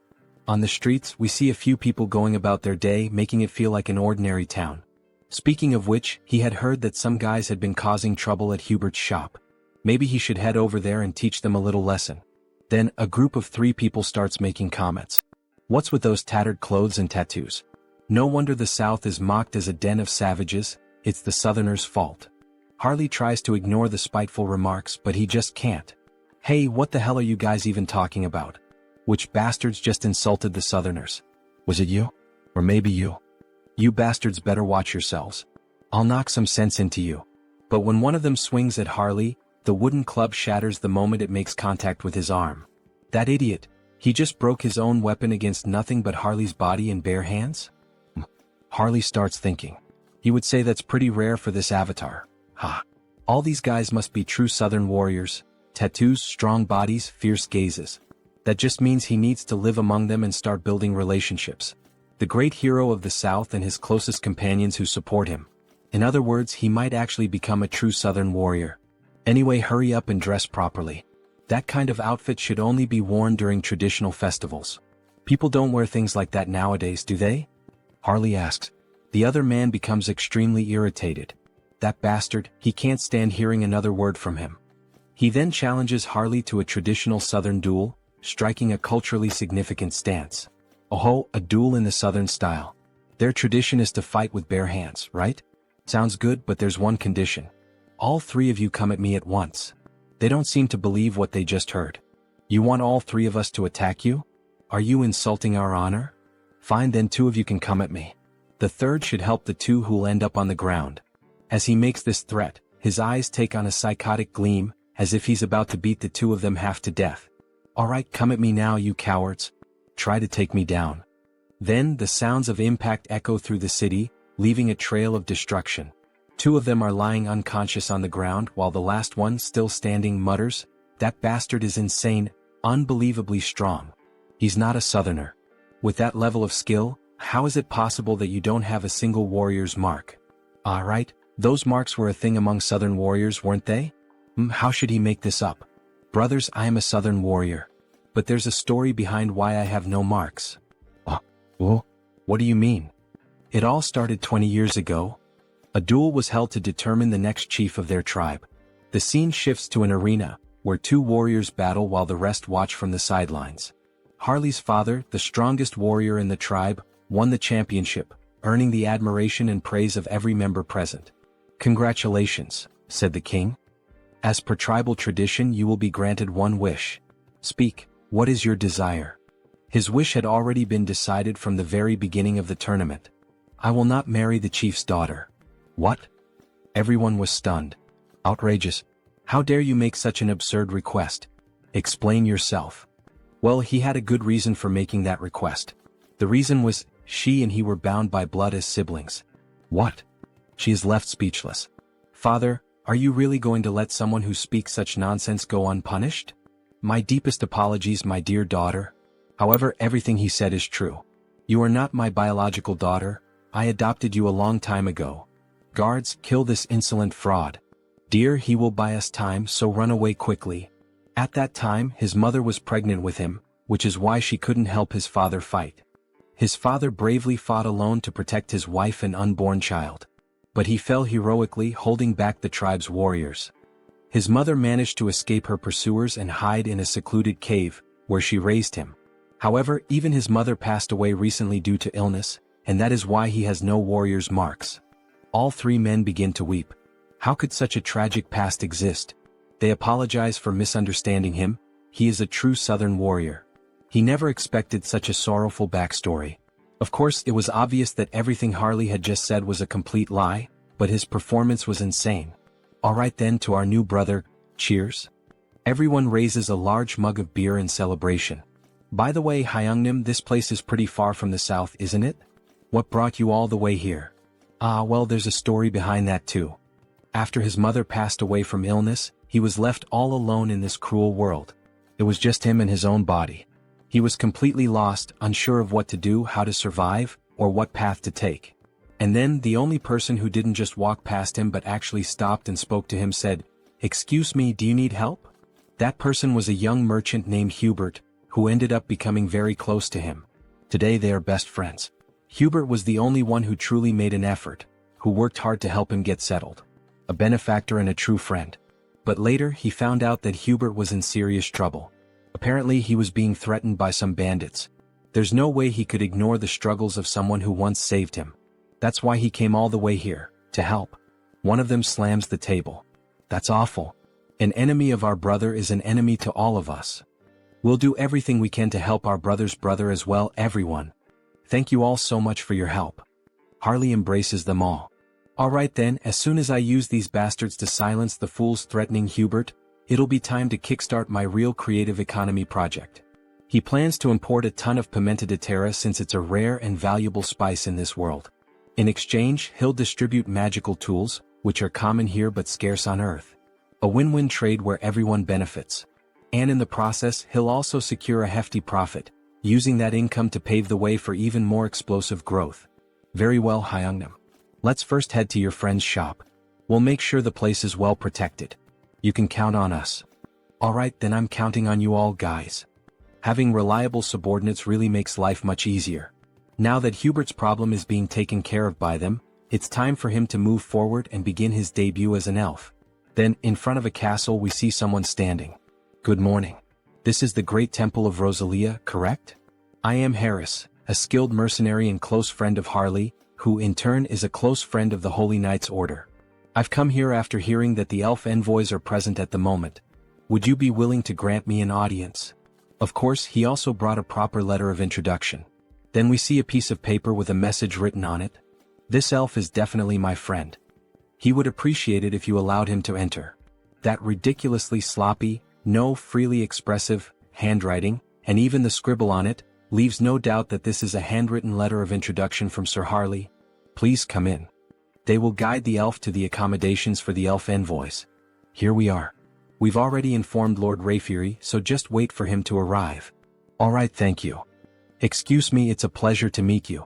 I am Rayfury Grandwood, a high elf from the Elf Kingdom. Please have a seat. He heard that Harris was a fellow mercenary of Sir Harley? Yes, I am Harris. Thank you for taking some time to meet with me today. It's a bit difficult to pretend not to recognize familiar faces every time. But more than that, it's honestly fascinating. Seeing him through the eyes of a high elf, his eyes truly seem to shine even more. The longer he looks, the more and more he feels like he is being drawn in, as if he is being sucked directly into them. What a strange feeling. This must be because I'm in an elf's body now. He knew that Harris is a close and dear friend of Sir Harley, seeing him wear the bracelet that he gave him. Seems to be true. Then the bracelet begins to glow. I'm sorry, he says. I accepted the gift because it was from someone of your kind, but if it offends you, I'll return it immediately. No, not at all. On the contrary, I'm happy, even honored, that a relative is wearing it. More importantly, he heard that there is something Harris would like to ask him. Yes, that's true. It's nothing urgent, but he would like to learn how to harness the power of nature and form contracts with spirits. He never had the chance to grow, form contracts, and become stronger as an elf, since he spent almost his entire life being alone. I understand, he says. The potential of this person, there's no doubt about it. We see an immense amount of power leaking from his body, as if he were the very embodiment of the world tree. Alright, would you like to go outside and get some fresh air? Oh, of course, it would be an honor. You asked me to teach you, but unfortunately, it won't be possible. He is leaving this place soon, so he wouldn't have time to help. However, would you consider coming with us to the Elf Kingdom? Pardon? The Elf Kingdom, the land of the elves, located on the Enchanted Continent. It's where the Institution for High Elves is located. It would be an honor for him, but would there be any special qualifications or requirements? Yes, originally it is a place reserved only for the children of High Elves, only they are allowed to enter. But there is an exception. This is a lot of pressure. And this exception is a person who possesses the qualities of a High Elf. You feel something when you look directly into my eyes, don't you? Look directly at me now. Is happening again, this sensation, what is it? It feels like he's being pulled in, as if he's being sucked into them. Where is this place? Is it some kind of mental realm like the one where he fought against the Society of Divine Retribution? No, the energy here is much purer and cleaner than in that place. Then something catches his attention. He doesn't believe what he's seeing. Could it be? A beautiful elf with pink hair? Could that be the elf goddess? No, is that the world tree? Then the elf descends from the tree, gently approaching him. Hey, wait a second, I am? The elf gently touches his face. Why is this beautiful elf doing this? Why is the goddess doing this?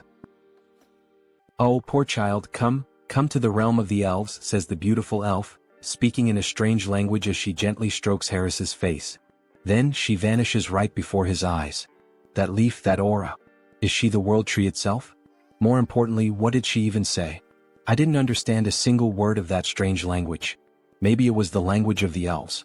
Hey, wait a second, he has no idea what that meant. Don't just leave. Before he can finish his sentence, he snaps back to reality. What did she mean by that? Then he returns to the garden. She's already gone, isn't she? What the hell is going on? He felt the presence of the world tree. He saw an elf. That was the world tree? So that's the form she chose to appear in. It seems she greeted him in the most familiar way she could. It seems that the world tree has a special interest in you, Harris. Seriously? Wait a second. First the divine, and now even the world tree is paying attention to him? What the hell is going on here? The next day we see a shop open. Hey man, he's sure he made it clear last week. He told him to close the shop and leave town. We see 3 men with strange tattoos intimidating Hubert. Yet he's still here. Well, excuse their rudeness. This week, a truly excellent tea has arrived. How about it? Would he like to have a cup with him?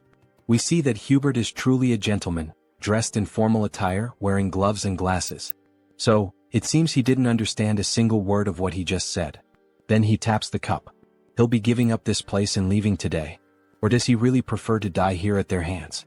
My God, so they don't like tea, huh? Well, either way, his friends seem to enjoy it even if they don't. What the hell is this bastard even talking about? Before he can finish his sentence, Harley lands a solid punch right to his chin. He's sent flying from the impact. Get the hell out of our sight, you piece of shit. What the hell are they? With just one punch he took down our leader. Where the hell did they suddenly come from? Then Harley and his friends charge forward. The 2 enemies are beaten like gangsters' wives, their screams echoing from inside Hubert's establishment. So, at the end of the day, alright, cheers. Thanks to you brothers, Hubert is safe now. The drinks are on him tonight. Eat up, don't hold back. We see a feast laid out on the table, meat, barbecue, beer, bread. That was way too easy, don't you think? And more importantly, after watching him fight today, he's convinced. He really needs a crest. A crest? Yeah, like his. As he takes off his shirt, we see a strange tattoo, a proper warrior's crest. He's heard that there's a shaman from the south here in Tarik who knows how to carve them. So what do you think? Why don't you go ahead and... Luangya. What the hell are you doing? Let's go find him right now. Harley takes off running with Luang in his arms. But he hasn't even finished at least one dry ink. Elder, you old fool. Has age taken your hearing too? He's sure he told her to have the protection money ready by today. We see the same three idiots from before demanding money from an old woman who apparently sells some kind of magical potions. Didn't she tell him that amount was too high? Where the hell does he think she's supposed to get that kind of money? She really doesn't understand the situation she's gotten herself into, this old woman. As he grabs her by the blouse, does she see this face? He's already had enough problems today, really a rough day. And now what? She doesn't have the money? Then go find a way to get his damn money. He doesn't care how this useless old hag does it. Just get him his damn money. Otherwise he swears to God that. But something catches his attention. Hey, what the hell is that coming this way? It's that son of a bitch again. What the hell is he doing here? Then Harley charges toward them, nearly trampling them with his overwhelming force. Greetings, madam. He's here to have a crest carved. Meanwhile, Luong is feeling sick from Harley's sheer speed. What is she going to do about those thugs? Oh, them? They'll wake up and crawl back on their own, it doesn't matter. What a damn mess this is. Anyway, come inside for now. So, he said he came looking for her to get a warrior's crest? Yes. Can she do it right away? She hopes he knows that while a crest grants great power, it also drains a significant amount of one's life force. Of course he knows. That guy already explained all of that to him. It's been a long time since she's seen someone with such monstrous life force. With his endurance, he might even be capable of handling the supreme crest, the warlord's mark. Warlord? Hell yeah, carve it into his skin right now. Harley shouts, startling the poor old woman. That's impossible. She doesn't know how to do it. It's a technique no one has been able to carve in hundreds of years. And at this rate, her ears are going to fall off from all this yelling. Ah, come on, don't kill the mood like that. Well, if that's not possible, then he guesses she could carve the great warrior crest that Luong mentioned. That's a problem too. What the hell? She's low on materials, it's been ages since she last carved a crest and, more importantly, she simply can't do it. To receive a crest, you need the most crucial thing, a warrior's achievement. In other words, a feat like slaying a dragon or saving a kingdom. If he wants the great warrior crest, then at the very least, yes, beyond the Iron Fortress in the northern mountains, he would have to defeat the ogre that rules over that place alone, killing it with his own hands. An ogre? Does she even have any idea what kind of monster that is? No one would dare face that thing. Is she trying to get his brother killed right now? Just the head of that beast is as big as his brother's entire body. How the hell is he supposed to deal with that alone? However, while they were talking, Harley started rummaging through something at the portal. Did she mean this? Then a massive skull appears. That's the ogre's skull? Don't tell her he hunted this thing by himself. Aha, of course he did. An ogre is nothing to him. Alright, she can see that he's an impressive warrior, but even so, come back in a few days. Lately, she's been low on energy and her body isn't in the best condition. She needs strength to carve a crest, but she hasn't even been eating properly. Food. Leave that to him. Restoring vitality is his specialty. What does he mean by that? Then, before she even realizes it, he's already vanished from in front of her. He really just left. So, she just hopes he doesn't cause any trouble. You little shit, it's him again? We sure are running into each other a lot today, huh? You again? Then he throws another punch at the thug, making him groan in pain. What the hell is he? Who sent him? Why is he doing this to them? You messed with the wrong people. You're the ones who laid hands on our shaman. Huh? Shaman? That old witch is the southern shaman. Sorry, we didn't know. We thought she was just some random village healer or something. Harley raises his fist, threatening another punch, but this time he slams it into the ground instead. Alright. We won't do it again. Please stop. Yeah, you better not. Keep that promise.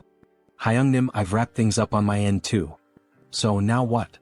He knew that a bandit hideout like this would have stuff like this lying around. Luong, get over here and help carry these crates. We're having a barbecue feast tonight with that old lady. As they return home, we see the old woman sweeping the street. Grandma, they're back. She is surprised by their sudden return. My God, what the hell is all that in their hands? What did she mean by all that? It's all meat and alcoholic drinks, to eat and drink together. So what did she think? Isn't that enough for Grandma to eat, recharge, and stay healthy? Then we see a flashback as if Harley were another young man. What a shame. If her son were alive, he would be the same age Harley is now. At her age, meat? Seriously? She can barely chew. What? So you're not going to eat it? Maybe she'll try a little, since he went through all the trouble. Then we see the old woman biting into a piece of meat and downing a bottle of wine by herself. They knew that women from the south had big appetites, But still, she ate everything by herself and didn't leave anything for them. Ah, that was so good, the food and the drinks were delicious. Alright then, now that our stomachs are full, shall we begin the engraving on Harley's skin? The engraving process is painful, you know. So she lays Harley down on the bed and starts getting ready with the needle to pierce his body. Is Harley mentally prepared? Aha, of course he is. Don't worry, old lady, he was used to going through procedures like this on a bed, a reference to when Hans used to perform experiments on his body. However, before he could finish that thought, the old woman put a stuffed bear in his mouth. Her son bit down on that toy when he had the engraving done on his own skin. So she knows it's going to hurt, so keep it in his mouth because she's about to start. Alright, here we go. When she presses the needle against his body, the needle snaps. Damn it, his skin is so tough that the needle broke and she can't pierce through it. Wow, I can't believe it. Isn't there another way to do the engraving on his skin? He knew that Hyungnam was exceptionally tough, but this is insane. There's no way we're going to use another technique. Don't worry about that. She shifts the angle of the needle, and the markings on her arms start to grow stronger. She's going to make sure that all that meat and alcohol she ate and drank will be paid for, in full. Activating all the markings on her body, she begins to pierce and carve the engraving into his flesh. It's time to show what a first-rate tribal shaman chief from the past is capable of. Then we see the mark that was made, a fiery sun, resembling the symbol of the Sun Pirates from One Piece. Captain Fisher Tiger. System notifications. The entity has fulfilled the conditions and attained enlightenment. He has acquired the skill, Chaco-style combat symbol. Current symbol, Great Warrior. We see a large marking on the right side of his chest. This is truly impressive. It's far more efficient than enhancement through bio-aura. At this level, even without using the body mutation ability, he could defeat an ogre in a bare-handed fistfight to the death. This is perfect. We see the old woman, completely exhausted and worn out. Harley is even concerned about her condition. What's the matter? Is she alright? Is she feeling anything? Don't worry about her. It's just that it's been a long time since she used that kind of strength and those engraving techniques. She's just out of shape. She'll be fine after resting a bit. Lock it in, brother. We've just found more work to do. And what would that be, brother Harley?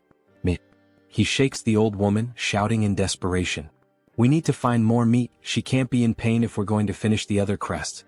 We need to keep her alive and well. That damn stubborn bastard. Let her rest a bit before continuing. In the next scene we see Heinrich lying in bed, his body completely wrapped in bandages. Meanwhile, someone is standing in front of his body, praying and speaking divine words. A paladin approaches from behind and asks if she's still praying for him. Cardinal Pion, if she continues praying and using divine power without resting, it will certainly have serious consequences on her body. So please go easy. Yes, she knows the consequences. But her heart won't let her rest. She can't forget what happened, the last vision she had of him. In that moment he stood firm against the immortal king, refusing to back down until the very end. Yes, it was like witnessing the birth of a new hero. Wait, Sir Heinrich, a new hero? The saint's face turned slightly red. Oh, your eminence flatters me by speaking that way. Sir Heinrich, you're finally awake. We were worried, you've been asleep for many days. Is the pain bearable? Thanks to the saint's care, your body is doing well. Sir Heinrich, we now proclaim you not just as a champion of our great divine order. No. We proclaim you as the hero of Out Erica. Finally, says Heinrich with a mischievous smile. Now he can say that both the hero and the demon king have officially been cast in their lead roles. Let's create a Taoist, the one who will play the demon king Hans. Now that the hero has been born, he believes it's time to fulfill his duties as the demon king. With the power of his perfectly refined contagious ministry magic, he will spread his infamy even farther than before.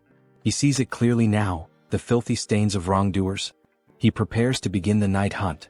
He will drag every one of them into hell. Quick, move and keep going.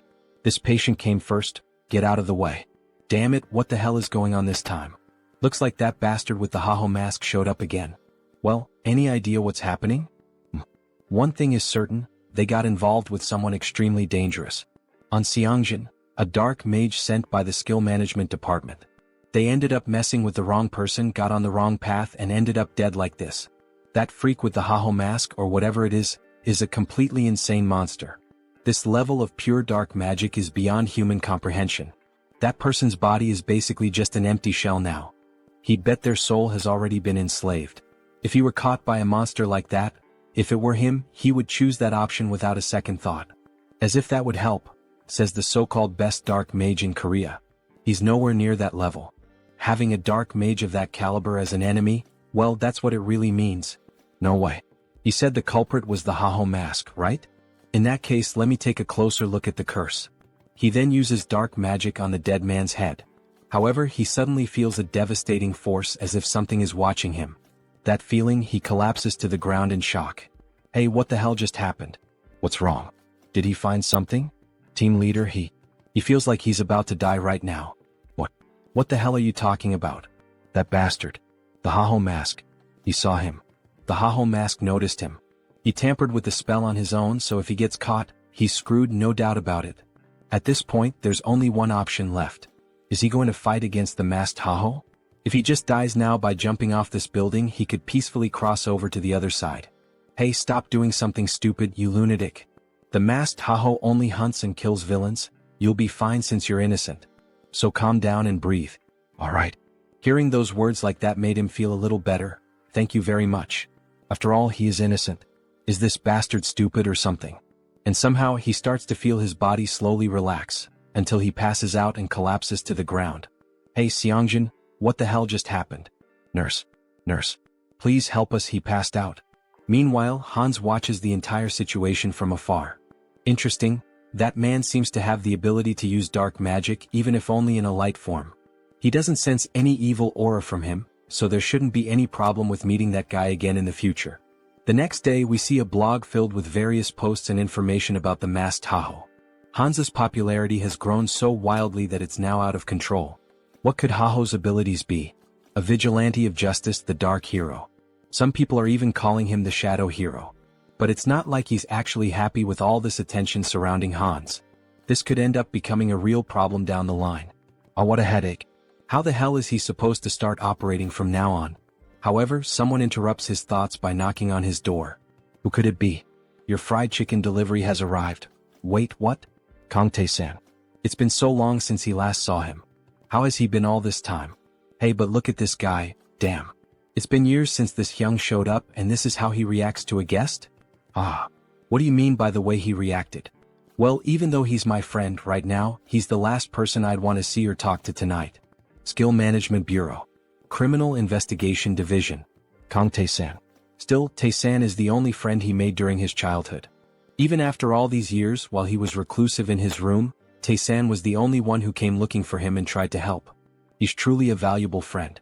But seriously now, Hyun seems different.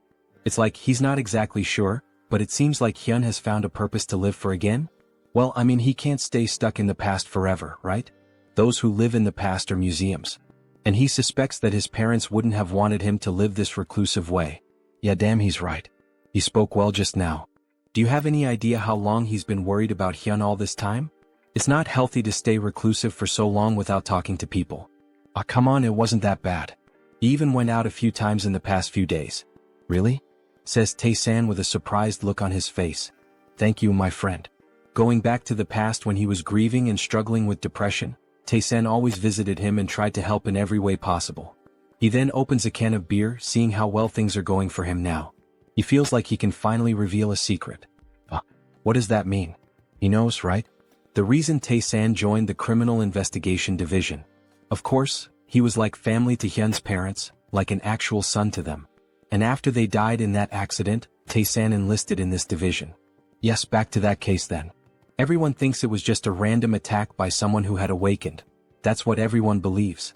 Well, at least until recently. But he doesn't think that's the reason for this case anymore. There's a group that has been operating in the shadows for a long time, calling themselves the Society of Divine Retribution. They are a group of bastards who are very meticulous. So far, they haven't been able to link anything or even catch a scent of them. But you've been following the news, right? That masked figure known as Haho has given us a lead. They've given us the first clue.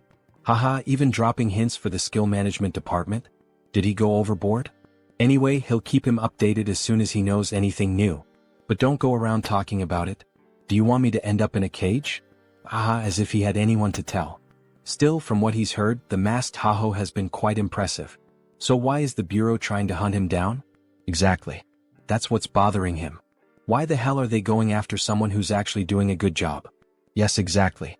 The protagonist is happy to see Tae-san on the side of the masked Tahoe. After all, it's his clone who is doing all this investigative work. Anyway, let's drink until we pass out tonight. A celebration for Han Sunghyun's new beginning. Then, after several drinks and chickens, they start talking about other things. Just give up on being a writer. What's wrong with that? A hero and a demon king? Well, that's so cliché. And giving the demon king the name of Hans? Tae-san laughs a lot. That's so boring. It doesn't even sound like a name you made up over coffee or something. What does that mean? This is a classic. There's nothing wrong with the description of this story. This isn't a classic, this is what we call cringe.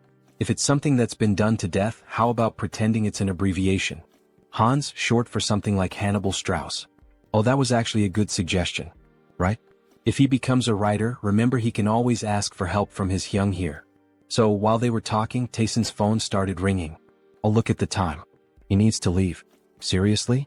It's still so early. The leader of the Dawn team said he has to show up today. He's leaving. Oh, alright then, Tae-san. We'll talk later. I forgot to ask something before. Your grandmother is doing alright, right? Tae-san pauses for a moment at the door as if feeling uncomfortable. To be honest, her condition has worsened quite a bit recently, and there are no signs of improvement. Maybe it's already time to start preparing emotionally in case the worst happens. Wait, is grandma that bad? Is there anything he can help with? Anything at all? Hey dear writer, just focus on writing your material. Don't worry, he'll take care of things somehow. The protagonist really felt the weight of those words, and we see a flashback of someone holding his hand. Is this okay? If you feel like eating something more, tell your grandma, alright?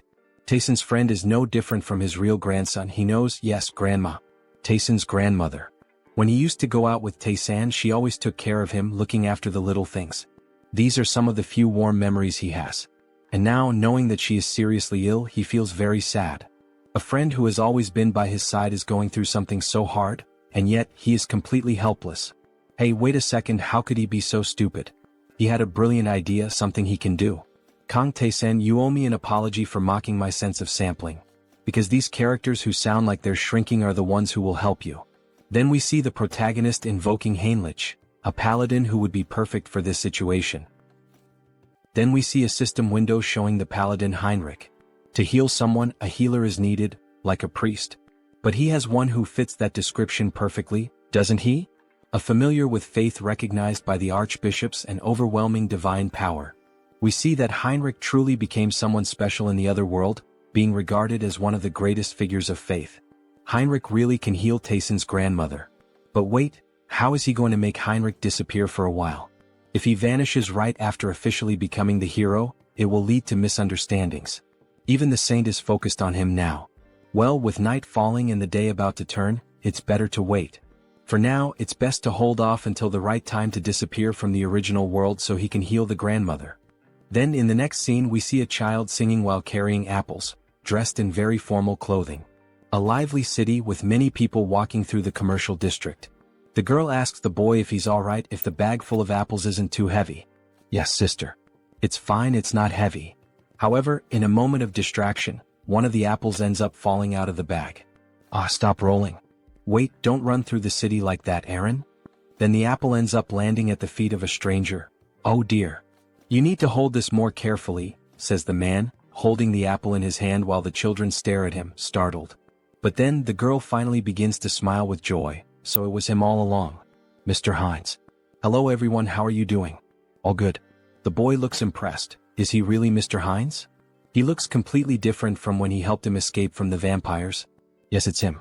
His face has changed a bit over time, hasn't it? Uncle, why on earth are you only showing up now? It's been so long. Haha, right, it's been almost 7 months since he last visited them. Apologies. He had been very busy lately. Alright, but the fact that he came all the way here like this must mean he has some business to take care of here as well, right? Haha, she seems to know everything about him. Heinz looks surprised. How does she already know? No, he came here just to see them. It's alright, Mr. Hines. They're comfortable with it, just be quick about saying what you need to say. But you really should visit us more often, says the boy. Alright, honestly he can't defeat both of them, so he decides to be direct. He searches through his clothing and then makes a proposal. Diana, can he be her employer again? He wants to borrow her information gathering skills and offers her 2 gold coins. Yes, of course I'll help Uncle Heinz, says Diana with a smile. A moment later, Near the end of the afternoon, we see a house and its garden, someone shouting out Soren's name. Also look for places that sell these magical tools. We see various luxurious items, jewelry and magical tools spread out on a table. Wow Lord, where did he manage to get all these high-quality items? Haha, there's always a way to get certain things. Thanks to Diana, he not only obtained high-quality magical tools from the shop in Talia, but also got information from Brokaslak, who had been silent for a while. The pepper he requested is stacked up in the storage room. Great, her friend is going to sell it. And the purge is over. The purge? What does that mean? The people who pretended to surrender or tried to hide. He identified every one of them and executed them, he says with a sinister laugh while throwing cards with his dead targets onto the table. Finally, now our clan will be normalized and secure. Alright. From now on, they just need to exchange magical tools and pepper periodically. So, he's counting on her to take care of the administration of Heteros from now on. Soren is confused by the information she's just received. What the hell did he just say? She's never done anything like this before, she's not sure if it's a good idea. Can she really manage the clan well on her own? Jean Soren, she's a capable person he trusts. If it's her, he's certain she will do just fine. Oh, the master trusts her. She blushes at his trust and promises to live up to his expectations. How easy it is to deceive this girl and gain her trust. He's using dramatic lines everywhere.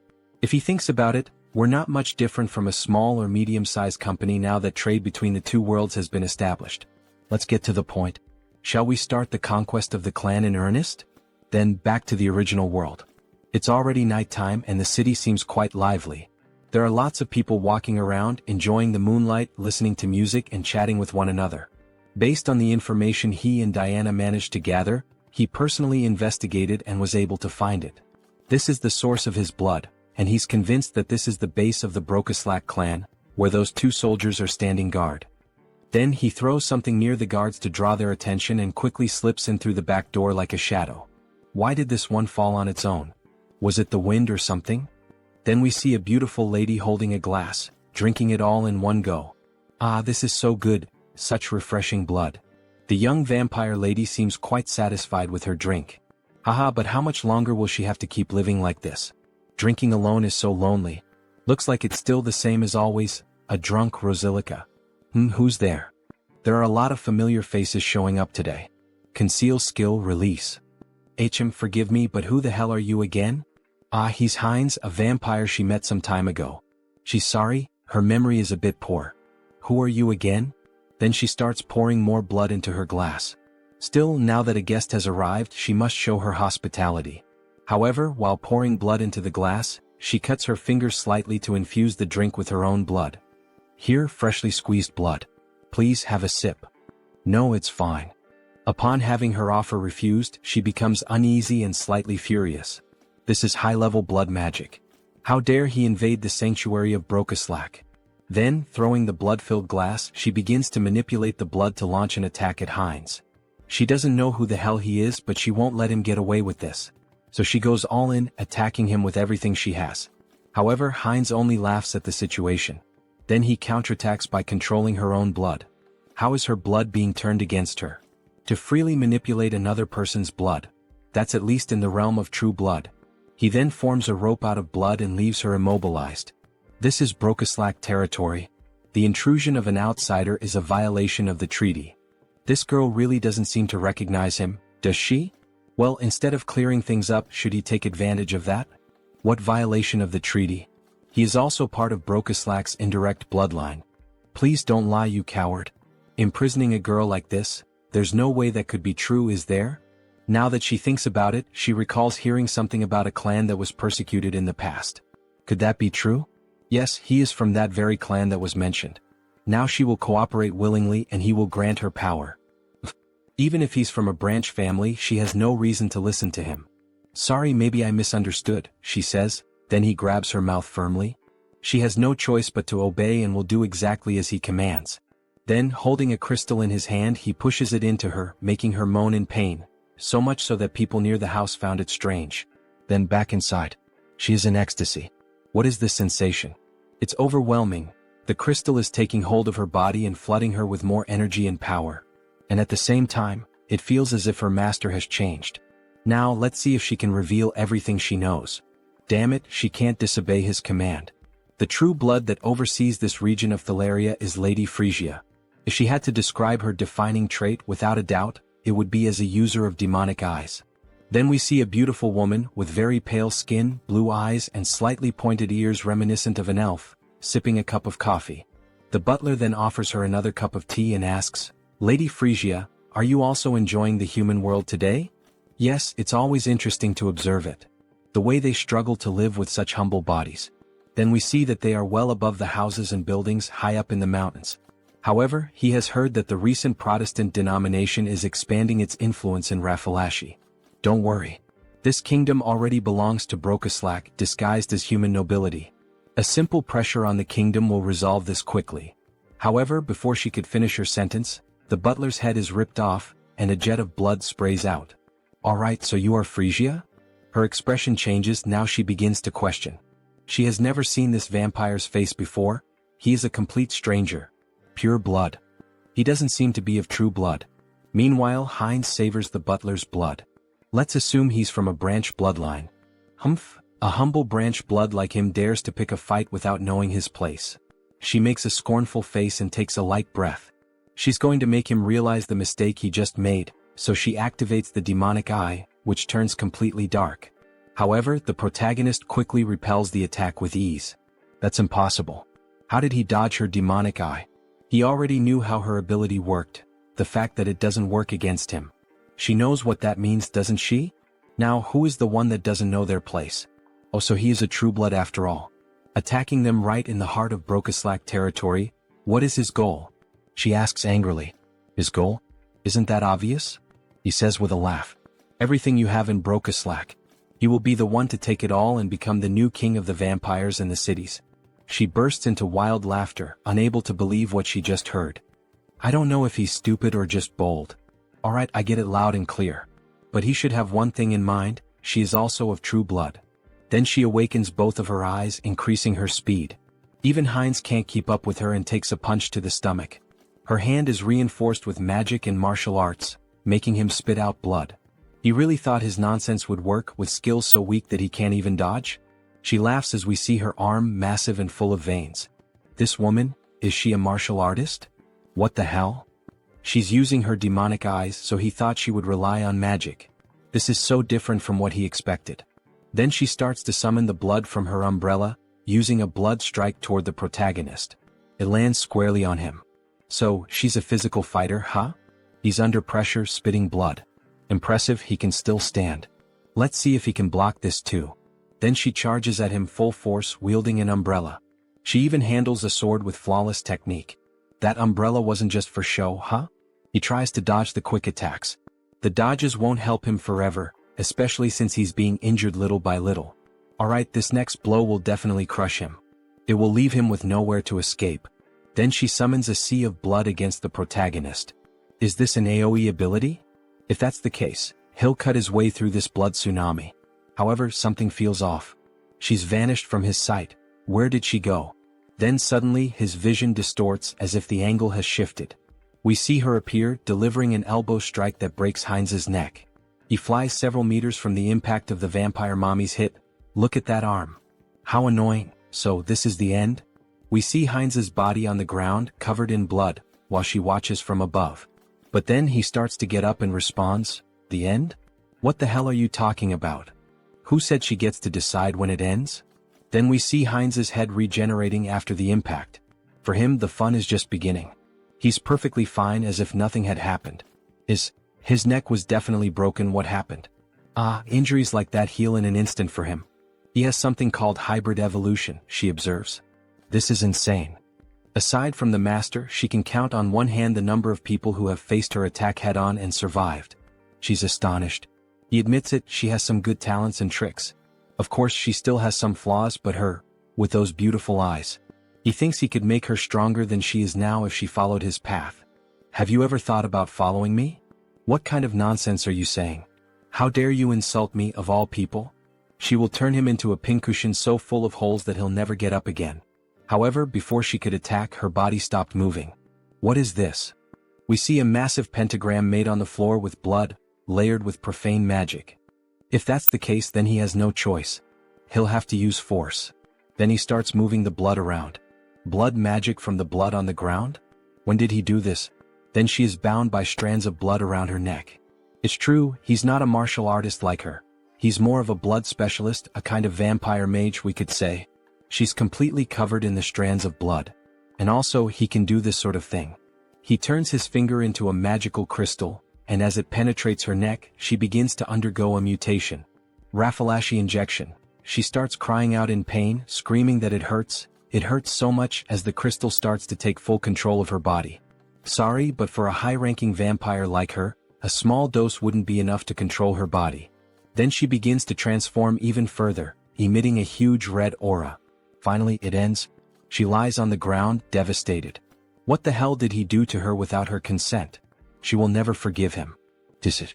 So ungrateful. She should be thanking him, not lamenting. Doesn't she feel it? That sensation, that strength, as if she had been born again. He's right. Every sense in her body feels completely different from before. Her strength, reflexes, flexibility, all her physical attributes not only improved but evolved to a completely new level. Well, starting to feel like thanking me now. She thinks she is. So that she could give him the power to finish him off. Then she tries to make a quick move with a direct punch at Heinz, but her body stops before reaching him. She can't move. What the hell is happening? Her body doesn't want to move. What did this bastard do? It's as if her whole body is bound by iron chains, or rather, chains of blood. This is the power of his blood domination. She has no choice left. She will move exactly as he wants her to. No way, not even with sacred blood would this be possible. Too bad for her because he can. Now, finally, he can ask the most important question, the reason he came to her. Frisia, where is the clan master? Does he think she'll answer that so easily? It's the Duke Bright's mansion. Wait, what? What the hell? Her mouth moved on its own. Good. A little servant so obedient. Our protagonist has gotten himself a nice slave, haha. You bastard, take your hand off me. The gold of the Duke Bright's mansion, huh? It's impossible for a clan lord not to notice that a true blood is being captured. I think it's time to end this quickly and cleanly. Time to begin the massacre. Then at night they arrive at the Duke's house. Master, it's Frisia. She has something urgent to report. May she enter? Yes, please come in. Really now, sir? Couldn't he have at least lit a candle or a lamp or something? Isn't it a little dark in here? He's not human. He simply doesn't need such things. He can see perfectly well in the dark. More importantly, she said she had something to tell him? Yes, well, forget it. She thinks she already understands. It's because of that uninvited guest who's after you, isn't it? So he's already noticed. As expected of a clan master, excellent perception. Well, yes. It would be a shame if the head of a clan couldn't at least notice that. Deactivate concealment ability. What a disappointment, he laments as he closes the book he was reading. Frisia, oh beautiful woman, why did you do this? Then she became a traitor. He releases a murderous aura. He's ready to kill both of them. He is deeply disappointed in her, Frisia. To think that she would dare betray him and serve another master. Mullo is boiling with rage, almost fully transformed. Frisia tries to calm him down while Heinz watches the situation unfold. Lord Mullo, this is a misunderstanding. Please calm your anger. A misunderstanding? You both come to his house at this hour of the night and try to attack him, not to mention the different scent I smell on her. Frisia, you treacherous woman. He spent 100 years with her. Did she really think he wouldn't notice that her blood scent had changed? That something had been altered?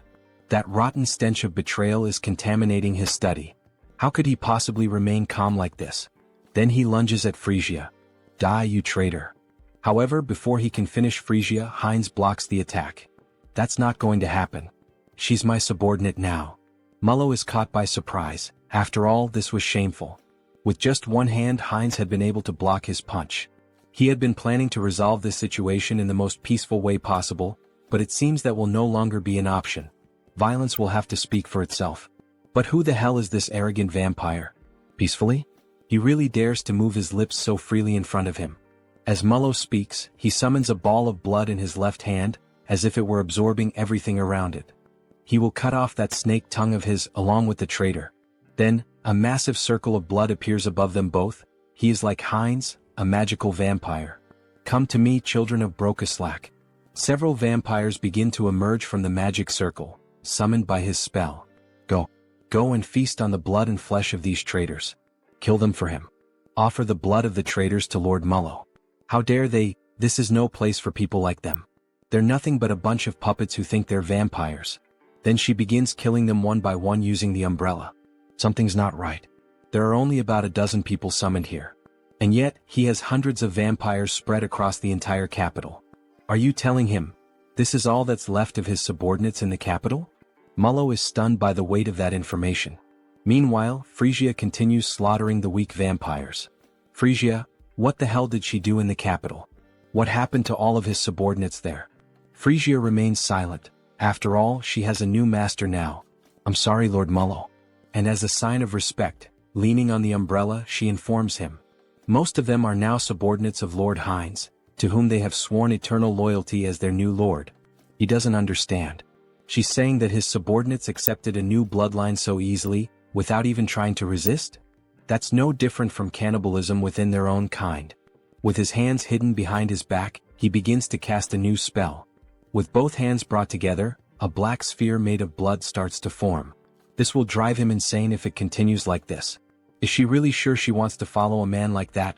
One who will soon lose his mind? Well, all of this is only possible because Lord Hines is from a collateral bloodline of Brokeslack. He's from a collateral bloodline of Brokeslack? As if, don't be ridiculous. Did they really expect him to believe all this crap? As if he were stupid. Brokeslack, magical blood technique. Blood mist. Bear witness. He is visibly shaken by the fact that he's lost all of his subordinates in the capital. So this is the infamous barrier of a blood sorcerer representing Brokeslack. What is this pressure? Is this Mullo's domain? Feels like his head is being crushed and his body is twice as heavy as normal. It's far too early to be this surprised, Hines. No matter when or where, they will always answer the call of their master. Then, by sacrificing a bit of blood into the magical seal on the ground, a vampire wielding a scythe begins to emerge from beneath it. Serve your master, Obeyer. Ah, what a headache being woken up so suddenly. Then we see that it's actually just a vampire child holding a massive scythe in their hands. Why did you summon him so suddenly to this place, Lord?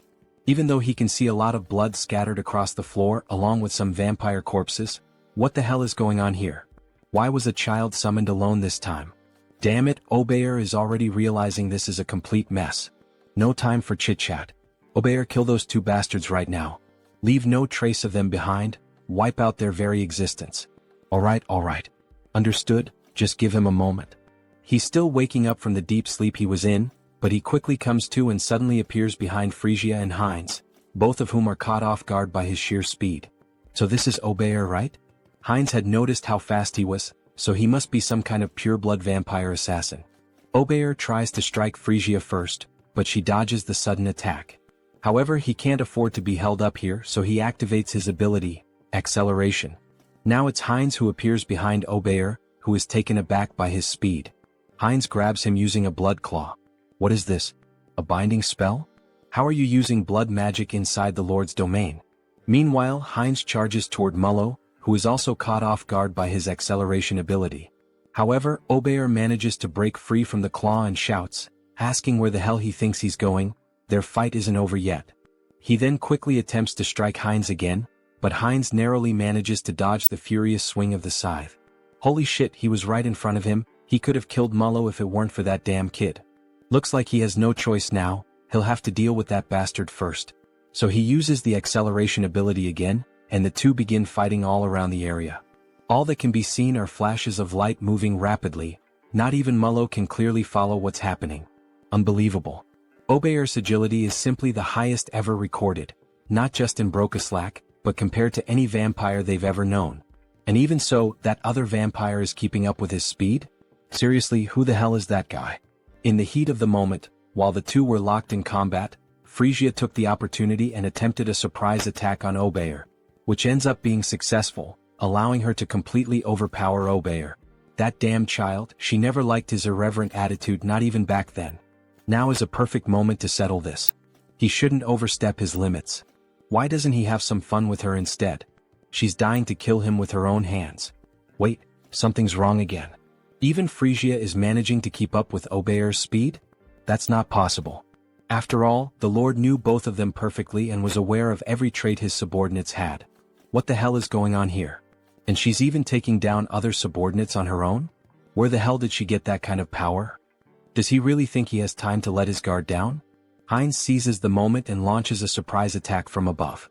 Mullo is caught off guard, but in truth all of this was part of his plan. After all, did Heinz really think he entered this barrier of his own free will? What foolishness. He'll never be able to dodge his attacks here. Then, forming symbols with his hands, he summons a powerful strike. But Heinz was laughing. Dodge. He never planned to do that in the first place. Then his arm is brutally torn off, yet he keeps advancing straight toward Lord Mullo. And finally he manages to press 3 fingers right into Mullo's chest. That bastard, he actually dared to sacrifice his own arm just to win this battle and get close to him. As if he knew how frugal he truly is. But Heinz's arm regenerates quickly. He wouldn't be foolish enough to actually lose a limb. What do you mean his arm regenerated instantly?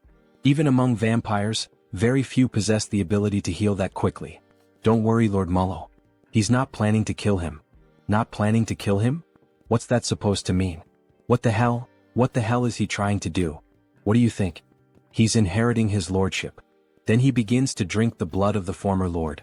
In the next scene we see a spiraling staircase that leads down to a coffin at the bottom. A fairly typical setting with 2 statues of guards standing watch. However, the coffin slowly begins to open, and we see a girl emerging from within. A beautiful vampire with long dark hair and ears resembling those of an elf. Her arms are held close together, and she wears an extremely elegant dress, with a crown of thorns resting on her head. She lets out a yawn but finally rises. She's so tired, she wishes she could sleep a little longer. We get a better look at the coffin, wide and large. But she thinks that can no longer be allowed. After all, something happened, something changed while she slept. Her gaze is shown, completely red and unlike anything seen before. This vampire clearly appears to be someone powerful. Something has happened to her son. It's time to act.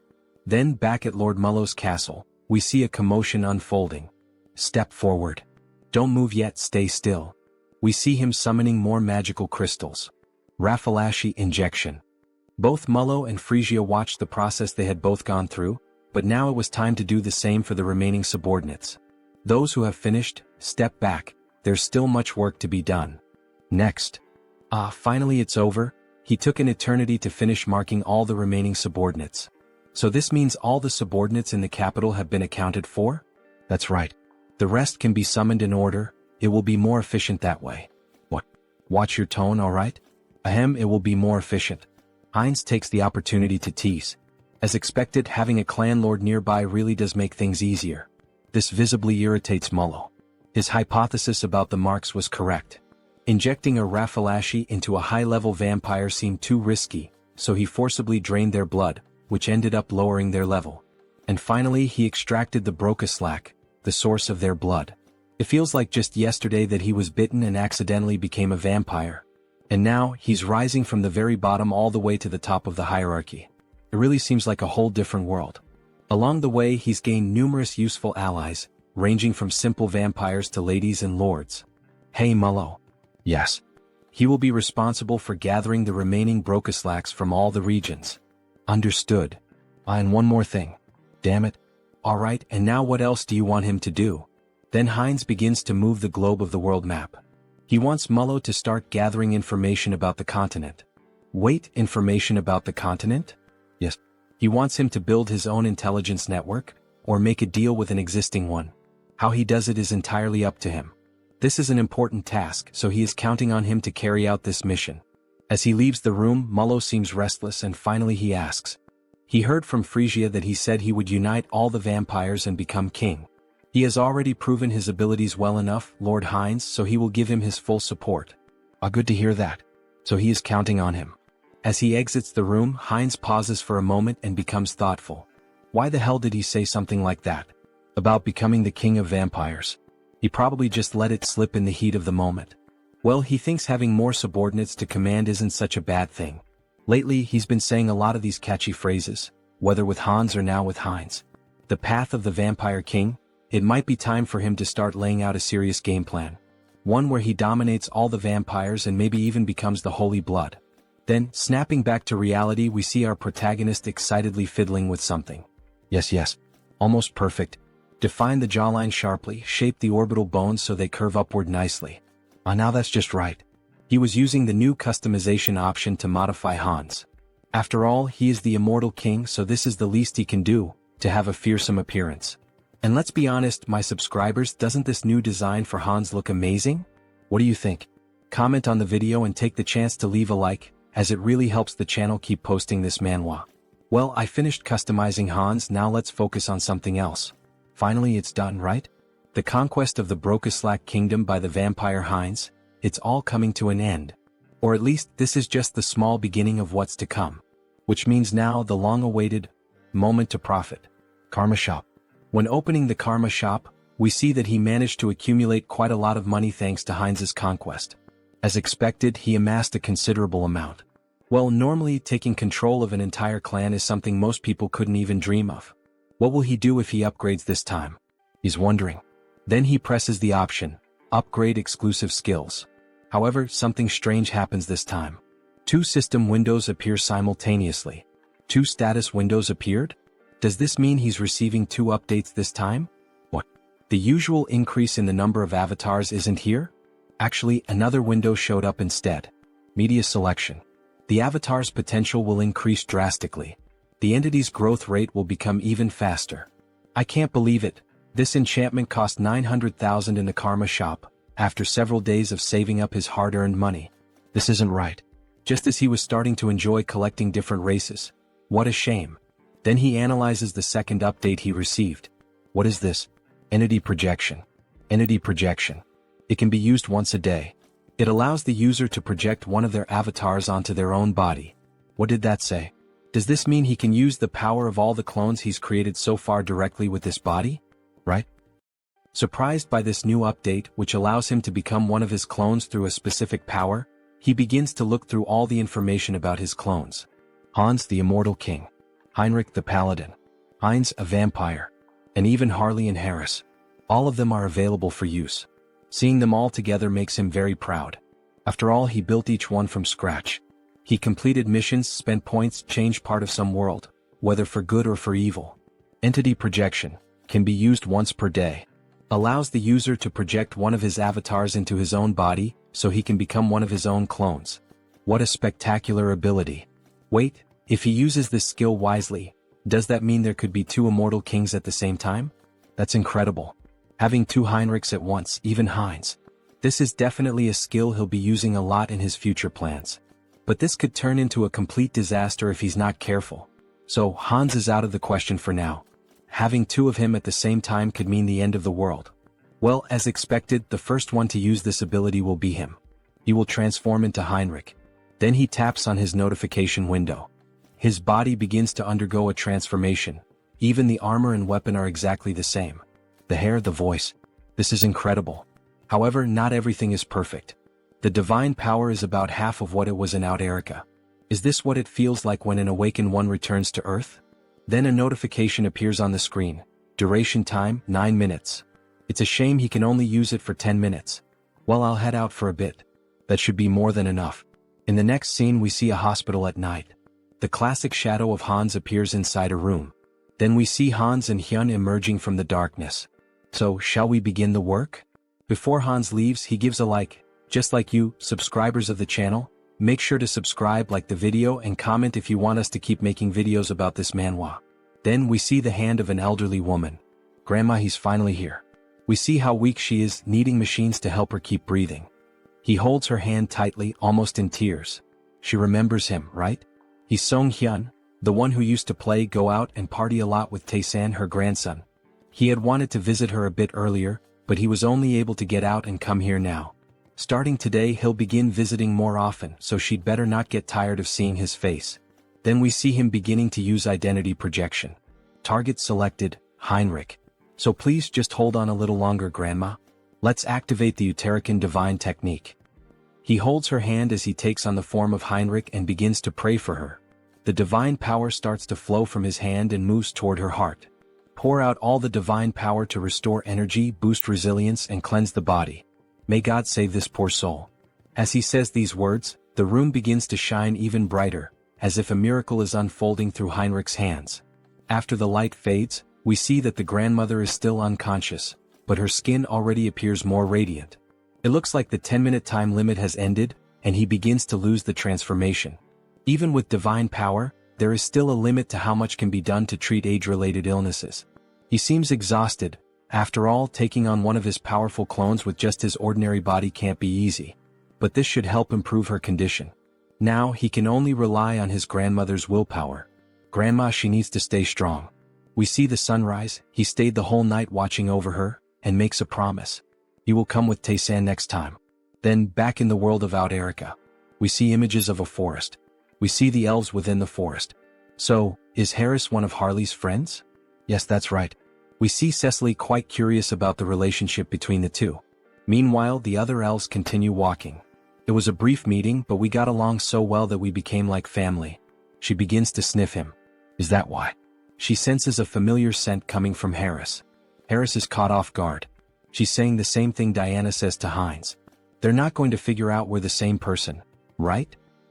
It's a scent similar to what she smelled on the branch of the world tree. She knows that scent well since she spent the whole day with it. Ah, I see. Phew, at least it's not because of being the same person. It's just because the body is made from the same material. After all, it was created from the world tree. In any case, we'll get along well. He's a friend of Harley, so she's going to take good care of him. Yes, thank you very much. Granwood watches all the commotion from a distance, and he lets out a soft smile, as if he were watching two children playing and interacting. Alright, let's take a break and rest here. He said he still hasn't formed a contract with a spirit, right? Shall we practice some spiritual techniques? Miss Cecily is clearly very excited to have a new friend. So they move a bit farther away to begin training. Cecily starts trying to summon a spirit with great effort, and eventually it works. She manages to summon a water spirit. Cecily is overjoyed, as it's one of the first times she's been able to perform the technique on her own. Harris, look at this water spirit, look how cute it is. But he doesn't respond. He has a depressed expression. What happened? What's wrong, Harris? What? Why doesn't it work for him? We only see wind and a leaf moving around him. Even after reaching the maximum value of his affinity stat, it still didn't work. Is something wrong? Is it because he's a false elf? Spirit mages and spirits are companions who grow together. Ray Fury, he's going to help us. Before summoning them, it's important to form a bond with them first. Reveal the power of nature that exists within you and show it to the spirit. He had tried to form a bond after summoning the spirit, but it seems he got the order wrong. He's glad he followed the elves after all. First, focus entirely on affinity and release the overflowing power of nature. Then he begins to channel nature's energy, which emerges in its purest form, glowing a vibrant green. He gathers all the natural energy around him. But what is this? Why is he so good at it? He had mentioned this was his first time trying. Interesting, he has a gift for quickly picking up what he's taught. Maybe he has strong potential. Wait, he feels something pulsing in his hand, an electric sensation. Then system notifications begin to appear. Through repeated training, the entity has reached enlightenment. You have acquired the skill, Spirit Magic. That's it. We see that an electricity spirit has appeared, resembling a Pokemon. At this rate, the two of you will soon be on the same level. He's growing so fast that she almost feels betrayed. Ah, thank you. He has also taken a step forward as a spirit mage. From now on, its name will be What? A reference from real life. The What symbol, W, is the unit of power in the International System of Units, SI. It measures the rate of energy transfer. Alright, let's take a break here. Then he places his hand on the tree. From this point on, he will open the path. All forests and trees are connected to the mother tree, the world tree. And among us, the high elves who are the closest to nature, are able to travel anywhere there is a forest, opening a path that links them. We see the magic surrounding Ray Fury, reflected in the intensity of his eyes. Cecily can definitely do this as well. Seriously, she can do that too? Maybe not right now, but in the future, without a doubt. A path connected to all forests. In other words, it's a vast natural teleportation network, isn't it? This is far more efficient than the portals of the Great Divine Order, which require physical installations. This is the power of the world tree. Alright, we've arrived. Harris is amazed by what he sees. There's no way this place is real world 3. We see a massive tree with a structure built around it and a bridge leading directly to it. There are several houses and other buildings nearby. It's much larger than I imagined. It's your first time seeing the world tree too, right? But Cecily doesn't respond to him. Upon coming into contact with the true tree, she enters a deep trance. Then, with no control over her body, she begins to float toward the tree, while Harris and Rayfury watch in silence. She moves toward the tree which radiates natural magic. This must be the first time you've seen this as well, Mr. Harris. Watch closely and admire. This is the eye-opening ceremony of a high elf, an event that even other elves rarely witness. Cecily is awakening as a high elf, her new eyes are beginning to appear. The eye-opening ceremony, what a spectacular sight. Everything is being reborn, an overwhelming force of nature converging in one place. Then some elf spirits begin to appear. Wait a moment, what is that? The fruit of the world tree. It is handed directly into her hands by the elves. Then she takes a bite of the golden fruit, which resembles an apple. Cecily is truly becoming a genuine high elf. Wait, this is not the time for him to just stand there admiring. He can't let this kind of pure natural energy go to waste. So he begins to channel and meditate. Absorb as much as possible into your body, make it mine. Then something catches Rayfury's attention. His energy flow, something strange. New system notifications appear. The individual has met the conditions and reached enlightenment. You have acquired the skill, affinity with nature. There it is. Now he can grow stronger simply by absorbing natural energy just like the other elves. Mr. Harris. Sir Rayfury, he wasn't just relaxing or anything. Don't worry about that. Look to your side. Then we see a plant floating nearby him. It seems the world tree is quite interested in you, Mr. Harris. Wait, is that for him? Yes, it's a gift from the tree. Really? Normally, sacred relics like this are only granted during the eye-opening ceremony. It's an extremely rare occurrence. They can even be transformed into weapons or accessories. So you must have received a sacred relic during your own eye-opening ceremony as well, Mr. Rayfury. Could it be? No way, that accessory he gave, is it? You should return it now. I know that's definitely not the case. His sacred relic was transformed into a ring, which he used to propose to his wife. Since then he passed it down to his daughter. Proposing marriage with a sacred relic, huh? Mr. Rayfury is more romantic than expected. Look, the eye-opening ceremony is over. Miss Cecily will probably remain asleep for a while now. It's a period during which the rapidly increased energy stabilizes. Really, what a relief. He's at the age to start thinking about retirement, and now a new high elf has appeared. Of course he's not going to retire immediately since we're short-staffed. No need to worry. No, that's not what he means. Retirement age? What age does that guy have?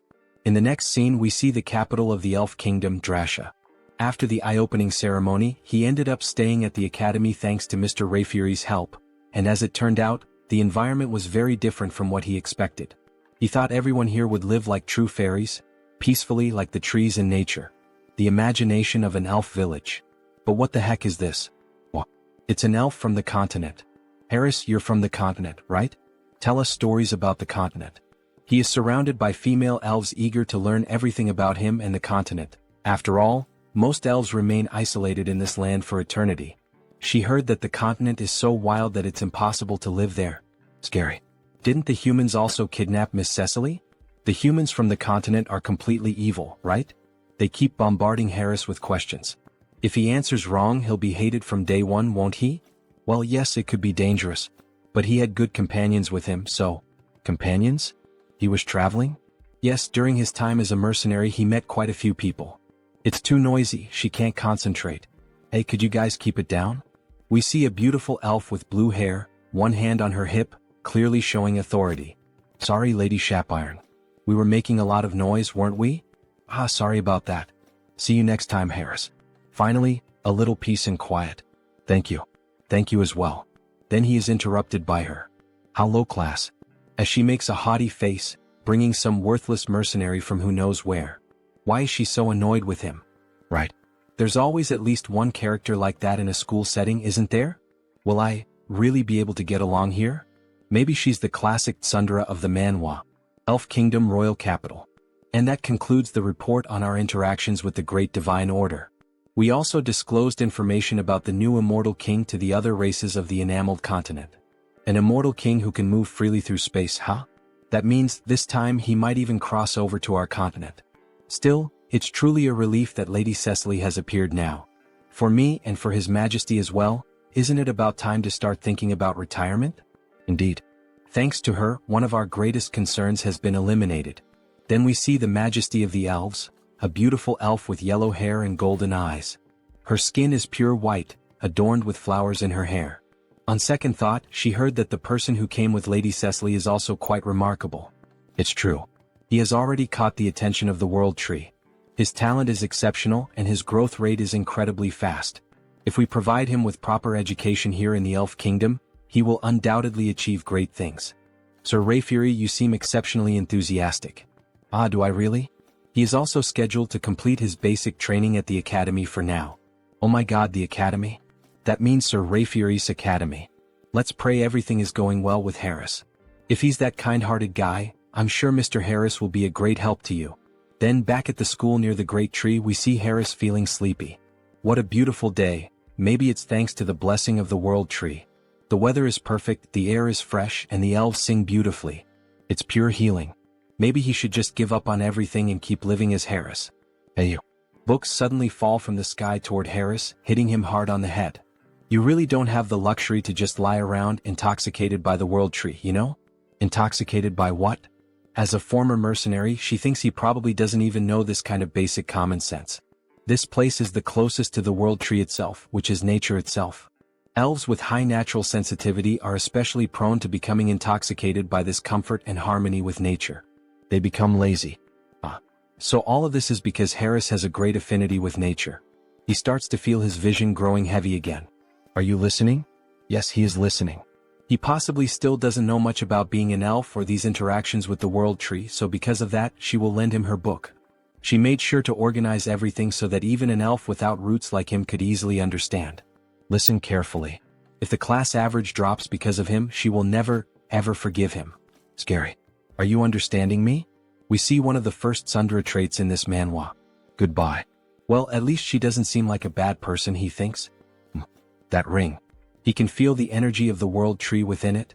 There's no way a sacred relic would be carelessly left lying around. Is she from some noble family? She seemed familiar from the beginning. Somehow there's a strange feeling of déjà vu. Then he remembers what Rayfury told him. He gave his to his daughter though. Wait, that can't be true. Could she really be his daughter? Why are you placing your hopes on that idiot father? Then Harris starts to think more deeply about this matter. This is ridiculous. Shapiron is Rayfury's daughter? They don't look alike at all in terms of personality, do they? He is so calm, but she is like a caged beast. Well, she seems not to like him, but her explanations are very kind. It feels like a private lesson about spirits. Alright, should he try it like this? Then he begins to channel the magic into his hands. Wind and fire start to emerge as the two main forces of nature. The fire spirit is called Kali, the lowest grade fire spirit. The wind spirit is called Pascal, the lowest grade wind spirit. Now that he knows the trick, this is not so hard. Even the one he summoned last time, has already been promoted to a lower rank. Low-grade lightning spirit, what? To think they could grow this fast. Coming to the elven realm was definitely the right choice. Alright, he just has to keep his head down and adjust properly without causing any trouble. Well, as long as he doesn't get involved with Shapiron, there shouldn't be any problem. Or at least that's what he thought, until he ended up having to sit right next to her like they were two stubborn kids. Somehow, he got himself tangled up in this situation. We see a flashback. 10 minutes ago, the teacher started to explain the lesson's content. Let me repeat, forming bonds with spirits is extremely important. And traditionally, there is a secret to maximizing this connection. It is done through dance and song. Just like our ancestors used to do in the old days. Dance and song? That is an interesting theory. Soon, there will be a festival for the new High Elf, Lady Cecily, right? On that day, we will rent one of the main stages in the capital for the evaluations. It will be a performance that Cecily herself will be able to watch. It has been a while since he has done something like this, so wouldn't it be better to show his coolest side? Now, as everyone knows, we have a transfer student. Therefore, this time we will do a group project for the new student. Each group will work together to create their own performance. Your ability to connect with the spirits will be evaluated on stage that day. They can't believe what just happened. Then we see two together and two other unknown elves forming a group of 4 members. Wow, working with celebrities. How lucky. I'm Timer Coffin. And the elf very shy. Nice to meet you. Curie. Well, things have come to this point, so there's nothing to be done. So do you know how to dance or sing anything? If not, we will adjust to match you. He has no idea what to do, so I'm in. Me too. They are being so blatantly dismissive that now he is starting to get annoyed. From what he heard in class earlier, as long as it helps build bonds with the spirits, it doesn't have to be traditional elf music or dance. In that case, thank you for your consideration. At that moment he remembered a song he used to sing often in his hometown. Ah, it's a song from his hometown, so it must be from another continent, right? Yes. His parents loved it too, so it's a song he could never forget. Ah, he's confident, isn't he? Of course. Even though he lived a reclusive life for a long time, there was a time when he never scored below 90 in karaoke. It's time to show them the skills he polished at karaoke. However, even as he shows confidence, Shapiron still remains suspicious of him. She does not approve of him at all. What would a mercenary know about elven music? Someone like him being acknowledged by my father and by the world tree? All these stares are burning me up, Harris comments. She will never accept this. Fine. Prove your worth. But if you mess up, you will be held responsible. Alright then. But he has one condition too. A condition?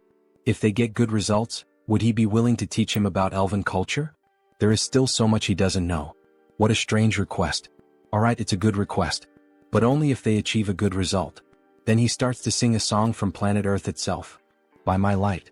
Find my light. To the paradise that I will find. I will embrace you, one that will never disappear. While playing an instrument, the spirits danced along with him. Then a system notification appears. The entity has reached enlightenment through repeated training. Acquired the skill Melody of Harmony. Melody of Harmony, huh? The tone definitely sounds more stable now. It feels like the power of nature is keeping his vocal cords steady. It's the first time he has heard a song like this. And these instruments? He has never seen anything like them before. Wow, congratulations. The shy elf claps her hands, meanwhile, Shapiron stays silent with her head down. This is ridiculous. Her spirits really reacted to that rootless, baseless song. They actually connected with the music of an outsider? Shapiron, why that face? You were shaking your shoulders just now. When did she do that? Then the system shows another notification. The spirits are evolving in sync with the melody. Low-level fire spirit. Low-level wind spirit. So now Callie and Pascal have also evolved, just like what? Then he starts to hear a strange noise coming from the forest. What the hell is that? It feels like he's being called. Wait, could that be a sound spirit? He begins to channel magic into the palm of his hand to feel the call. Suddenly, a magic portal opens right in front of him. A spirit manifested in the physical realm. This is something you almost never get to see. They resonated so deeply that even a sound spirit responded? Alright. Its name is Decibel. Sound spirit Decibel. This spirit looks like a small ghost-type Pokemon, like a tiny Jengar. What an incredible gain. Shapiron said that spirits from the phenomenal realm can perform a wide range of tasks. To think there is a song that moves the hearts of the spirits like this. Let's do this one. It will definitely be a huge success. She thinks so too. Sound spirits are only attracted by beautiful sounds. So what did you think, Miss Shapiron? Alright, I admit that the sound was very beautiful. Great. Then, shall we start planning the rehearsal schedule and the stage production until the day of the performance? Yes. Well, could he teach her how to play the instrument he used earlier? It seems interesting. Haha, with a mischievous look he says, of course I can help, miss. What is that expression? That is not appropriate for elves, so stop that right now. So, shall we split the parts first? Then the day of the main event finally arrived. You said your daughter is in the same group as Mr. Harris, right, Mr. Rayfury? That's right. You must be very nervous. Not at all. Why would he be nervous about a simple performance? Ah, he is very nervous, it seems. So, shall we listen to the song that Mr. Harris prepared? We see the 4 members up on the stage. Harris is holding a guitar, Timer Coffin is playing the drums. Then the show begins. Harris starts playing the guitar, creating a beautiful sound that even makes the spirits around them start to dance. Timer Coffin and Curie follow along with the rhythm. And of course, our dear elf, Shapiron, is playing the acoustic guitar in a very shy way. Harris notices this and starts playing more strongly to draw everyone's attention. Among the green bushes. If we run together, the spirits will guide us. As Shapiron and Harris keep singing, everyone becomes moved and amazed by the quality. Even Rayfury is enchanted. The beautiful singer is showing all her talent for culture. It's the first time she hears this song, but it makes his heart race. The tone is also very beautiful. In search of the miracle of connection, let's find it together on our new journey. Shapiron can make that kind of expression? What song is this? It's the first time she hears it, but it's amazing. My ears are sensitive, but this music is really good, isn't it? Walk under that light, take my hand. Sir Rayfury, look over there. To think they are using the spirits this way. It's incredible. We see all of them together on stage, singing and smiling, a true show. Then, when Cecily was about to speak again with Rayfury, she noticed that he had vanished. Where did he go? That child over there is my daughter. She is my daughter. Yes. The woman is confused. Who would have thought he had this side, the overprotective father? Let's go together toward a new light. I'm not afraid. Shapiron helped a lot with the splendid stage production and the tuning of the instruments. As expected from an elite. Her spiritual knowledge is incredible. Since we are together. After being so irritable, she is the one enjoying it the most, isn't she? They keep singing, everyone happily putting on a big show for everyone in the Elven realm. At the end of the show, everyone gives a round of applause. Sing another song again. Her breathing was more stable than usual, and the music flowed smoothly. Who would have thought she would become so immersed? System notification. Melody of Harmony Skin is in action. Target, Shapiron Sylvest. Looks like it works well on other people too. He used the new skill to support Shapiron. So even her father was there watching her. Shapiron is moved. Shapiron, what do you mean? This is... Sir Harris, she has misunderstood you all this time. Sorry for being so rude to you. She lost the bet. Just hearing that already calms his mind. It's amazing that music alone can have such a big impact on so many people. You will definitely have a great impact on the Elven realm, Sir Harris. Then back in the Holy City. We see the Saintess sitting and reading some documents in her office. Lady Saintess, it's Heinrich. So he has already arrived, ask him to come in please. Come in, make yourself comfortable. Welcome, Sir Heinrich. However, what really catches his attention is the book on the floor. The Hero and the Saintess's Adventure. Let's pretend he didn't see that. Please have a seat. She called him here today to talk about something important. Something important? Maybe you have already heard about the Sacred Sword? Sacred Sword? The most powerful exclusive weapon that the hero protagonist in fantasy stories uses. Well, he doesn't know much about it, but he knows it is a traditional weapon for the hero. There is a decree that was unanimously approved by all members of the church. What do you mean? What kind of... Sir Heinrich, please challenge the trial of the Sacred Sword. The trial of the Sacred Sword? Am I really worthy to receive such an opportunity? Jackpot, you are the best, Lady Saintess. It was a meeting held in a hurry because of the resurrection of the immortal king, but no one had any objections. Because Sir Heinrich is the new hero of the Grand Divine Order. That praise is too much for me. The place where you will undergo the trial is the Great Temple of Pickle, in the western part of the continent. If it's the Great Temple of Pickle, the Salb Empire, which was destroyed 300 years ago by the second immortal king. After that, for countries claiming to be descendants of the empire were founded in that place, forming an alliance of kingdoms.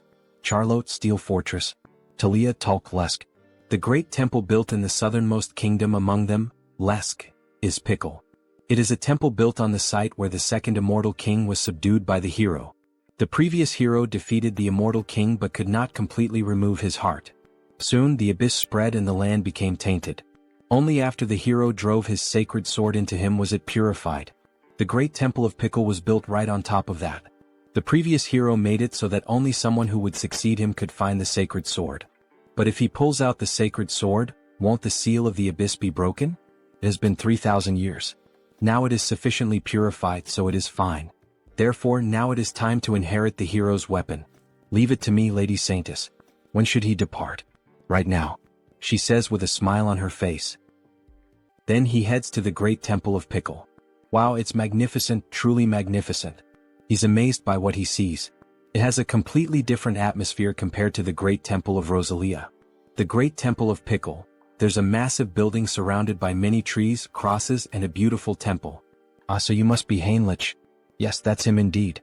So, this person he's speaking to would probably be Cardinal Donovan? Wait a second, what kind of body is this? He looks like a wall. Yes, that's Donovan. He's the one challenging the sacred sword, right? Yes. He knows you're busy, so thank you for meeting him in person. Then we see that this priest is at least 6'7". Besides having a muscular build, his face is covered with scars. No. Aren't you the new hero recommended by the saint? Of course he had to come in person. Just like the rumors said, he's very trustworthy. They say he used to be a paladin and you can tell. His physique, even the strength of his handshake are no joke. If he had known he wouldn't get to see the saint again after his appointment, he would never have accepted the position of cardinal. Donovan, you look like a worm. We see that the saint has admired worms since her childhood. And of course she has a fondness or some kind of special bond with Donovan. Sir Heinrich, he's going to be honest with him. He was genuinely worried that some random brat might try to hit on her. Can he understand the heart of an old man like him? If someone like that shows up, he will personally take responsibility and deal with him. Yes. Alright, but before that, what about the sacred sword? Ah yes, pardon him, he completely forgot about that matter. Then he puts Heinrich back down on the ground as if he were holding a toy. Before that, there is something he needs to tell him. The trial for the sacred sword can only be held once a year. Countless paladins have already challenged it and failed. Does he truly believe he is up to this task? Don't worry. He will face it with the faith that the divine is always watching over him. To think that there's still a young man out there with faith this deep. Indeed, he has everything it takes to be the next hero. O Divine One, you will help him this time too, right? He believes in you. We see the image of the angel, uncertain about what to do with this request. Then they start descending into a sort of labyrinth. Donovan uses the sacred light to guide Heinrich. It's deeper than he thought. Could it be because it was built for sealing purposes? Now that he thinks about it, Sir Heinrich, does he know what the trial consists of? Yes, he heard from the saint. She said the trial changes for each challenger. That's right. Some finish in just a few hours, others take weeks. Since each trial is different, there is no advice he can give him. Finally, they arrive at the destination. If he wants to turn his back and run away, now is his only chance. So this is it. It's the Gate of Trials. So huge and mysterious, he can definitely feel some sort of power behind the door. Then, with a smile on his face, he makes his decision. Without fail, he will retrieve the sacred sword. So that's your answer, Sir Heinrich? May God help you. The moment you step inside, the trial will begin. His hand starts to shine even brighter. May luck be with you. Then the door opens and Heinrich walks toward it. He prays for the new hero's success. Then a system notification appears. The first trial of the Holy Sword. They say the trials are different for each person, but even so, the system notification shows up. Reach the destination within the time limit. That's already a problem right from the start. The door he entered through has vanished, and there are paths both ahead and behind him. So it's telling him to choose, huh? He's literally inside a labyrinth like a minotaur's maze. So he does some light stretches before starting. Alright for now. Blessing, leap. It's a battle of speed. He starts moving at the speed of light. Leap. He rushes forward through walls, secret passages, and doors inside the maze. However, he notices something odd. Something feels strange. At this pace, he must have already leaped over several cities, but he still can't see the end. The goal of the trial is also vague. Reach the destination within the time limit. But exactly where is he supposed to reach? Could there be another solution for this? Then he has a flashback of the saint. They say the trial of the Holy Sword is different for everyone. She believes this truly reflects the will of the divine. Really? It's written in the scriptures, you know? The divine is always watching over us and gives us trials that we are capable of overcoming on our own. Trials that we can overcome on our own. Right, this is a trial given by the divine. It's not just about reaching the end within the time limit. It's a trial that truly pushes him to his limits. In that case, leaping is not efficient. The fastest way to drain his energy and reach his limit is, he thinks he'll try bunny hopping. It's like he was recruited into the military or something like that. And then, after some time, a system notification appears. Having cleared the first trial, proceed to the next. Even so, even after that, Heinrich took exactly 40 days to finally find the door. That's insane. Heinrich is lying on the ground as if he were dead. He pushed himself beyond the limit of his own limits. 40 days? Don't you think that's a bit too much? He realized it about halfway through, but there's a time dilation here compared to the outside world. In Out Erica it's 10-1 and on Earth, it's 100-1. He only knew this because his avatars let him track the difference, but he's going to abandon the trial.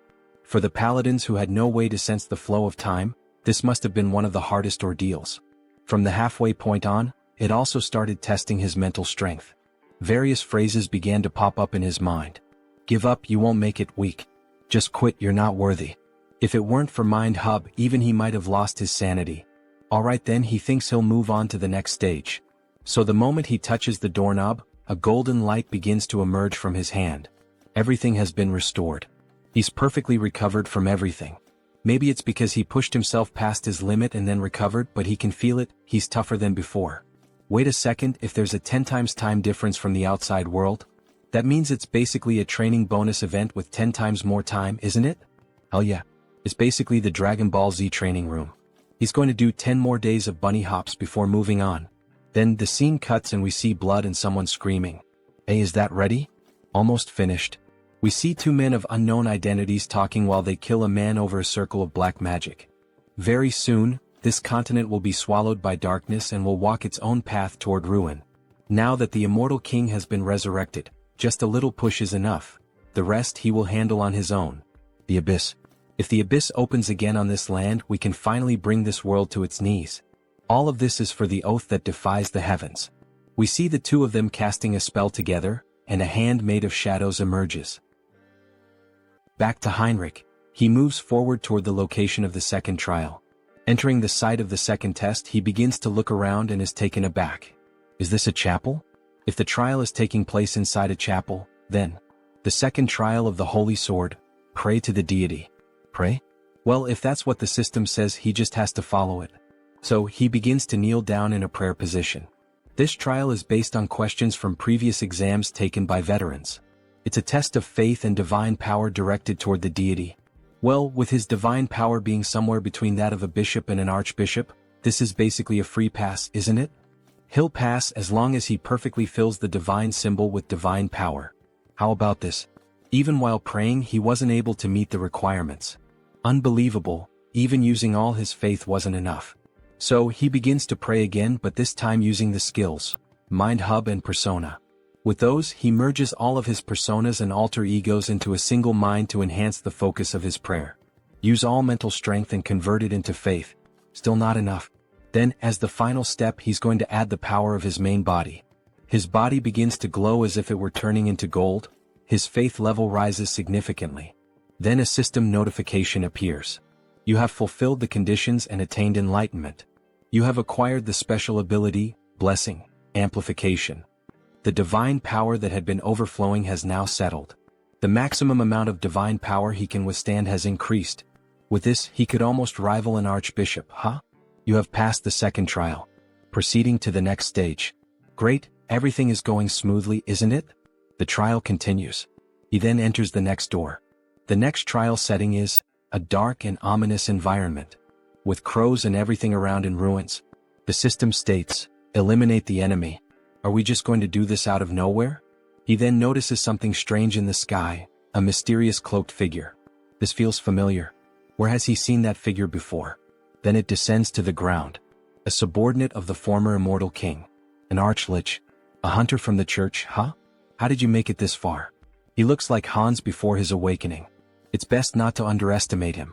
After all, even a paladin would hesitate to face an archlich in one-on-one combat.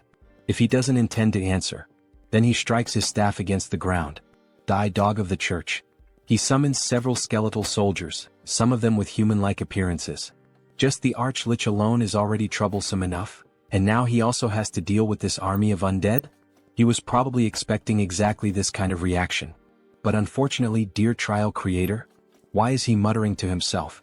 Like someone about to die, your resistance ends here. Go forth, my subordinates.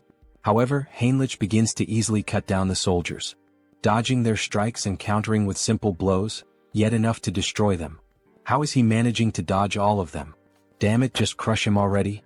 Then they all charge at him. That archlich shouldn't assume that all he knows how to do is dodge. So he draws his sword, embedded with holy power, and begins slicing all the enemies in two. That divine power?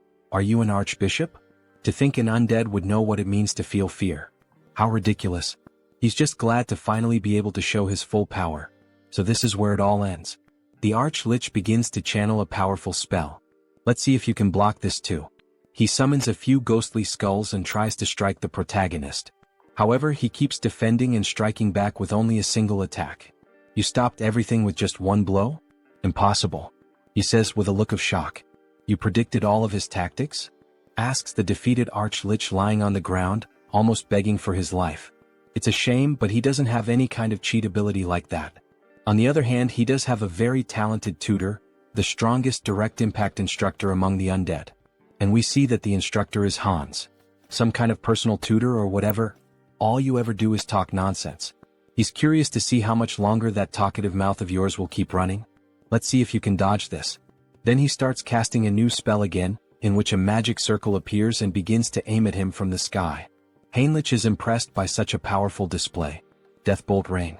Black lightning bolts begin raining down on the protagonist, giving him no chance to defend. The Archlich laughs. After all, he believes he has defeated his enemy. Ah! There's no way he could have blocked his secret technique. Farewell, arrogant holy knight. Then he hears a voice from afar. Oh, so that was your final move? What? He's still alive? How the hell is he still alive? Of course he's alive, because it didn't hit him. Heinrich says it with a defiant smile on his face. That makes no sense. How could a mere holy knight block his ability? It's impossible. This is completely impossible. Then he unleashes his secret technique once again, and we clearly see that Heinrich has no difficulty moving and dodging all the black lightning bolts. In fact, he's even laughing while dodging. Yeah, it probably doesn't make any sense to him, logically speaking. Even if there's a type advantage, it's still incredibly difficult for one person to completely block that kind of bombardment. But with Hansa's knowledge now being his, he can see every single weakness in the dark magic. So he quickly closes the distance to the enemy and declares that this is the end. With a swift and clean slash, using all the holy energy he can muster, he cuts the Archlich in half, purifying even the ground beneath the strike. However, even though he appears to be dead, the Archlich continues speaking. Ah, not bad, holy warrior of the Orda. But he will never be able to kill the Archlich. As long as he doesn't manage to destroy the core, he'll keep regenerating, again and again. We see a trail of dark magic floating around, moving toward a secret passage in the ground. Fufu. The Order really has created an impressive holy knight. But soon he'll taste true hell once he's resurrected. We see a purple egg. Inside it, as if there were a black hole, a star-filled void. He'll make sure you pay for this humiliation. The Order will. Got you. Heinrich appears suddenly. Spreading dark magic around like that, how could he not notice? He arrived first and had been waiting. What? Wait. Very well then, goodbye. He swiftly slices the egg into pieces, and a system notification appears. Third trial cleared. Proceed through the gate to the place where the holy sword lies. Then he sees the new door in front of him. As expected, defeating monsters and receiving rewards really is the proper way to do things. Alright then, he should head inside. We see the new location he's been teleported to. Several statues stand around with a sword embedded in the ground, surrounded by 7 tombstones. Heinrich is struck by the sight. So this is the famous holy sword. A beautiful weapon with golden inscriptions running from the hilt to the blade. The spot where the sword is embedded is the abyss created by the immortal king. Remove the holy sword and be recognized as its master. Alright, let's do this. As he begins to pull the sword, all the sacred energy in the area starts to become distorted. Something is endlessly pouring out. Are these the battle records of the previous heroes? The techniques for wielding the holy sword, the tricks for manipulating energy, even methods for dealing with special monsters. This is the accumulated knowledge of all the past wielders of the holy sword. Everything begins to flood into his mind, as if he were inheriting all the wisdom of his predecessors. Even so, their emotions are also flooding into his thoughts, so it's best to stop here. He activates the Mind Hub skill. Other holy knights might succumb, but not him. This is already enough, so he begins to apply more force to pull the sword. Come out quietly. Partner. You have achieved the condition and gained enlightenment. Great. Acquired special skill, blessing, holy sword. A stigmata on his palm? In the shape of a cross. Then the sword begins to shine intensely and vanishes. So he can use it like a subspace, huh? That'll be useful for drawing the holy sword. You have achieved the condition and gained enlightenment. Skill, Paladin's combat techniques, and comprehensive weapon arts, have merged and evolved into special skill, Logia's holy warfare. Then he summons the sword from the subspace and begins to train. This is incredible. To think he has acquired the perfected battle technique of the holy sword's past wielders. With just enlightenment, his power grows stronger and his movements become sharper. Finally, as he gazes at his reflection in the blade, we have reclaimed the holy sword, my lady. Then the scene shifts. A mountainous region on the western continent of Ion, between the kingdom of Talia and Lesk. We see an abandoned house in the middle of the forest. Inside it, there are scrolls and skulls. Dark mage of the mountains, what is your name? We see Hans with his new appearance. His name is Victor Nolan, sir. He is kneeling, trembling with fear. Victor, this is Hannibal Strauss. He does know who that is, doesn't he? Yes, of course he would know, Sir Immortal King. He will follow every command given, so please spare his life. He came to recruit talents, so why all the nervousness? He even spoke quite kindly. But he forgot he still had the Eyes of Darkness skill active. While talking to Victor, he sensed something strange like a sixth sense. But what was that? Victor, confused, asks, "What happened, my king?" Someone openly conducted sacrificial rituals.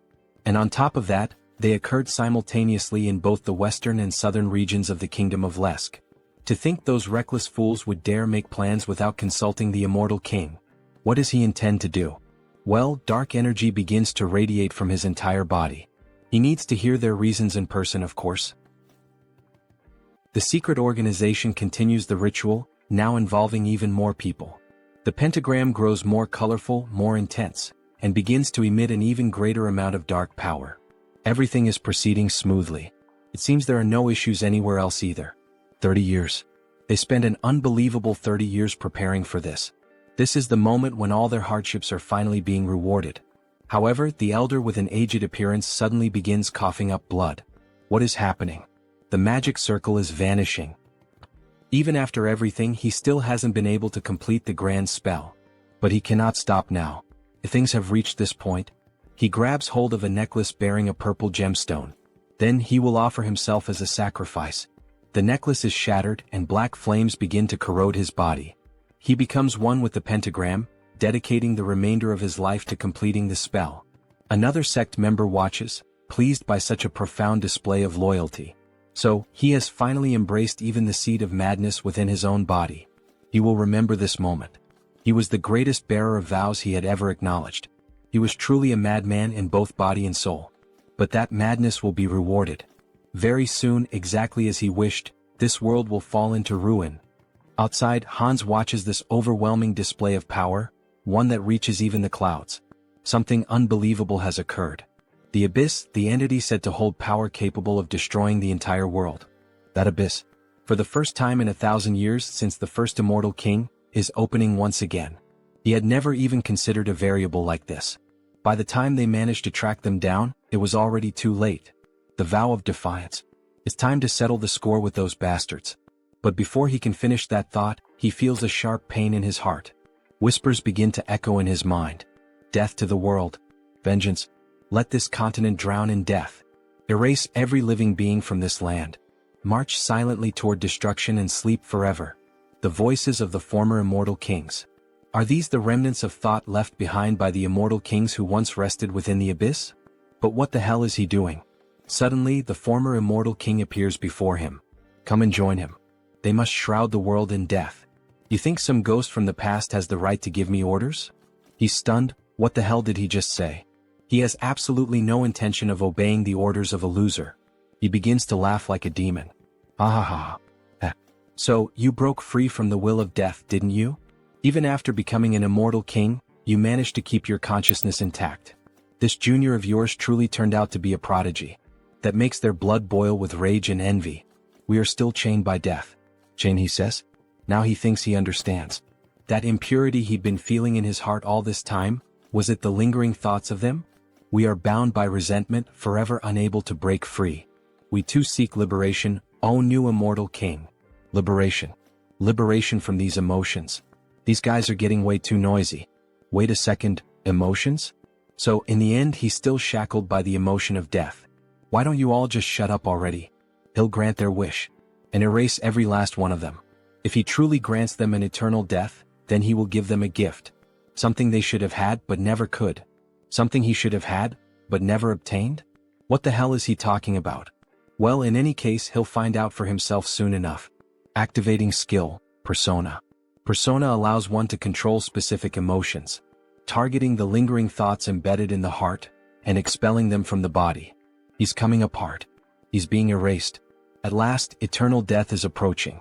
Farewell, you pathetic old fools. He finally manages to erase every trace of the former immortal kings. And because of that, black words begin to fly toward him. He starts absorbing those words through his hand, gaining even more knowledge. He admits it, this really could be considered a gift. Who would have thought he had left traces of the immortal king's legacy scattered everywhere? The first immortal king laid waste to half a continent, and the second brought down an entire empire. That's a feat that, no matter how powerful one might be, could never be achieved alone. Naturally, there were followers who served him. An undying army that marched at the forefront, carrying out the will of the immortal king. Most were wiped out by the order, but many managed to escape thanks to the discretion of their commanders. And the method many of them chose was to seal themselves at the edge of the abyss. And now, it seems the first of those legacies has begun to crawl back out. Back to Heinrich. He had just obtained the holy sword, and the moment he was leaving, he felt a strange energy. The ground began to crack. The abyss was opening once again. Royal Guard of the Immortal King. Dwell McCain, Archlich, the very same enemy he had just faced, emerged from the abyss. Those filthy bastards from the Order. He can't let it end like this. Not now that he's returned to the world of the living. And when he looks up, he sees the same knight who had recently defeated him. We've met before, haven't we? That stinks. Sorry, it's just, he only just returned to the world of the living. Talk about bad luck, coming back to life at a time like this. So he kills the Archlich again, who ends up dropping the same stone that had appeared in the other world. So the source was trapped between the holy sword and the abyss, huh? Normally he'd be destroying that source right about now, but he'll be merciful and hand it over to Hans. Make sure to serve him well as your new master. After all, he's a very good boy. Then Hans finally arrives at the location where the explosion occurred. However, he doesn't find anyone there. The ones known as the Vow of Defiance have already fled, huh? This must be the source of the abyss that shot up into the sky. He's sure of it, since the energy is definitely most concentrated right here. To open an abyss so immense that it could pierce the sky. But as he looks down at the ground, he notices a fragment of a strange object lying there. Upon inspecting it more closely, it turns out to be nothing more than a piece of metal. Did those bastards drop this? The energy is unstable, so he can't track where it came from, but he'll keep it for now. The flow of leaked energy from the abyss continues to increase. The madness seeping from the abyss is resonating. Even though it's an unstable gate, that alone will already have a huge impact on the continent. He activates the skill, Eye of Darkness. Well, so this is the origin of the dark magic contained within the heart of the Immortal King. If he does this properly, he might be able to control it. He then begins to gather and concentrate all the abyssal energy into his hand, just like when he absorbed the ancient knowledge of the Immortal Kings. He's going to focus all his power into a single point, and absorb it. He merges with all the energy present at the location. He can feel it. The abyssal energy clinging to his heart and bones. It feels like his power has been greatly amplified. Those bastards from the Vow of Defiance have done him quite a favor. Should he add them to the list of villains? As he was thinking about it, a presence startled him. Something began to emerge from the floor of the abyss. Wait, could that be? A dragon made of bone begins to burst through and tear apart the ground. Yes, is that the bone dragon in Trejo? He bursts out of the ground in grand fashion, breathing fire from his mouth. Or at least, something like fire seems to be leaking out of it. Excellent. This is truly magnificent. However, he doesn't recognize Hans as his new master. What's this? You don't recognize your master in Trejo? Then, staring straight into the dragon's eyes and overflowing with dark energy, the dragon finally acknowledges him. Ah yes. He's finally recognized his new master. Now that he gets a good look at him, he's actually kind of cute. It's like having a pet. This isn't the end of the Immortal King's legacy. He's excited for what comes next. And again he senses something as if it were a sixth sense. You felt it too, didn't you? Some people are envious of our little meeting and are heading this way. The timing isn't ideal. He still hasn't learned enough about the abyss. Running into the Great Divine Order under these conditions is a bit... No, even in real life when you buy a new car you call a friend and go out for a test drive. The abyss that was opened after 1,000 years, and the appearance of the bone dragon. This is a chance to gather a massive amount of karma. He endured so many hardships in such a confined place. Then the dragon begins to flap its wings. Now fly as much as you want. Show them what kind of being you truly are, Hans shouts. Meanwhile, the paladins approach on horseback. Let's hurry. The energy of evil still lingers in the abyss. Yes. Even though we are an elite force, we departed too quickly, so our numbers are few. If the enemy is capable of releasing this kind of energy, we may need to prepare ourselves. The sky has darkened. Could it be because of the abyss? However, one of the paladins watches the sky closely. No, that's not it. Everyone prepare for battle. It's the bone dragon. Look above it. It's the Immortal King. What brings the henchmen of the Order all the way here? Immortal King. We came upon hearing that the abyss had been opened. I see. And what do you intend to do about it? Are you serious, even after the disaster that unfolded across the continent just to open the abyss? Tens of thousands were sacrificed in a ritual. Tens of thousands. He knew rituals were happening all over the continent. Those bastards from the Vow of Defiance are even more insane than he thought. And that's not all. The damage the continent will suffer due to the Abyss's influence is beyond imagination. Of course, all of this is your fault. No, it wasn't. He's curious about that too. But he must play his role as the villain here. That's a question not even worth answering. Who else but him could accomplish something like this? As expected. He will bring judgment upon you this very moment. Don't get carried away, dogs of the Order. Today he intends only to give you a warning. A warning? What nonsense. Let's shut that mouth of yours. Everyone stand down. Archbishop Latius. What do you mean by this? None of you have noticed? He's maintaining a constant distance in the sky. The immortal king wouldn't simply want to have a peaceful conversation with us. This is clearly a trap meant to kill us. Wait, what the hell is this lunatic talking about? What kind of warning could the master of the abyss be giving us? The holy knight Heinrich Landgard, the one who pierced his heart. This is a warning for him. What? A warning? What does that mean? What kind of warning does the immortal king want to give? Perhaps it's because of their faith in Heinrich that the heavens are lending me their aid. It's so easy to get into character. This is his victory. A warning for Sir Heinrich? Yes. I, Hannibal Strauss, acknowledge his power. Next time we meet, he will take your life and make you his subordinate. You dare to defile the hero of the gods like that. This is intolerable. For the climax, he needs to emphasize Heinrich's name. And his own name as well, Hannibal Strauss. Perhaps he should wrap things up for now. Enough of this commotion. All of you have your roles to play too. Intrasio, show them your strength. Prepare your defenses. All the paladins begin to pray and invoke divine power. Faith will overcome all evil. Bone Dragon's unique skill, Breath of Death. He releases a black beam toward the paladins. Latius steps forward, trying to absorb as much of the damage as possible. Endure it, Knights of the Gods. Sir Latius, any more than this and... Suddenly the black beam is halted. We managed to stop it. We're alive. We survived. Don't lower your guard. Immediately return to battle formation. Sir, the immortal king, he's gone. What? Damn it.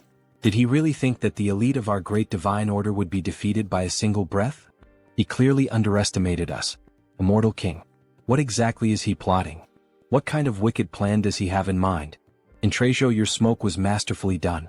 How did you manage to create such a flawless breath? Thanks to that, we've earned a notorious reputation while still preserving innocent lives. The appearance of the immortal king who opened the abyss, and the dragon that protects him. Once again, this theatrical performance was a great success. However, another surge of dark energy appears. Still, it seems yet another legacy has awakened. Another abyss opens with black energy beams shooting into the sky. Skeletal hands rise from the ground. And an army of undead begins to emerge. He can feel the aura of his companions spread all across the continent. All troops advance. Knight Dullahan.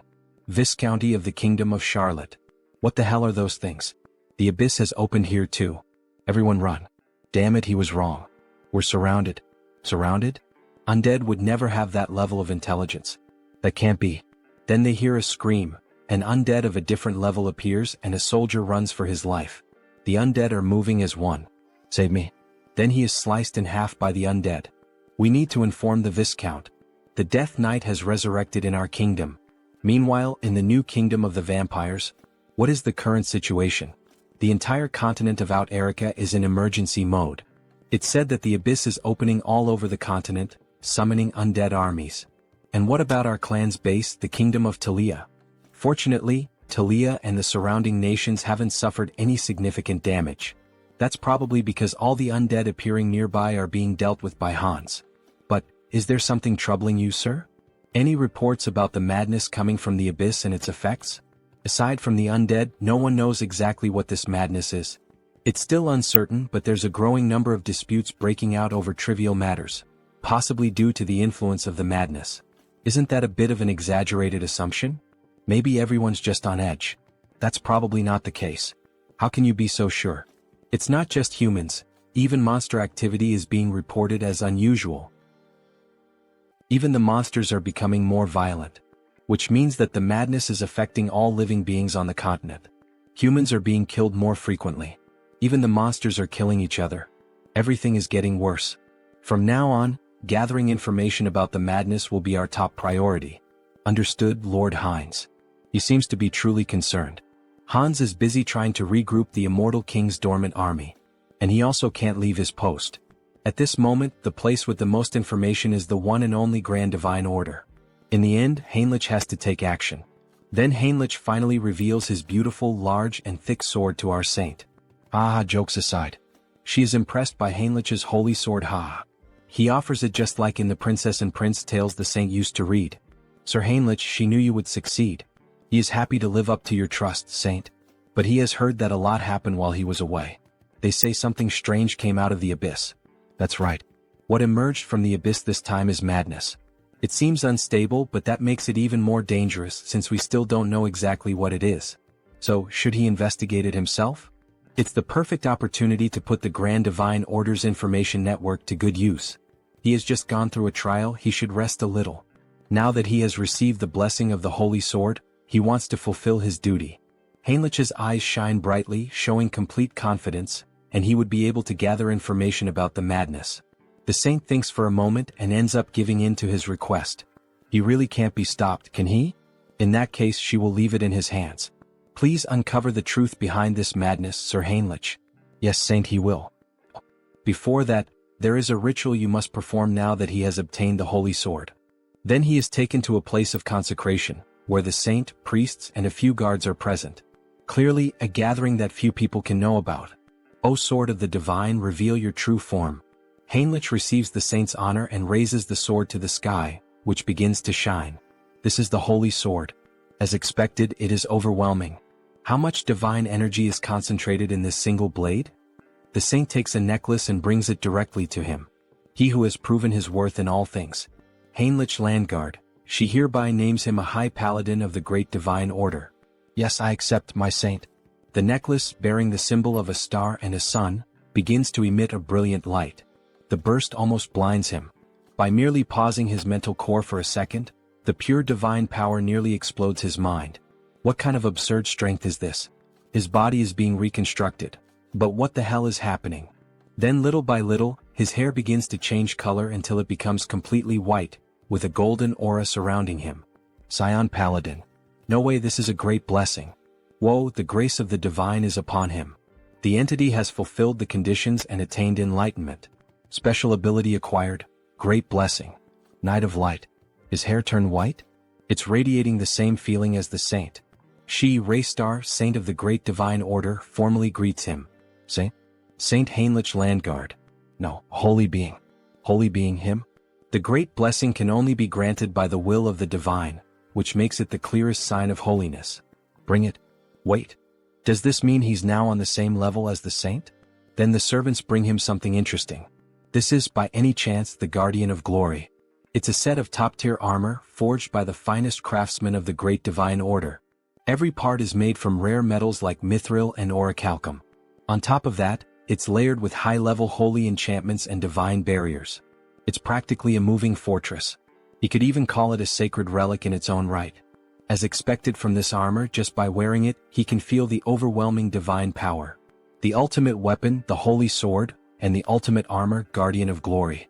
With this, his gear is complete. Looks like we'll be working together from now on. It's an honor. He tries to strike a hero pose, working alongside the saint. He's not sure he deserves that. So this is how things are going to be from now on? To be honest, she has been working until dawn every single day, and it has been exhausting.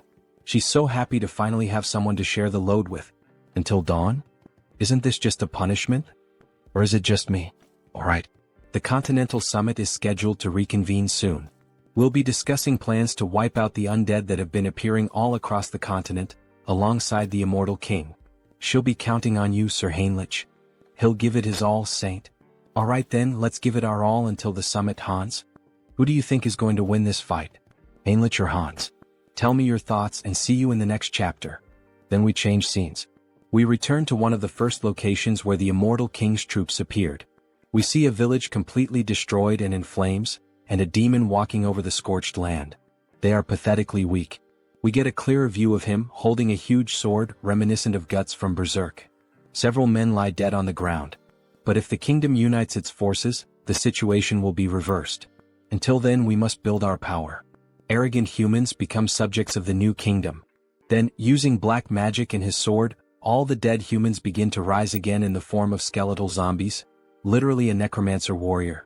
It seems he is a bit late. Ichem? Who is saying that? The one flying, is that by any chance? Karam, it's me. He gives a small display of power, frightening everyone. Ah, that power running through his veins. The new immortal king. All kneel before Hans. Hail our king. He has finally returned. The new immortal king. Karam. Just by looking at him, I can tell he's an important figure. Power beyond that of a master swordsman, the leadership to command an army, and even necromancy to raise the undead. There's no mistaking who he is. My lord, it is an honor to be recognized by you. But, Karam, it seems you caused quite a commotion. I offer my deepest apologies. It so happened that the place where he first awoke was right next to a human settlement. What's done is done. But now it's time to strengthen our forces and gather power. For now we will retreat. You will follow your order. He vanishes like the wind and is imprisoned in Hans's hands, both he and his army. Hans begins to assess the situation around the village. The damage is quite severe. This entire area was completely devastated. He cannot leave it like this. And soon we will be eliminated one by one. A continental summit is scheduled to be held again soon, said the saint. But our forces are so scattered that it will not be easy to gather everyone in time. In that case, he begins to focus the dark energy in his hands, forming a sort of black hole. He wanted to avoid this method because of its strong side effects, but there's no other choice. By channeling black magic into the ground, he manages to connect with everyone in the army of the former immortal king. Hear me, my children. Your lord, the immortal king. He is here in the flesh.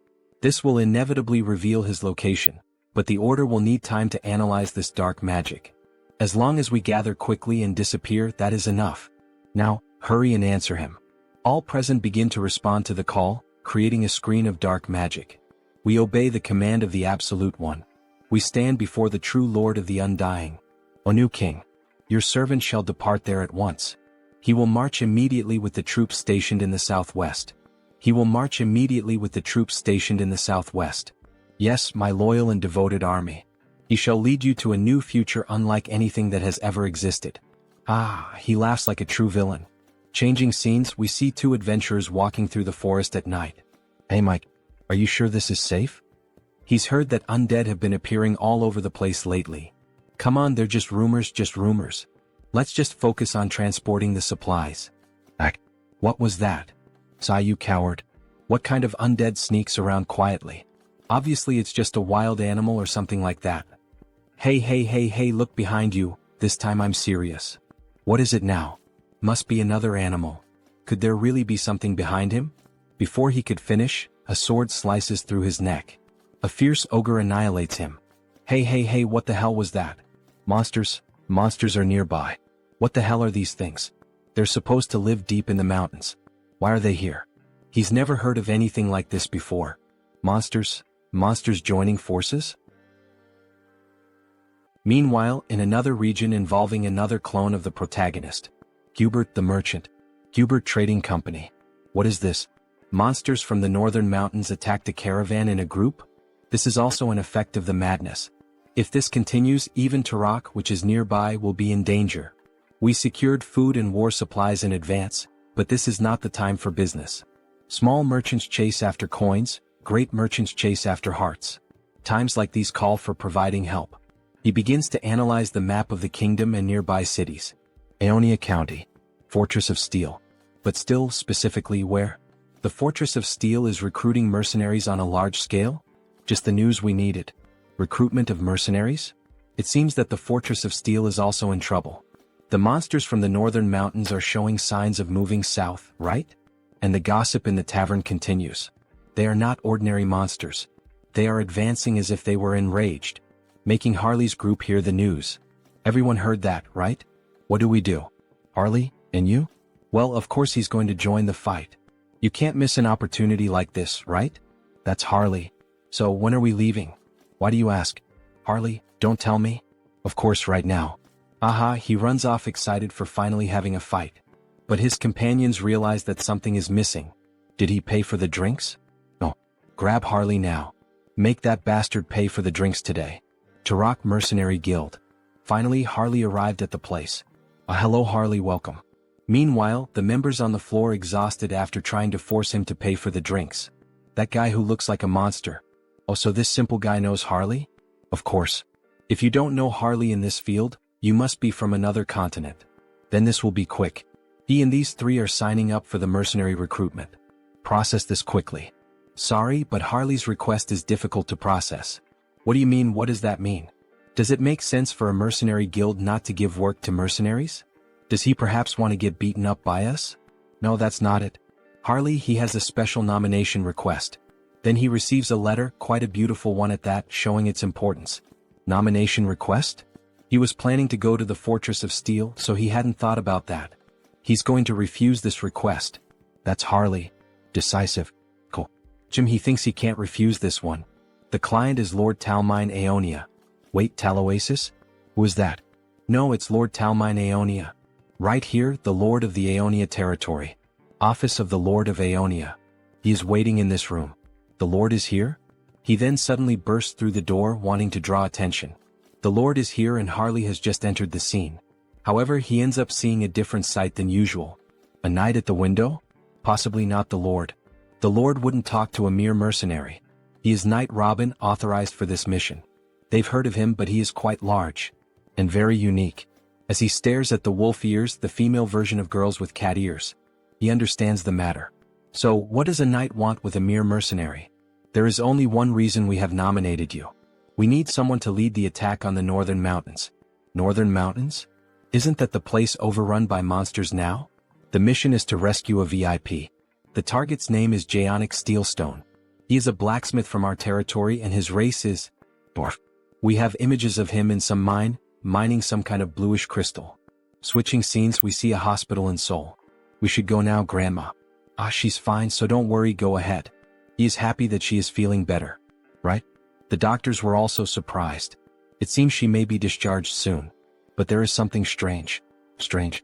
According to the doctor, it is as if a high-ranking priest had poured divine power for days. Where would someone humble like him have such incredible connections? It was him, a pity he can't reveal that information, at least not now. Grandma must have overcome this on her own. She is strong. Right? Wow, our grandma who spent her life serving others was finally rewarded? Ah yes. How is your moving plan going? He found a house in the suburbs for a quieter life. Oh, a private house. Hang Sunghyun is successful now. But isn't it hard to be far from Seoul? It is a sacrifice he is willing to make. Apologies to Taesan for worrying, but now that the duration of his projection has increased, he can easily travel long distances. He won't sell his old house and will use it as a base. The main reason he managed to get a bigger house is, he doesn't know how many clones will appear in the future. This last page of the chapter looks a lot like solo leveling. Then on the next day we see the snowy mountains and Harley walking with a group. Is it because this request comes from the Lord himself? Everyone is being very proactive. And that knight over there is really impressive. He is not just delivering the request, he is actually participating personally. A little further and we will reach the last area where Jaonic left a transmission. He sent a transmission? Yes. The moment he noticed the monsters acting strangely, he hid in a safe cave and contacted us with a magic device. Did Jaonic really need to climb the mountain at a time like this? Well, he couldn't have known things would turn out this way. Dwarfs chasing rare minerals is nothing new. I see these are all well-known mercenaries from Turok. Using such elite people as guides. How incredible Jaonic Steelstone is as a blacksmith. Careful, monsters. Some ice ogres appear in front of the group. Leave this to us. The two combine crossbow arrows and fire magic to form a strong combo. They fire directly at the monsters point blank. However, to their surprise, after the smoke of the explosion clears, the monsters remain unmoved and without apparent injuries. The further we advance, the tougher they become. Their vitality and defense also seem unusually high. Looks like he'll have to intervene. He activates the marks on his body to increase his base strength and using all his power, leaps directly at the monsters. Grabbing both their heads and smashing them together, making an instant double kill. Two others try to advance against Harley, who with 2 punches smashes the monsters' heads. Harley, watch your back. 3 of them at once? Bare fists might not be enough. If he used wild instinct he could finish this easily. But they might mistake him for a monster disguised as a human. In that case he puts strength into his legs and jumps directly at the enemies. Charging power into his hands, he pierces one of the monsters with his bare hands. The other ends up making a huge cut on his chest, and the last monster using both hands together. He's going to finish this before even landing. Invisible hand operation. What? He just punched 3 of them at once? Now they don't know who's really the monster here. Is something like that even possible? He's already seen this several times just today but still can't get used to it. Harley starts consuming the magic stones. Wait, Harley? What are you doing? Sorry, he was so hungry that he did it out of habit. Out of habit? He can't believe it. It's the secret magic of our tribe. We absorb energy by eating magic stones. She has never heard of anyone capable of doing that. There's no way eating something like that wouldn't harm you. Nah, he's fine. He's used to these crystals, however, something strange happened this time. Blood starts coming out of his mouth. No, he's not fine. What is this nausea? Annoying. It feels disgusting. He wants to crush everything. Should he just annihilate everything? Yes, let's kill them. Such violent emotions. Thanks to the mental link, he is holding himself back, but that's not all. Every muscle and sense is becoming more active. Could it be? He starts to see a red smoke coming out of the monsters as if it were some kind of aura. Madness spreading throughout the whole forest. Switching scenes, we see Hans. Quite a sight, isn't it? Several ghost soldiers and a lady in black kneeling before the immortal king. She pledged her loyalty to the king. Banshee Queen Olivia. A high-ranking officer of the undead army, a Banshee Queen with a ghost unit. What an incredible achievement. A lineup worthy of the history books like in Trejo or Karam. Well done, Olivia. She has gathered far more strength than he expected. As the king commanded, she minimized clashes with humans and gathered the children.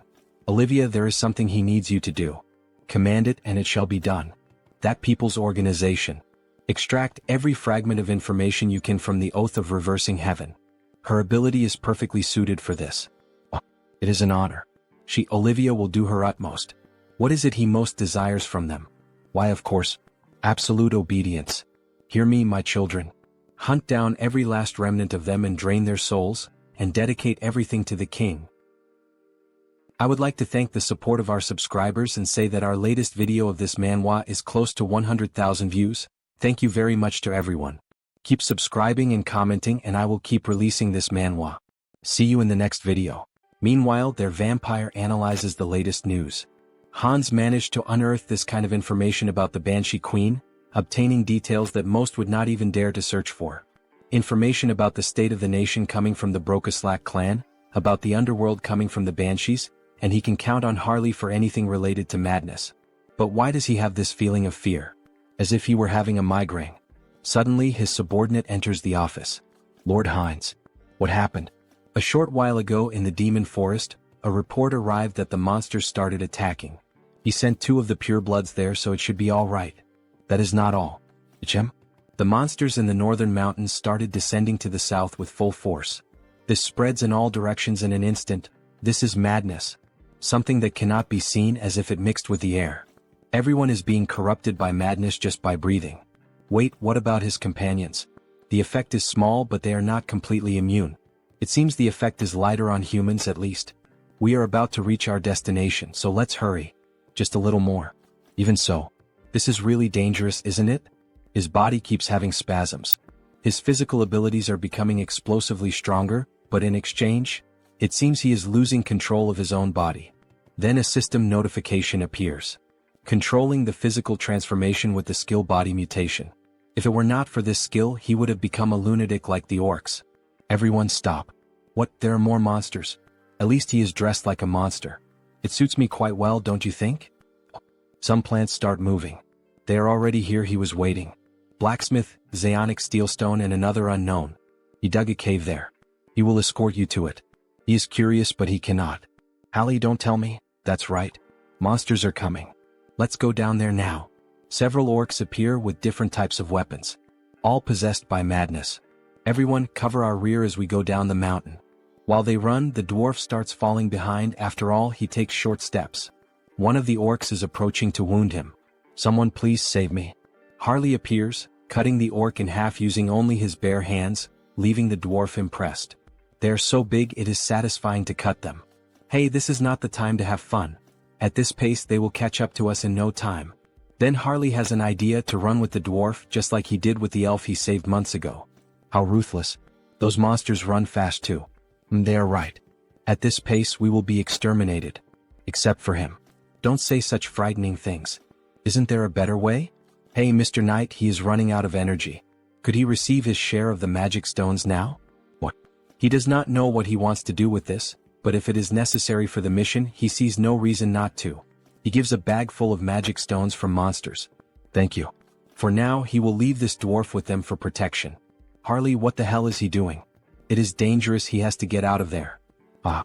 Wasn't it them who asked if there was a better way? He opens the bag full of red fragments and starts ingesting them all at once. He can feel a madness far greater than before. It seems that each magic stone contains a different amount of madness. If he absorbs the power of the madness from the magic stones while controlling it with his skills, theoretically he can become infinitely stronger. In that case, he will devour all the madness that has arisen in this world. He screams and his voice echoes throughout the mountain. A system notification appears. The individual has met the conditions for growth. The skill wildness has evolved into the special skill frenzied beast. His whole body starts to turn slightly red, even the tattoos begin to gain more colors. Upon opening his eyes, we see that even his eye and his breath leak madness. He became slightly mad, although he can still control himself. Alright then, now it is showtime. He equips the 2 axes and goes alone against all the enemies. Let the carnage begin. His whole body is boiling. It is unbearably hot. It reminds me of Goku's first transformation. Whoever guesses it right in the comments, I will put a heart. 5, 4, 3, 2, 1, Kaioken. He charges directly at the monsters, simply destroying them all without them even being able to react. Die all of you, looking like a true barbarian. In the end, from all that crowd, not a single monster was left to tell the tale. This is the power of the frenzied beast. She can barely see his movements. How can he be like this? The rumors that he was the strongest mercenary of Turok were not an exaggeration. Not the strongest of Turok. The strongest of the whole continent. Other monsters keep coming, however, nothing is capable of stopping Harley's carnage. He toys with his opponents using the axe in incredible ways. This basically settles the matter. Skill Jewel Eye, Severe Winter. That was amazing, Harley. Is he alright? Everyone runs off seeking to obtain information about him. He has the bravery of a dwarf. After begging for his life and running away. Suddenly, Harley feels some kind of strange energy. His whole body is screaming for him to flee. This is the first time he feels so tense. Harley, what is that face? Don't tell me more enemies are coming? Kah. This is really bad. If we encounter the monster that is coming now, it will be a total extermination. Well, except for him. We have come too far to give up now. Do something, muscle friend. Old man. When he saw them before, he dug a burrow to hide, right? That's right. He very bravely dug that burrow. So can he hide all of us now? Within 10 minutes. 10 minutes? 5 minutes are enough. With your beautiful tool, Ellen. A radiant pickaxe looking like diamonds. Ellen? Just by looking at it, it shines? Is this a magical tool? Now everyone get ready. Get ready? Yes. With a simple strike of the pickaxe on the ground, everything starts to shake. The ground is shaking? Several cracks begin to appear. He strikes again with the pickaxe, making the ground collapse and everyone scream in despair. And then what do you think? Quite cozy, isn't it? They make a bonfire while hiding from the monsters. He made a place like this with just a few blows of his pickaxe. He really is an incredible dwarf. The system issues a new announcement. A usable medium for skill customization has been discovered. A medium? An item here is on the same level as the branch of the world tree that created Harris? Medium name, Alan. A pickaxe reborn as a magical tool, imbued with the secret soul of the dwarf craftsman Zadnik, refined over 20 years. This thing is much more incredible than it looks. It carries 20 years of Zaonic's history, the master craftsman. If that is the case, he will devour it one way or another. The dwarf can feel Harley's malice from meters away. Some stones start falling on the team. Something noisy coming from above. Is it the monster he mentioned before? Judging by the presence, it just sat above us. Probably trying to eat the bodies of the monsters we killed. Maybe we should escape while it is distracted. Not a good idea. It would probably catch up to us quickly. Ah, Harley? He had a good idea. The biggest problem is that thing sitting right above us, right? Then what if he lures it far away? This time it may really cost him his life, and even so he would try. Yes. Harley, are you really sure about this? Of course. As long as he has this. What? Why his Ellen? Just an insurance, he knows. It will be very useful in a dangerous situation. But this is a magical tool with limited uses. What are you hesitating for, Zeonic, you fool? No matter how precious it is, life comes first. Alright, you can take it. Thank you. However, he does not want to give away this pickaxe at all, but it is foolishness to try to contend with Harley. Drop it. He said he would give it to him. With his big hands, he can only use it like a mason's trowel anyway. He finally lost the battle. Ah. You will use it well and return it. Probably. Ellen. Sorry, but he does not think he will return it. But he also saved his life, so let's consider it settled. With this he acquired Ellen safely. No, he acquired a dwarf. Soon we will have a dwarf clone. Harley emerges from the ground. As he expected, the air outside is so refreshing. Now then, how about making the monsters introduce themselves to each other? It seems someone even more incredible than he thought has appeared. Even a superior species like a two-headed ogre can succumb to madness. Judging by its belly, it must have devoured a terrifying number of magic stones. The monster notices Harley from afar. What is he doing? Don't tell me it came following the scent of the magic stones he ate? Well, that is not a bad thing. If he wants to send the dwarf friend back safely, he has to escape this place with you. Follow me. Here should already be far enough. No one should be able to see us here. Very well then, skill mutation. Skill physical transformation. Let's have a real monster versus monster fight. He transforms his fingers into super sharp claws and goes toward the enemy, making deep cuts in them. Yes, this is the taste. The taste of tearing apart with his own hands.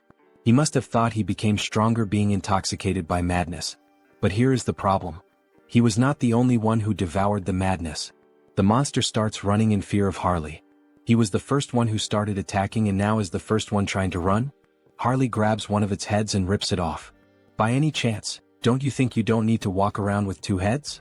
And he throws it violently to the ground. He stands up laughing and even speaking.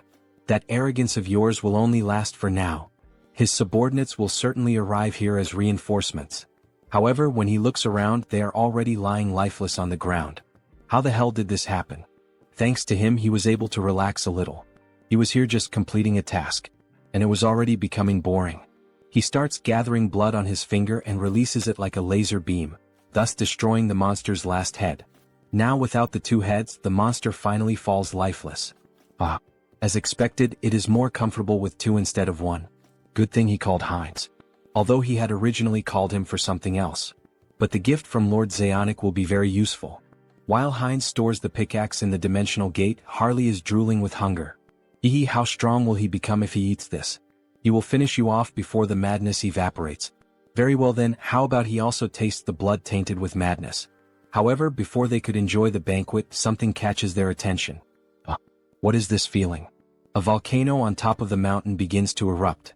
It is the same energy he felt from Intrejo. Then from the fire, a dragon begins to emerge. Red Dragon Herados. He will devour everything. Hunger, he is starving, he is going insane. This is a real living dragon. Depending on the era, they can even be revered as sacred beings. But that one was completely devoured by madness. There is no point in expecting a rational conversation. A half-breed human and a vampire? What fine snacks. They might be enough to sate his hunger. Who should he eat first? No, it is better to devour you both at once. They prepare for battle. Harley and Heinz pierce the dragon's eyes at the same time. However, the dragon only laughs. As expected of a dragon. Already healed. With such thick skin and on top of that this regeneration ability? That is totally unbalanced. Inferior beings.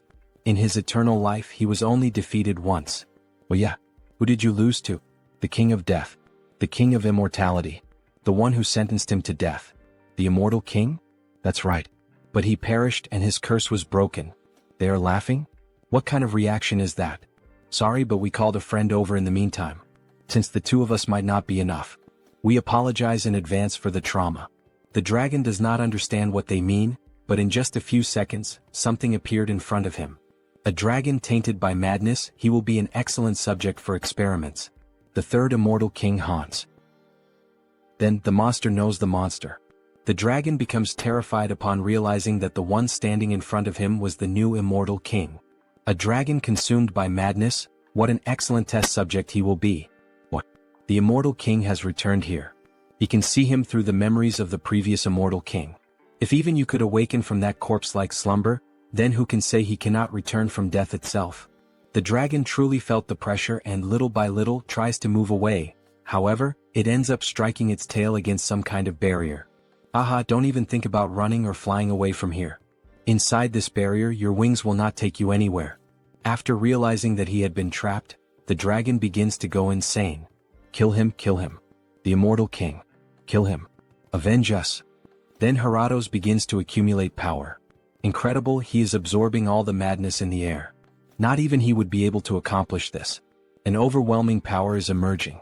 Yes, that strange power is the will of nature, commanding vengeance. He will erase you, immortal king. This hinders your plans. So the so-called immortal king flees in terror. He was going to kill him cleanly, even if it meant a small loss, but releasing so much condensed madness would be a waste. That bastard, what nonsense is he telling himself? So that is an option. If we are not on the same level, he should enter his own game. The immortal king begins to summon something from his gate. Come forth. Intracio. That's right, now we will have a war of dragons. He mounts the dragon of pure bone and commands it to attack. Wait, is that a pure-blood dragon? Intracio, make sure that his flesh and bones remain intact. Remove the curse and the rot before he fights. The bone dragon charges in with everything, biting the fire dragon's jugular to immobilize him. Now then, let us begin the analysis of how best to carve him up. Skill, gravitational chains. Skill, spatial lock. Skill, shock absorption. What petty tricks. Now is the time. The two run toward the imprisoned dragon. Solid body, merely looking at it already makes him salivate. He will take a good taste of this precious dragon blood. The vampire launches a blood strike which causes great damage. Meanwhile, the barbarian, dying of hunger, is already there biting the flesh. Infinite refills of dragon meat? He will gorge himself until he is restored. While the vampire was savoring the blood, he ended up feeling something strange on his palate. The blood itself is good, but the madness mixed into it keeps getting in the way. Wait, madness? It seems our protagonist had some kind of idea. Heratos manages to free himself from the chains. Did those insects think he would just sit and watch? Breath. At this range there is no way to dodge. But they did not use it. He is not the only one with a breath attack. To keep pestering me like this, burn you cursed dragon. After both dragons charged their unique abilities, they fired red and blue breaths, causing a huge explosion in the middle of the ice mountain. Meanwhile, the vampire begins to prepare something. He focuses every drop of blood in his body and pushes the mysteries of blood to their extreme. Great sword of blood. He prepares himself, uses the acceleration skill, and delivers a tremendous strike to the dragon with his new sword. That worked. Useless insect. Useless. An injury like this is nothing, he can simply regenerate it. Sorry, but that is not his goal. What? An insect, huh? That is the perfect word. What is this? Your stockpiled madness looked far too appetizing, so he simply slipped a parasite into your body. One so vicious that not even dewormers will work. That's right, Harley entered inside the dragon's body. And the texture? Not bad at all. Let's see how much he can gut this restaurant. See you next time, guys. Inside Heratos, the feast seemed endless. The deeper he dug, the richer the nutrients that surged through him. The dragon's body reacted violently, muscles convulsed, straining to crush the parasite gnawing within. The pressure threatened to shatter bones and rupture organs, yet retreat was not an option. He would keep devouring until the beast's body refused to move. As the consumption continued, notifications flared in his mind. The creature's regeneration had surpassed its natural limits. The skill had advanced into something far more dreadful. Ultra regeneration. Lost vitality surged back with overwhelming force, and its meaning became clear. This was the dragon's true gift, a power that could restore the impossible, even without feeding on a magic stone. For Heratos, the wound was nothing more than a scratch. For the invader, it was proof that every effort seemed worthless against flesh that endlessly rebuilt itself, while the dragon dismissed all resistance as the pathetic tricks of an insect. Once again the notification surged before him. The creature had fulfilled the conditions to evolve. The skill Devour transformed into the special ability known as Gluttony. Gluttony, just like the 7 deadly sins. A shiver rippled through his body as the change took hold. Scales suddenly began to form across his skin, undeniably dragon scales.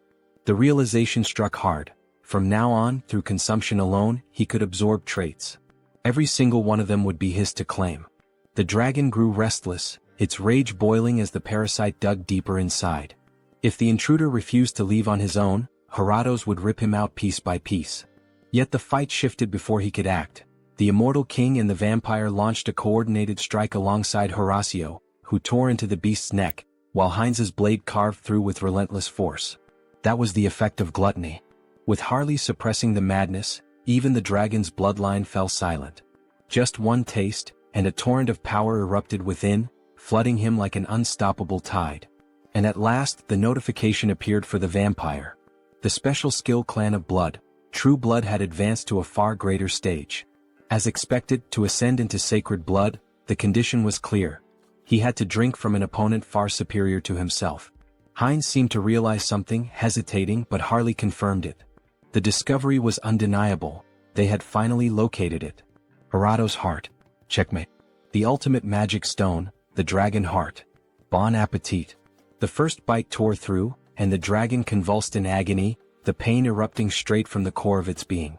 Moments later, the mighty body collapsed, lifeless upon the ground. The battle had ended. Intracio's efforts had carried them this far. His task was complete and he could now rest. Laughter followed, triumphant and raw. From the twin-headed ogre to the dragon raid, every challenge had been cleared. A final image lingered, a symbolic snapshot of the three victors standing together, their silhouettes marked by the hunt of a dragon now fallen. The dragon's eyes snapped open for one final breath. This time, the immortal king carried no desire to destroy the world. If he chose to take a few bones, there would be no need for resentment. He would put them to good use. The blood too. And the horns. In the end, every piece had value. None of them wasted anything. The trio moved like a flawless cleaning crew, each collecting a share of the fallen beast. The corpse of a dragon truly was a treasure vault. Prime ingredients for rare sorcery gathered all at once. The scene resembled that old meme of a robot staring at an empty plate. Oh my god, nothing left. Even the blood, overflowing with the power of dragon lineage, had been secured, certain to prove useful later. Yet the greatest beneficiary of the raid was not the immortal king or Heinz, it was Harley. On the ground, Harley writhed in agony. His body twisted and shifted as something unnatural surged within him. This time the transformation was not smooth. Perhaps he had gone too far even for his limits. Absorbing all the madness of those monsters, his insides felt as though they were tearing apart. Control slipped with every second. Only the method inscribed within the dragon heart could save him. The madness flooding his body had to be woven together with the dragon's essence. As he forced the chaos into alignment, strange markings spread across his skin. A heavy feeling swelled inside him, followed by new notifications. The creature's race has changed to Dragonkin Hybrid. Special skill, Heart of the Mad Dragon, has been acquired. Harley's body no longer felt the same. On the surface, his anatomy still resembled that of a human, yet something deep inside had shifted. The change was undeniable. His very essence had risen beyond its former limits. His being had ascended. See you next time, guys. So we see Harley's hand covered in scales. For the entire race itself to change, this is the power of the dragon's heart. Alley. Race, Dragonkin Hybrid. Then a notification appears. Special notes. Absorb the heart of the light dragon and gain the power of a dragon. Controls the madness within the body and continuously absorbs the surrounding madness. The jeweled eyes have merged with the dragon eye, becoming even more effective. With the power of mutation, he can draw it out whenever he needs. But, with a simple stomp with force, he destroys the ground. If he increases the density of the body, the weight becomes unbearable. If he doesn't control it, it will be a disaster. It's better for him to practice a little before meeting them, his group that had been waiting for him to escape with the monster. Before Harley could begin training, he felt an enormous force through his body. So it's finally going to begin. It's the closing ceremony of the raid that Hans prepared. We see the immortal king preparing some kind of spell, and in this case the spell is being performed on the dragon's body. A lot of dark magic is being involved in its body, so much that the sky begins to grow cloudy. Little by little, only the dragon's bones begin to rise. Now speak to him. What is your name? Heratos. Yes, Heratos. I am the Lion King and death itself. He will grant you a second life. Now he is your master. Very well, very well. He looks like a second puppy. In the next scene we see the protagonist in reality. He was admiring his new house. He had finally finished working on the house, moving the furniture. Everything is impeccable. An internal gym, an arcade, even a comic cafe. To think that he fulfilled the dream of building everything to his own taste. Unlike before, now he can go out freely, but staying at home is more comfortable, so he devoted himself completely. Now he will never need to go out again. Our protagonist is truly a shy nerd. Right now, should he take care of the gardening? Conjuration skill, entity projection. He transformed into the elf to use his abilities in gardening. Then, let me show you the natural power of the high elf. With just a little magic, he forms a beautiful garden effortlessly. Truly very beautiful. They say independent houses are difficult to maintain, but that does not apply to me. After all, he is one in many. He will use Heinz, who was summoned beforehand, to raise a primary barrier. And as soon as the cooldown of the entity projection ends, he will add Hans and Heinrich's barriers on top. Is there any house safer than this? Barrier against vampires, barrier against dark magic, barrier against holy magic, literally the safest house in the world. Household chores should be settled like this. I think it's already time for accounting? Karma shop. Then we see his little point shop with an incredible 1,608,961 points. It's already over 1 million? Not even a week has passed in Earth time. I guess numbers really matter. But don't tell me that, once again, there's no increase in the number of avatars, right? Whatever, either way he has to spend. He has to do it, no choice. Enhance. It worked. The unique skill has grown, increasing the number of avatars he can possess. Now he can increase the avatars again. Let's see what else he obtained. Avatar potential increases. The learning ability of each entity improves further. Avatar cognitive ability increases drastically. No wonder the distribution of mental energy to his clones seem to have increased. At this rate, it won't be only the main body that will become stupid? Then a depression hits him. No way, the clone is me and I am the clone, so whatever. Next. The unique skill has grown and blooms with possibilities. Special skill Avatar Cloud acquired. Avatar Cloud shares avatars' items within a small subspace. Avatar Cloud? Sharing items in subspace? That practically means the protagonist can transfer across dimensions. He won't even need to fetch them in person anymore. Let's test it right away with Ellen. So they really can transfer the item from a clone to the creator's backpack without any problems. Excellent. This could massively expand trade with Hubert. He can even send the source of the arc lich that Heinrich kept to Hans. Then now shall we start the main event? Sorry for Zeonic, but hey, think of it as the price of your life. Using the customized skill. Time to summon a dwarf. An explosion happens in the garden, and finally a new clone is made. He needed a craftsman to take care of the clone's equipment. Finally, he would have a reliable blacksmith like Zeonic. What is this adorable little lock? This isn't what Zeonic said it would be. We officially have a buff baby with the protagonist's face and a beard. See you next time, guys.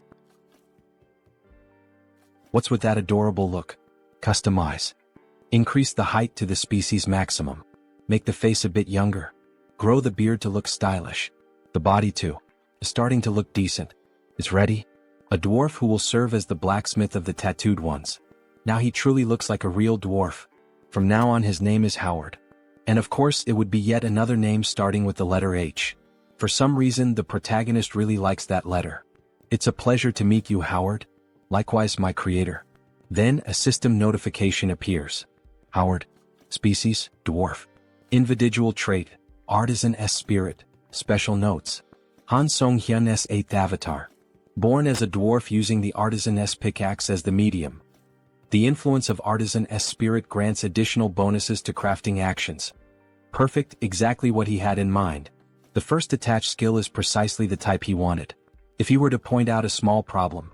Just like Harris, he lacks general knowledge. Why can't I? He'll have to use Harley's connections again, but the north is in chaos, so it won't be immediate. Alright, then he'll have to do that. Heinrich will have to intervene. It's time to make some calls. It's been a while, how have you been? Lord Heinrich, did something happen? He has an urgent favor to ask. A favor? Just ask and give the orders and she will carry out everything. Prepare materials on materials engineering, especially metallurgy, which deals with metals. He doesn't care how much you bring, whether it's articles, videos of craftsmen, or anything else. Yes, sir. Forging techniques can be pre-trained using information from Earth. He will need to set up a workshop in Turok. Practical training will be more efficient in Euterica. In the next scene we return to the second planet. Some kind of material is coming out of the new system acquired by the protagonist. The Avatar Cloud is really useful. He can't believe he could receive Heinrich's gift so easily. Finally, he'll be able to make good use of the source. Now rise. There's something he needs you to do. Then from that crystal, we see that it was actually the necromancer, who awakens from his deep slumber after being defeated by Heinrich. Who are you daring to summon McCain? It's me. Oh, immortal king. He was sure the hero had defeated me, sniff. He's truly incredible. Dwell McCain. He called your name. The necromancer swears loyalty to the immortal king.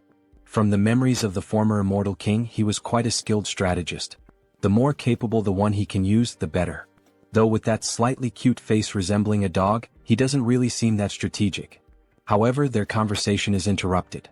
The girl Olivia. She pays homage to the king. So, what happened all of a sudden? He came to report on the order the king issued. Report. Speak. He ordered Olivia to pursue the Oath of Reversal. Extract every piece of information she can from the Oath of Reversal. Her ability should suit that task perfectly. In that case, they expanded their investigation westward across the continent and extended it into parts of the Central Empire. And she discovered a location suspected to be a key fortress. So she finally found the place. Very well, Olivia. The girl, she will devote herself completely to the king. However, the necromancer seems confused. Olivia has no bones, how can she devote body and soul? That kind of reminds me of Brooke from One Piece, haha. Obviously, she becomes very nervous and shoots him a deadly glare. Olivia has no bones, how can she devote body and soul? Dwell, there's something he needs you to do immediately. Help Olivia. What? He really got nervous about going out with Olivia. After all, she is bloodthirsty. Yes, immortal king. He will follow your order. Olivia. Make sure to force them into submission. If necessary, you may bring Karam. Yes. Everything according to the king's will. The trail of the Oath of Reversal was finally detected. Just a bit, wait just a little while. He will come find you soon. In the next scene we see several souls in a city. Tabishi, Agirian Empire, Central Continent. In one of those houses we see a woman with pink hair. For a moment she thought she smelled Olivia's scent. Well, that was probably just her imagination. There's no way to find me now. Current leader of the Oath of Reversal. Immortal King. She will never live as your slave again, not twice. Former succubus of the Undying Army. See you in the next chapter. Don't forget to like and subscribe. Then, that beautiful succubus hears someone arriving at her house and decides to return to her standard human form. Please come in. Hello, Sienna. We see a drunk man introduced as Pledge of Defiance, Andrew Weaver. Oh, you look as gorgeous as ever, my queen perfect. Enough talk, Andrew. Have you already identified the new leader of the Brokosla clan? Of course. The target is a pure-blood vampire, his name is Heinz. Even if he is pure-blooded, how could he take control of a vampire clan? He's still not sure. What? She gets irritated by the empty answer, however, something funny happens. Sienna. Her horns are showing. He has already explained it several times. His skill trajectory is approaching clairvoyance, but to see in more detail he needs to refine it with karma. And this information is very important, my listeners. Could this Andrew also be a human from planet Earth like our protagonist, since he mentioned using the shop upgraded with karma? It seems the story is getting even more interesting. Enough. She doesn't need to hear his excuses. She could at least provide some data. As good as a long-range surveillance skill is, without any information the sight will be only blurred. In any case, it's fortunate that the new Lord of Brokosla is not of sacred blood. We should be able to eliminate him easily. Will she handle this personally, Sienna? As if she could. Then Sienna looks at a very old clock, apparently embedded with magic and a seal. The most powerful vampire clan on the continent, Persia, will wage a war of conquest. Back in the world, we see the protagonist's new avatar already working, the dwarf. She gathered the data quickly. Right? Well, after all, it was a special order from the Lord. She put all of Heterosai's resources into it. The metal's properties, how to hold a hammer, and its practical application. He can't really understand just by looking at the data. But a dwarf is a dwarf after all. Howard should be able to understand it, shouldn't he? As soon as the cooldown time of the teleportation circle ends, he must send it to Hubert's workshop. Alright, she has one more thing to report to the Lord. What is it? She confirmed that Bianchi-Ho is in contact with other factions. Other factions? She will investigate a little further to find out who they are. Bianchi-Ho, what the hell are they planning to do? Well, there's no need to worry and try to deal with it now. He should be able to handle them when the time comes. Time is on our side. In the 10 months that his clones grew stronger, only 1 month passed on Earth. Back in the second world, we see a castle and someone approaching. A child. He asks what business brings her there. She came to see Mullo. Show the way. How dare she speak so informally about Master Mullo? Did she have an appointment? An appointment? Does she really need one? They will know who she is if she simply says Briki. How insolent. He will inform Master Mullo then, so please withdraw for now. Mullo quickly appeared behind the servant. There's no need for that, you may leave. He then kneels down, leaving the servant bewildered. Welcome. Master Brokaslak. It's been a while, Mullo. Master Brokaslak, he said. Then, could this person be the founder of the clan? The sacred blood, Brokaslak herself. He apologizes for not being able to greet her properly while serving tea. Master Brokaslak. Frisia was not present. She told him to call her Briki. Brokaslak sounds too formal. Right, Miss Briki. This is a big problem. There should still be at least 20 years left until her scheduled visit. Why did she suddenly appear like this? But it's so strange. That child at the door earlier. His essence hasn't changed, but there are too many incomprehensible changes. He didn't even recognize his own master. Is that so? He's not sure. Don't try to deny it. The same goes for you. He can't fight against Lady Briki. Nor does he want to. For this to happen precisely while Lord Hines is away, of all possible times. He definitely inherited her blood, but could it really change this much? Well, anyway, where is the one who made him like this? She knew everything and was merely testing us. So, it has come to this. He is currently away. Then she supposes she'll stay here while she waits. Have the guest quarters prepared. Of course. How truly interesting indeed. She had always dreamed of this. The strengthening of a bloodline through evolution and the transmission of superior blood. If something like that were truly possible, he believed that we vampires could also take a step toward the light. And yet, to think that upon awakening from her slumber, she would find someone who had actually opened that possibility. It's truly fascinating. His praiseworthy descendant. And the traitor who dared to defy his own blood. See you in the next chapter. Then, in the middle of the ice forest, a madman starts shouting. Now, everyone who can hear me, all of you can come out of hiding. Harley arrives, jumping and making the ground shake with the dwarf and the girl. You scared me, Harley. It seems you succeeded in the subjugation. Are you okay? It was a tough battle. But somehow he seems even more energetic than before. Harley, did you just get scales on your body? Or did I? I hadn't noticed, Well, anyway, we don't know when another monster might appear, so let's hurry back to the Iron Fortress. They start running toward the city as fast as possible. However, the dwarf being carried by the protagonist begins to ask. So Harley, you really are a very strong warrior, and even though you went alone to fight that monster, you came back even stronger. That's right, isn't it? But for someone as strong as you, why can't I feel Elin's presence? You couldn't protect her? Or was there some kind of accident? The time has finally come. He's planning to leave Jaonic in charge of Howard's education, so he can't let this get complicated. In fact, there's a touching story behind this. A story? Then the author begins to narrate a story that never existed. Harley's Great Adventure 2. My comrade, F.Over.at first, everything was going well. The beast was strong, but he had already expected that. However, the area was already surrounded in multiple layers. This can't be. Even for me, how am I supposed to? He used all his strength and began slaughtering the monsters. Even so, he was gradually being overwhelmed. Damn it. From behind too. He was about to be struck by a surprise attack, and at that moment he prepared for death. And then, suddenly he just heard a sound and saw something broken on the ground. When he approached, he saw that it was the enemy's attack in Elin. She had saved him from the deadly strike. Don't die, Eliane. She will definitely be avenged. He will never, ever forget that debt. Then, with a ferocious roar looking like a super scion, he summoned a red aura around his body and scales appeared. The monsters were terrified at first. However, there wasn't even time to react. He simply obliterated every enemy in front of him. This is revenge for Elin. Meanwhile, the dwarf was sobbing uncontrollably. What a sad story. At the moment when his thirst for revenge reached its peak, he realized something, that the blood of a dragon flows within him. He only discovered that thanks to the last chance Elin had given him. In that case, it seems you had a dragonkin ancestor.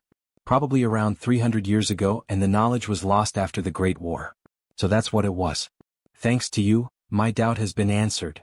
Oh, I like that past. He's going to use it. The blood of a dragon, awakened in the midst of a crisis. That's truly the stuff of heroic tales. He knew there was something extraordinary about Harley. Aha, you really think so? While everyone was talking, the knight noticed something in the distance. Everyone please look over there. Just beyond that ridge lies the Iron Fortress. But why did he stop? Please look closely. At the entrance of the city, it was a true war scene. Monster corpses were scattered all over the place. And above them all stood a creature that stood out, a mutant minotaur. It has already reached the Iron Fortress. We must hurry. At this rate, everyone inside the fortress is in danger.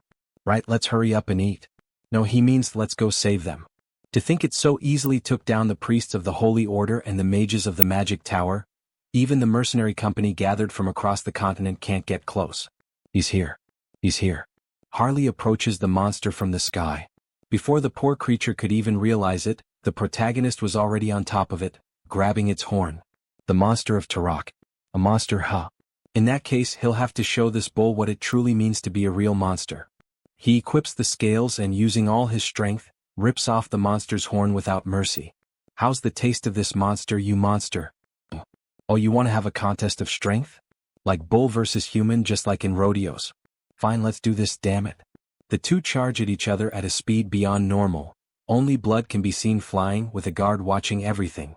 In the end, the bull is seen standing.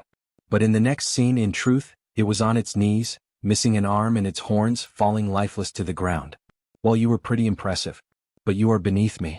All the guards cheer ecstatically at his victory. We won, we managed to stop the monster. Meanwhile, Harley stores one of the enemy's horns in his inventory. This guy's horn should be useful. So big, it even looks like your friend's in real life after getting betrayed by his ex-girlfriend, ha. Maybe Howard can turn it into equipment later. And the biggest reward. Harley begins to devour the creature's body and mana gem. Meanwhile, the notification window appears. Madness Control is controlling the madness that has entered your body. When you think of Minotaur genes, it's definitely all about the lower body. The clash was over, and in the end, Harley finished devouring the monster while the others celebrated their victory. It had been an incredible performance. The king's warrior congratulated him. They had won thanks to him. It was nothing. Lord Tarmin Aeonia was here. He said he would like to see him in person. The Lord really called for him this time. He had just finished the fight, so he should rest a little. However, while they were speaking, Harley had already disappeared. That bastard was already on his way there. The king's castle came into view, covered in heavy winter snow. The protagonist began to open the door, but the guard stopped him. He had already told the Lord about him many times, but it would be good if he were a bit more careful. Huh? Is something wrong with me? Oh. He imagined Harley as a fool. Is the Lord here? It's me, Harley. Please be as polite as possible. There's no need to worry about that. When it comes to manners, he's the best, right? Just go in. Then the protagonist finally entered and was received by the king. So this was the famous strongest mercenary in the entire kingdom. The king was introduced to us, Tarmin Aeonia, Lord of Aeonia County. Come and sit here. Hello. The guard nudged Harley with his shoulder to remind him to be polite. Hello, sir. He had heard so many praises about him, but seeing him in person was different. He hardly knew what to do with himself. He was just doing what he was paid to do. As he shouted, his saliva flew toward the king. Even so, the king thought he was quite impressive. Did he think that just speaking formally was enough? Anyway, besides the request, he also played a big part this time, so he should be rewarded. A reward? There's no need for that. The king's tone grew more serious. He offered him a position as an official knight of the county. He refused. Everyone in the room was surprised, even the Lord himself. You bastard. How dare you refuse the Lord's offer? And what's with that stupid look on your face? That's enough. Everyone calm down. He waved off such grand gestures. He only wanted a cool axe he could use. Right, an axe. He would have one custom made for him through Jaonic. Thank you, my lord. He was quite generous, just as one would expect from someone ruling over a great territory. That's right. I'm not stingy when it comes to giving. Refusing once is fine. He'll definitely find a way to get you. As if I'd let you have me for free. He'll just keep dragging you along and wearing you out forever. In the end, the two were simply trying to outsmart each other. Suddenly he felt a chill. Switching scenes, we return to the merchant character. Lord Merchant, they said Mr. Howard's workshop has been completed. Really? I trust they put great care into it. Of course. We prepared state-of-the-art facilities and personnel to assist him. From now on, if Howard needs anything, the Merchant Guild will provide it. Just treat him as you would treat me and Harley. Yes, Lord Merchant. As they walked through the neighborhood, there were 4 guards assigned to the merchant. However, he soon noticed something strange. What? 4 escorts? Lord Merchant. What? There was one more than usual. You have good instincts, but it's already too late. In an instant, the protagonist began to bleed and collapsed to the ground, barely clinging to life. Lord Merchant. What the hell is happening all of a sudden? Lord Merchant. What the hell is this? Why is a vampire after me? Snap out of it. He finally died and a notification appeared. You have sustained a fatal injury in a single blow. Suddenly the merchant came back to life. Lord Merchant, are you all right? Take him somewhere safe now. Another notification appeared. Instant death immunity has activated, reducing the fatal injury to critical damage. Instant death immunity will be sealed for 1 day. If it weren't for that skill, he would have died. The assailant was a vampire. Judging by his abilities, he was at least a pure blood. Such a high-level agent going after a mere merchant like him? What in the world was he after? If they find out he isn't dead, they will definitely come back to finish the job. He will leave the task of uncovering their identities to Hans. For now, he must retreat. He has a personal means of contacting Howard. Therefore, he will deliver work-related matters through him. What? But in this state, how? They are talents recommended by the 3 warriors of the South, so he should be able to trust them. He needs to get medical treatment first. Then he suddenly vanished before the guards. Sir Hubert? Hubert is unsummoned from the Auterica dimension. Later that night, in a different castle, several people were gathered with a king. He trusts that everyone is prepared. Clan Lord Visk Yup Persia. My lord, there's an update. A report has arrived stating that the job in Tarak has been completed. True blood of the Yup Persia clan, Theodore Yup Persia. Tarak? By killing the merchant who was secretly cooperating with the Brokosla clan, we managed to divert their attention. Well done, Klein. You have opened the gates of war. Finally, things are about to get more exciting in this manhwa. War is approaching. Don't miss the next chapter. See you in the next one, everyone, and don't forget to subscribe to the Absolute channel. He flatters him too much. It was a simple task. The timing is good. We also just finished cross-checking the information from the challenge oath. That is not all. The blood gate is finally complete. Does he trust that you set the coordinates correctly? Yes. We plan to stop in the city of Rapella to regroup before heading to Teleria. We should be able to reach it in half a day from there. The king begins to think. An unknown vampire has taken control of Brokosla. He is already eager to face this unknown figure. Everyone prepare yourselves. We are going to Teleria. Meanwhile, Our Lady continues searching for information for the immortal king. However, their souls seem tired. My lady, they will die from overwork at this pace. But she ignores their complaint. While tracking the challenge oath, is she also supposedly meant to find the vampire who murdered Hubert? My banshees are scouring the entire continent, and they are telling her there is not a single trace. Today she will only check up to the city of Rapella, and just when she looked, she saw something unusual. From afar, a suspicious portal appeared, filled with red energy, and suddenly, a few completely pale people came out of the portal. The souls become happy with the discovery. It seems these are the children, my lady. She must report this to the king of the undead. From a great distance, the immortal king is able to observe the situation. An invasion by another vampire clan. In that case, hitting Hubert must have been an attempt to divide our forces. Of the 3 great vampire clans, the other 2 are the Opapo of the east and the Yup Persia of the central region. The one with the strongest forces is the Yup Persia clan. Olivia also suspected the same. If that is the case, Brokoslak's current power will not be enough. He will have to send reinforcements. Meanwhile, in Heinz's castle, his servant is filling out paperwork, and then the princess calls him Mullo. She is coming in for a moment. Lady Breaky, welcome. However, she notices something strange in the air. Is something wrong? Of course, he must prepare for battle immediately. Battle? What do you mean, what is happening? Nothing has happened yet. It is just a premonition. Just prepare yourself when she tells him to. Stop chattering. Do I look like someone who is speaking nonsense? It is hard to believe, being ordered to prepare for battle so suddenly. But the premonition of sacred blood is absolute. Although she is sacred, she looks more like a demon, especially in combat. Heinz has not arrived yet, so unfortunately we cannot count on his help. We must prepare our defenses immediately. 4 true bloods, 44 pure bloods. We gathered our entire army. They are all our best elites. Brokosla will be purified in an instant. There is no need for long speeches. We depart for Teleria immediately before they notice. Yes, King. But before they could depart, the vampire king felt chills.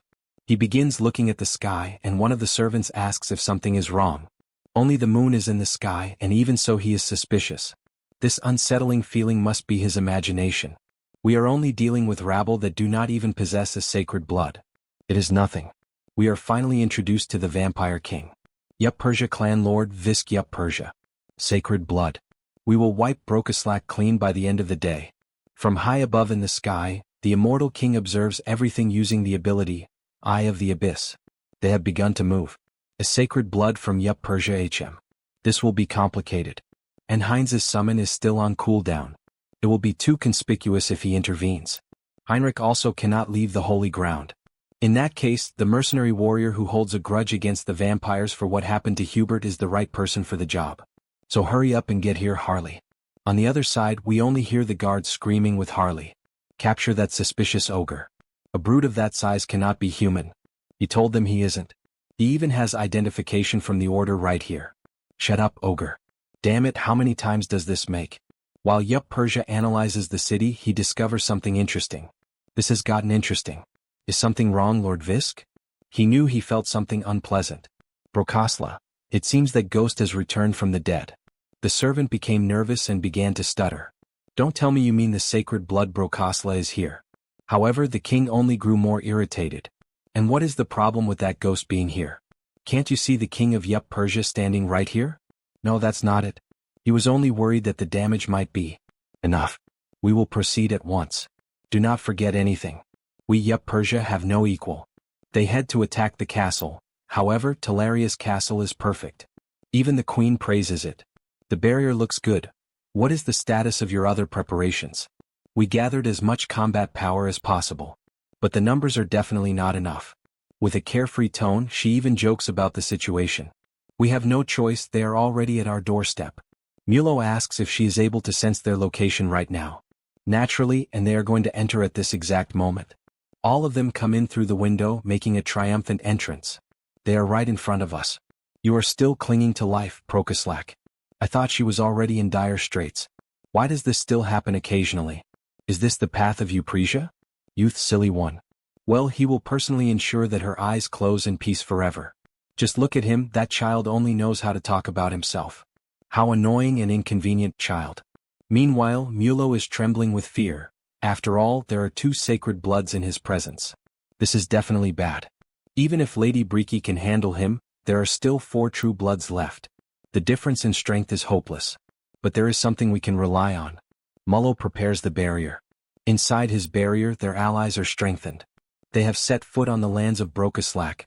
Do not think you will escape with your lives. Blood barrier. Come to me, Bridia. My god, an entire group of unwanted guests has gathered here. Alright, get ready. Maintaining this barrier prevents him from fighting the enemies. Do everything you can to protect Brokoslak, even if it costs your life. Yup Persia is surprised, but in the end, wasting energy on useless things is pointless. He tries to attack Mullo directly. After all, if he destroys him, the barrier will disappear along with Mullo, right? Before the sharp claw reached his neck, something happens amid the chaos. Do not get in the way of our little game, Ghost. Are you perhaps underestimating me too much, child? She easily stopped his attack and forced him to retreat. All right, first he will get rid of this ghost in a one-on-one duel. Unfortunately, it seems you need to be disciplined, child. Both groups face each other until they finally begin the war. Bridia, punish those who dared to invade our lands and send them to hell. Members of the Yup Persia clan, crush those arrogant insects and show them their proper place. The war quickly escalates, but in the midst of all that chaos, we see a clawed hand piercing through the barrier. The vampires are shocked to see that thing. Something is behind us. What is that? Someone is breaking through the barrier with their bare hands. So it was this red-haired one, the person who tore out the insides of that weakling Hubert.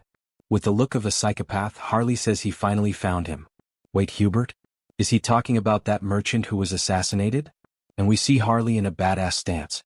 Klein, what kind of missions did he carry out? Lord Theodore. He completely erased all traces. However, there is someone in front of us now chasing you. You will deny it after this? But he really, my god, you are running away right in front of me. While they were chatting, Bridia did not waste time and launched a surprise attack, striking the vampire directly in the mouth. A beautiful punch. Damn it, dealing with this woman. Call the other nobles. High blood, incredible. He wanted to test his newly acquired strength. Notifications appear. Vital aura ignited, berserk mode and madness. Dragon scales mix into the pattern. The servants are shocked. But what the hell is this monster with scales? No, they are all from the same damn vampire group. I'll make them taste misery because of Hubert. Harley begins hunting the vampires one by one, as if they were nothing more than common monsters. That guy, the followers of Yup Persia are being massacred by this incredible young man. That witch, who else did she bring with her? Does he have any reason to explain this? Why does she also not know why that monster appeared? Alright, this won't take long anyway. Unlike your followers, his men are very competent. Incredible, he can't even see their movements. Although they look like they are standing still, they are fighting at the speed of light, even battling only with their minds. This is, therefore, the famous battle of causality between the superior bloodlines. Then you finally made a mistake, Ghost. And thanks to that mistake, her arm was completely cut off. Just as she suspected, he is truly taking this fight seriously, dedicating himself fully to this battle. Previously he wasn't much. Seems she really is getting old. Back to Harley's fight, the vampire has no idea who he is, but he would like some help, because he cannot defeat him. The dragon is truly furious and insane, defeating everything he sees in front of him. He saw that Brokaslak's sacred blood lady was in danger. Just waiting for Heinz may end up being too late. He needs to act now. He needs to use every weapon at his disposal. Mutagen and the Raging Beast and the Calca-style combat pattern, and the vital aura and the jewel eye. Subjugation. Harley begins transforming into something. Combine all the powers and it's complete.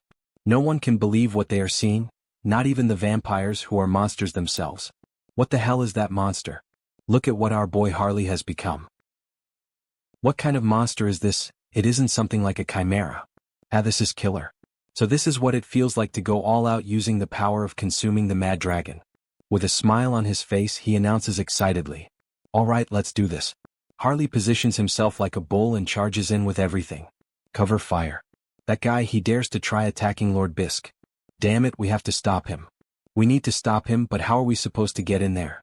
Harley charges directly at the Lord, trying to injure him. However, his hands are blocked by some kind of barrier. Tiske, his scales are being destroyed upon touching the domain. This is the domain of causality unfolded by the sacred blood.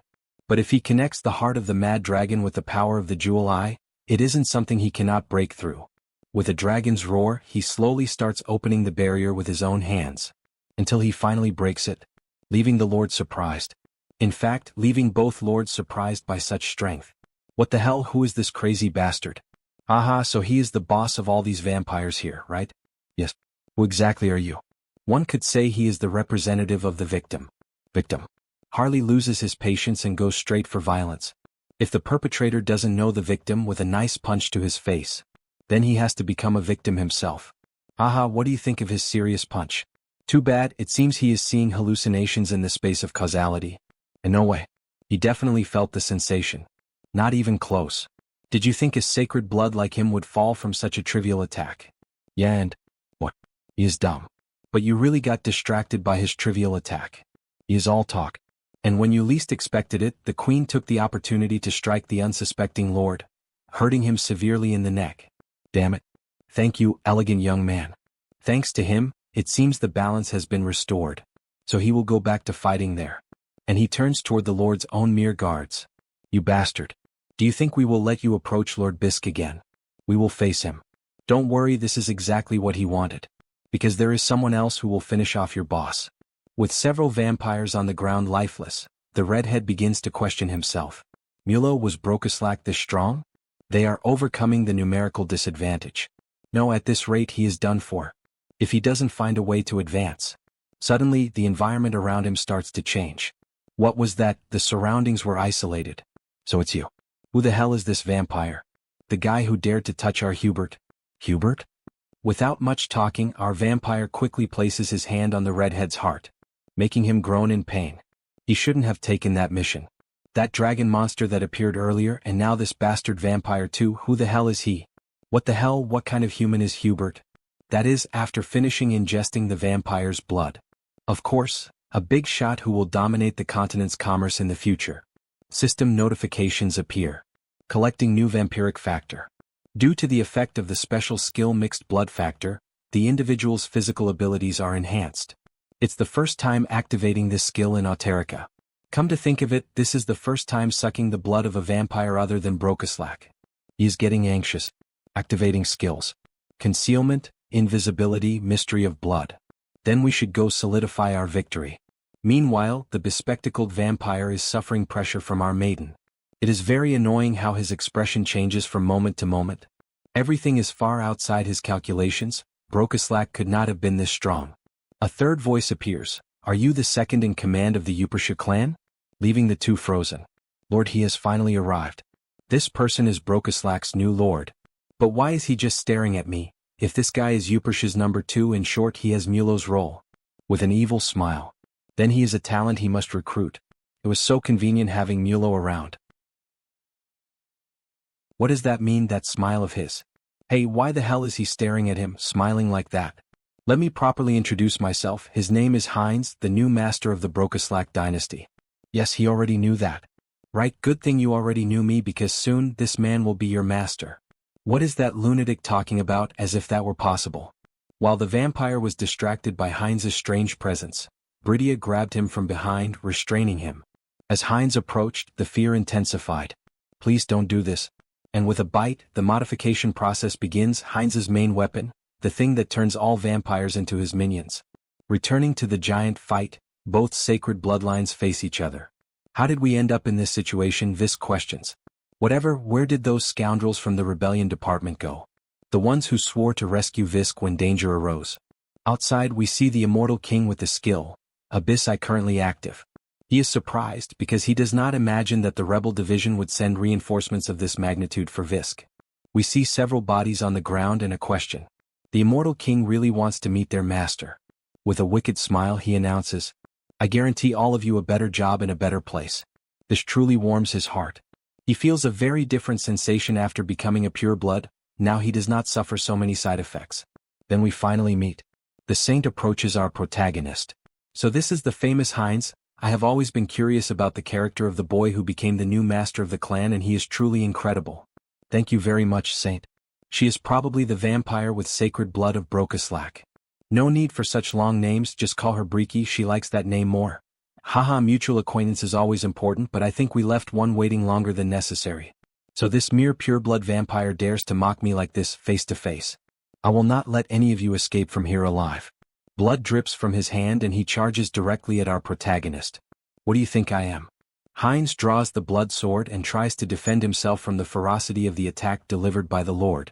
They start fighting seriously, Heinz becoming more injured with each strike, although as time passes he manages to counterattack the Lord with a few blows, forcing him to heal. But while the Lord was distracted, Harley appeared by surprise. It is impossible that he forgot about me, and he lands a punch right on the Lord's ribs, making him spit a lot of blood and groan in pain. Damn coward. They are worth nothing in my eyes. They have no shame in having reached this level of depravity. Now it is the saint's turn. Seriously, you really think like that? And where are the vampires who helped you attack us? And she attacks him directly, leaving him on the defensive when he realizes it has become 3 against 1. He will be the king of all vampires. Visk cannot die in a simple place like this. All right, I will follow through with your request. How rude of you, you arrogant one. You want to steal the bled blood by devouring your own people, and he is not even from your lineage. If he continues with this, he will die screaming due to the severity of the torment. Who knows, he is already somewhat used to devouring enemies. With another bite, he pierces deep into the Lord's throat. No way, this man is... Could he really be capable of inheriting sacred blood from another lineage? Do not worry about your lineage, Visk. All of your vampires will be mine. Also understand, under my command they will continue your legacy. He finally realized the end had arrived. He always had a dream. It was the unification of all vampire lineages under one banner, the one who leads them toward the light. The one who will bring all vampire kind to glory. At least that was what he thought, until he met this vampire. The only king. I am in a far from enviable position, so why am I laughing? I long to achieve this, to dream this much. After the Lord's death, our protagonist begins to undergo a transformation. Red blood begins to form an aura around his body. Here in Eureka, a new sacred blood was born. System notifications begin to appear. I fulfilled the requirements and I began to grow. Special skill. Blood relation, the true one. Blood evolves into blood ties, sacred blood. At the same time, the shape of his face begins to change. He fulfilled the requirements and began to evolve. The two skills, concealment and invisibility, they merge and develop into a specialized skill. Erase existence. Heinz 2. Race, vampire with sacred blood. Details. He used the mixed blood skill to inherit and force the sacred blood and evolve, thus being able to control the Yupersha lineage, even if only slightly, and control part of causality. The capacity for transcendental perception reached a level that resembles an overlap of the senses, surpassing the limits. I consider the place and time easily reachable. I feel the flow of causality. Could this be the power of the bled blood? If it were not for her, he would not have won the battle. She becomes confused by the sudden look. Maybe he wants to eat her too. Ha ha ha, double-meaning joke he could not resist. Ha ha, thanks to you Harley saw something rare. Now that I got my revenge I will return. I quit my job to come here, ha ha. Thank you Harley, he helped a lot. There is no need to thank me. They understood who hurt my friend first. We are not on Hubert's company's side. So I will return to Tarak. And we see Harley flying back to his city. She looks at him suspiciously. Can we really let him go like that? He introduced himself as a suspicious young man. It is fine, he already researched this before. Then it is all right, whatever you say. Upon noticing those vampires on the ground, still breathing, Heinz becomes happy. After all, we gain new members for the family.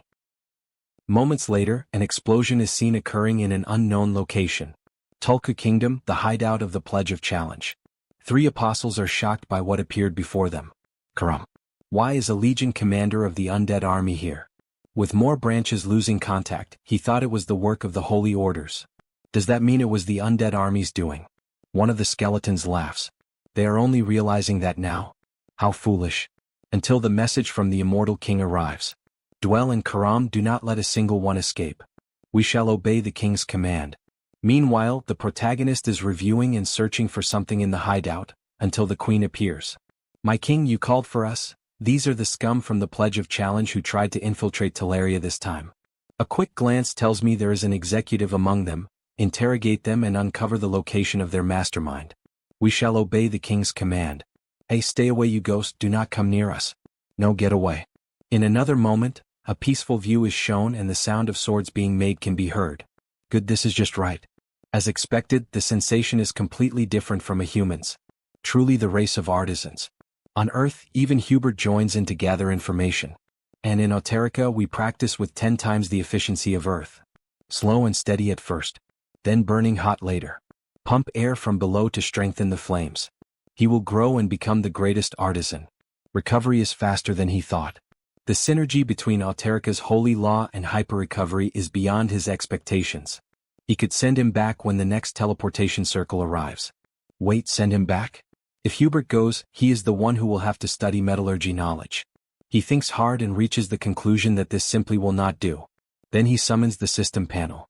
Karma shop. Karma possessed. 1,120,122. Thanks to Heinz devouring the sacred blood, it's piled up again. The enhancement cost has gone up in the meantime, but the only one who can save him is himself. The system notifications appeared. Avatar's potential increased. You can now select limited basic traits for the created avatar. Basic traits, it means he gets to choose initial skills.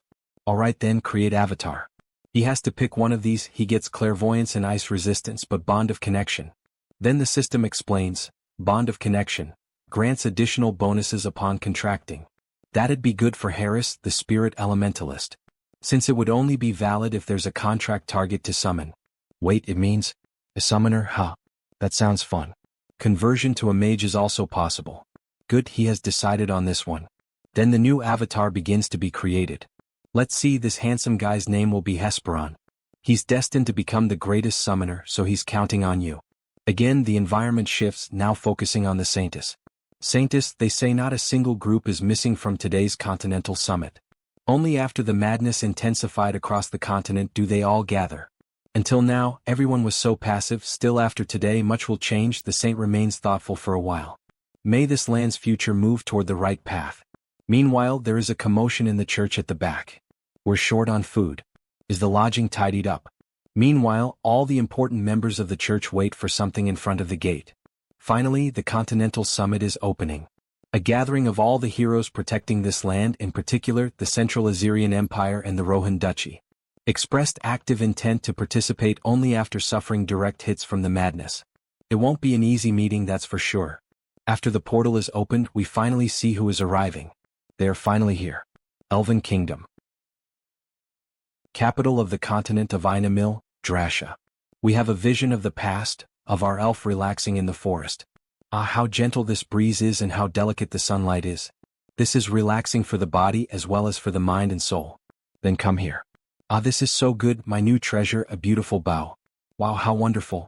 For him, it is enough to embrace his poetic reverence in the embrace of nature. The name of this bough is Themis. It is a bough under a branch that the world tree gave with its own hand, then strengthen it with the power of the spirits and fairy fire, and we have a beautiful weapon for all situations. He became extremely skilled and handsome. It is a treasure that only the most demanding can possess. How wonderful. He even kisses the bough. While he was admiring the bough, system notifications appear. He fulfilled the growth requirements. Developed the skill familiarity with nature into the special skill integration with nature. Hey, the simple act of relaxing already impresses him deeply with the power of nature. He would like to be able to stay there, forever admiring the beauty of the world tree, but he will have to leave. Before he realized it, he ended up dozing off for a bit and was awakened by his spirit. Hey, Decibel, someone is approaching. Remove the soundproof barrier. Medium sonic spirit, decibels. Ever since this spirit was promoted to the medium level, its isolation ability has become very useful. Hello, Harris, what is keeping you from sleeping at this hour? Savron. The daughter of the current king. She is getting more beautiful with each passing day. It seems our elf is falling in love. The situation is slightly different from how it was. Look at those beautiful eyes of hers. Hey, what the hell are you staring at so much? He sees her differently today. Ah yes. Because today we will participate in the Continental Summit. So, she tried to prepare herself based on stories. The stories that he told her about the continent of Ion Harris. Do you perhaps think that I exaggerated? Wait, she prepared herself based on his stories. Could it be that she prepared like this, influenced by what I told her? Sapphire also changed a lot, she started asking about him constantly.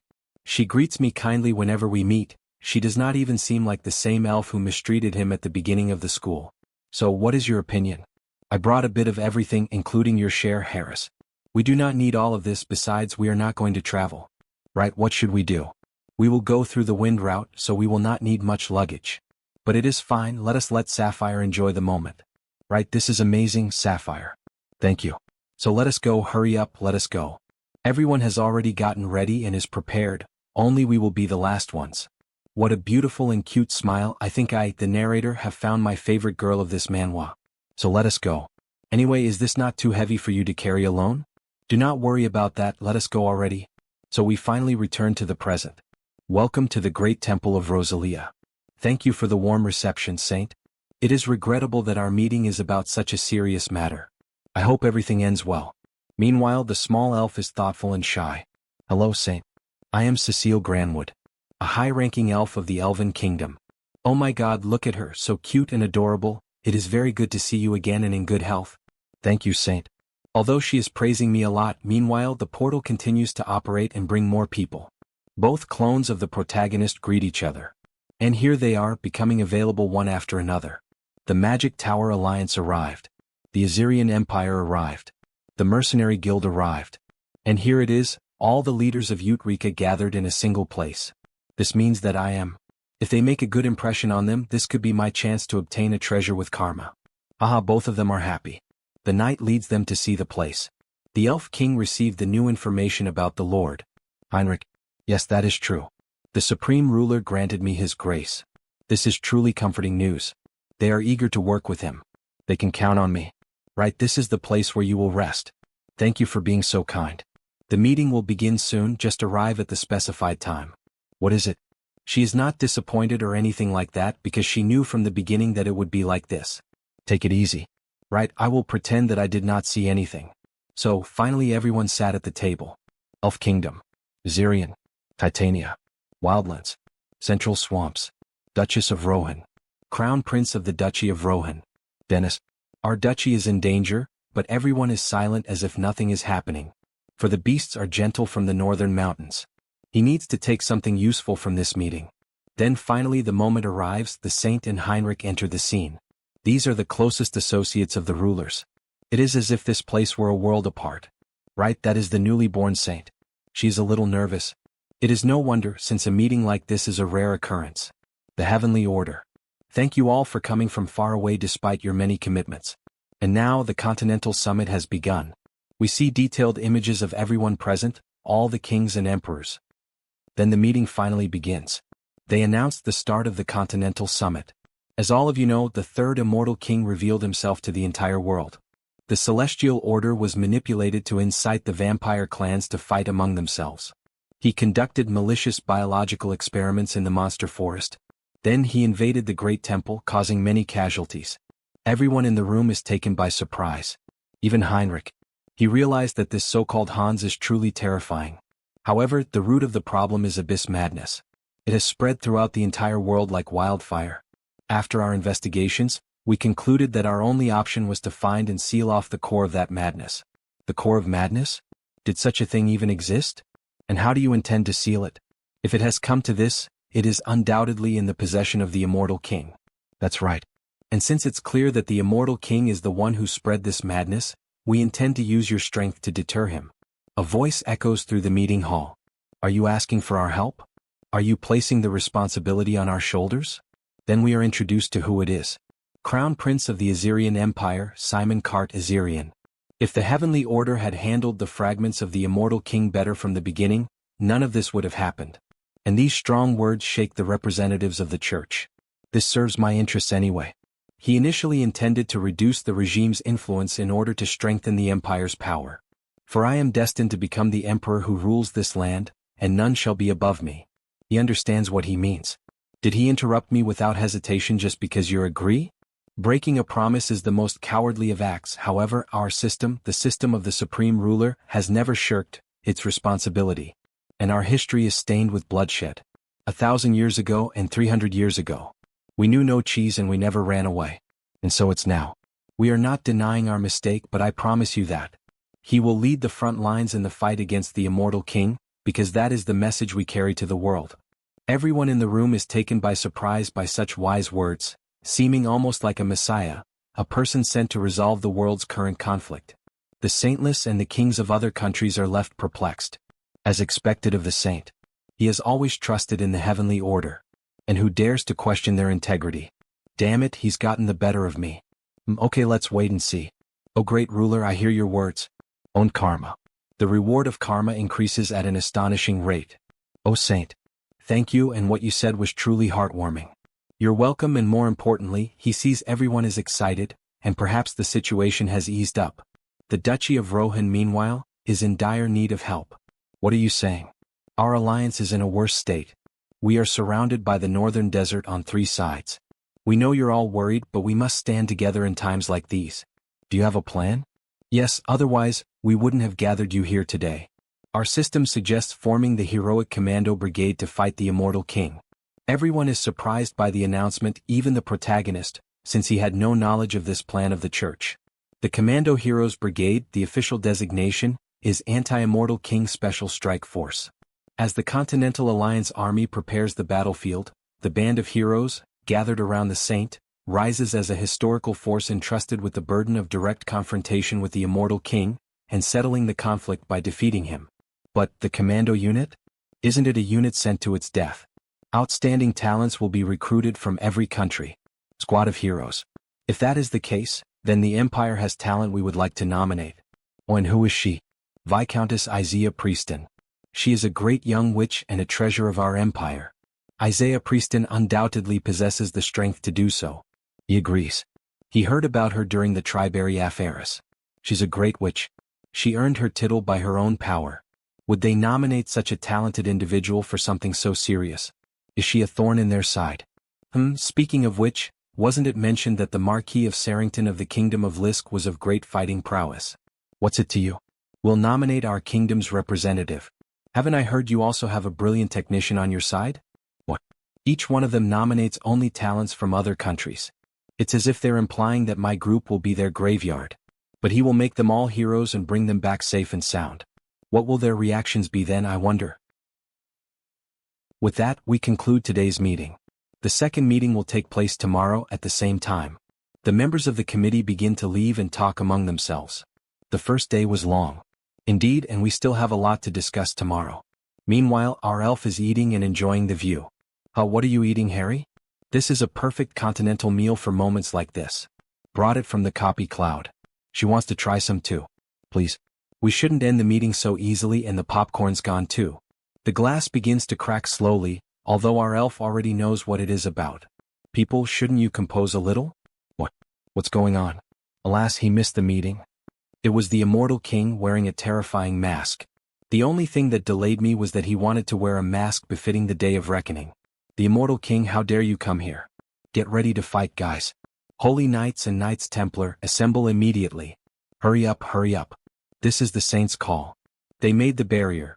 Then the main hall begins to fill with several golden glimmers, creating an aura around it that leaves the immortal king surprised for a moment. The sacred barrier will protect us. Enter inside the barrier, all of you. He tries to touch the barrier and is truly repelled. This is an extremely strong barrier. Aha, he sees that your limbs tremble with fear of me. Seriously, what a bizarre mask. It really ended up looking like a villain, don't you agree? I have prepared myself well to meet you, Saint Heinrich. Well, everything is going according to plan. And now, after the immortal king stormed the summit of the continent, world leaders have no choice but to feel the danger that lies before them. This is the beginning of the war. Heinrich, I admire your courage, but you have no power over me. My strength has increased many times over. Really? But he's the one who will taste defeat here. Ho ho ho, where do you get this confidence from? So, fortunately, Heinrich is not alone here. Oh, how strange. Since he has arranged things this way, there's nothing we can do. Will the system bear responsibility for any injuries? High Elf Lavery. Wild Land Representative Lionel. Current mercenary king of the Mercenary Guild Conbol. And how could he don't trust when the strongest on the continent are gathered here now? Saint Heinrich. However, the immortal king continues laughing like a madman. Those bastards are good for nothing. How incredible. What's so funny about it? Let him first correct your misunderstanding. You are not the only ones gathered here. Impossible. Resemble what's under your feet, all of you. Exquisite. He was looking for an opportunity to see his new followers performing their duty. Lady Ghoul's Fiona. The terrifying Ghost Bagoose. Death Knight Karam. Go. Fight, my subordinates, and bring glory to the immortal king, the king of death, your king. The elf king makes the first move. Purify evil spirits. Causing a great explosion against the skeletons. How dare such vile souls stand in my way? Then we have the first clash initiated. The terrifying Ghost Bagoose versus Elf Kingdom. Zirian. Destroy the immortal king's army. Bring the guests inside the barrier. Meanwhile, Karam is destroying everyone who appears in front of him. What amusing scarecrows. This is the king's order to slaughter the enemy. Enemy movements are unnatural. It's as if they're selecting specific targets to eliminate. Is this just an illusion? Haha, things are going smoothly. They may see it as disgusting, but there is no escaping it.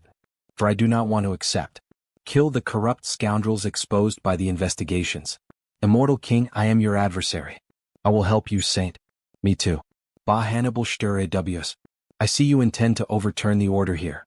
The impact between the two forces is immense, causing true destruction of the place. Good, you've instilled in them enough of a sense of danger. It's time for me to do my part too, to be worth the price of popcorn. Harry? If Heinrich was the star last time, today is his day. It's time for your first appearance, Themis.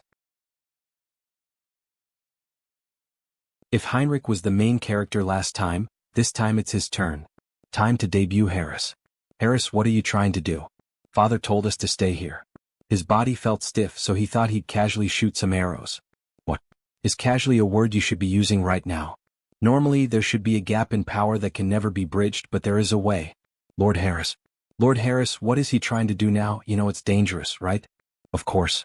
But he doesn't want to just sit still. Then the elf felt a different sensation, one that must be the duty of the elves, to protect the world. Then he shall help too. And raises a shield to protect him. Very well, my girl, let's finish this monster now. He begins to prepare the bow, invoking the three spirits of fire, water, and electricity. Aiming high while concentrating to the utmost. He sees the two of them fighting and aims precisely at the immortal king, so there is no risk of hitting his own ally. Such power surprises even the immortal king and strikes him directly in the face with an arrow of nature spirits. However, the immortal king only laughed at it all. And slowly the mask began to fall, revealing the face of the immortal king. Everyone is surprised by what happened. Oh my god, the immortal king's mask broke down in a single strike. And then system notifications appeared. The entity has met the special skill child of the world tree evolves into heir of the world tree. The conditions to become a high elf are finally met. World tree, this isn't an advance payment, is it? The demons become irritated for lowering their guard and letting the immortal king be struck. How dare you, we will kill you now. They advance directly toward Harry's, who is being protected by 2 guards, but before they could attack, the immortal king says that it was already enough. Interesting. He thought you were just a small fry, but you have some unexpected talent. He will have to change his plans. Furthermore, he will withdraw for today. Who says he can leave? Do you think this is a place he can come and go as you please? Calm down, Saintus. He understands how you feel, but the damage done is already severe enough. Then the entire army of evil begins to return to the shadows as if nothing had happened. Do not be disappointed. Aren't you busy these days? Just dealing with the monsters encroached by madness must be overwhelming. Hannibal Strauss, consider the next time we meet as the day of your death. He shall return those words right back at you. So look forward to it, the moment of destruction that he shall bestow upon you. True despair hasn't even begun yet. He leaves in a mysterious manner. Isn't the acting getting more natural? Even the protagonist is somewhat euphoric because of such a performance. Move the injured to the healing room immediately. Escort the envoys first. What on earth did those last words mean to say that true despair hasn't even begun yet? It seems he has some other scheme up his sleeve. We must be careful. When things finally calmed down, the elves came to congratulate Harris. He is truly amazing, Harris. He never imagined you would display such power. That's right, we weren't the only surprised. The envoys were keeping an eye on you too, Mr. Harris. Aha, he was lucky. He is unfairly getting ahead of me again, leaving a slight feeling of envy. But the feeling of happiness is interrupted by the church. We can't just be happy yet. She believes everyone has recognized the seriousness of the situation. Shamefully, we failed to stop the immortal king's intrusion. Everyone's cooperation is desperately needed. He agrees. It has now been revealed that there is no safe sanctuary anymore. Therefore we must help each other right now. Right. Let everyone lend their strength to the creation of the Heroes Task Force. We will actively step forward too. The saint is happy. Everyone. It seems there are some people mixed in who have ulterior motives, but well, there are those who are sincere too. Sorry to interrupt the meeting, but there is urgent news. They say all border defense lines of the Rohan Dukedom have collapsed. What on earth is happening? Surely they could have held out a little longer. They say the defense lines on 3 sides collapsed simultaneously for unknown reasons. Also, around the same time, there was a terror attack on the dukedom's key facilities. So this is what he meant by despair that hasn't even begun yet. It must be the doing of the immortal army. Even this raid was to divert our attention. But it isn't. What on earth is this situation? But he knows the guys who would do something like this very well. The oath of reversal, did those bastards move? Saintus, is that true? Everyone, for this matter, Cardinal Piri from the Empire's great temple of Geron, has decided to step forward personally with his elite troops. We will never give up until the end. Therefore please do not give up either. Everyone suspects Hans, so it actually worked out since the Continental Alliance decided to stand against the Immortal King. Hans should play along too. So we return to the Immortal King. He has selected the optimal location by weighing various conditions. Neither too far nor too close to the dukedom, a fertile land with a thick concentration of ominous energy. Good job, my Queen Olivia. So this is how he used the forbidden knowledge. He begins to utter magical words over a pentagram, reciting an ancient spell. Haha, listen everyone. The Continental Alliance says they will stop our immortal army. Then we too must show our will as well. Watch closely. This is his will that will once again die the entire continent in fear, and the symbol of a new dark age. Haha, let's fight pro-Pearly Continental Alliance. Switching scenes, they arrive on the southern continent of Ion. And a mysterious man covered by a black cloak is spotted. So, the Immortal King has finally set out to annihilate the Duchy of Rohan.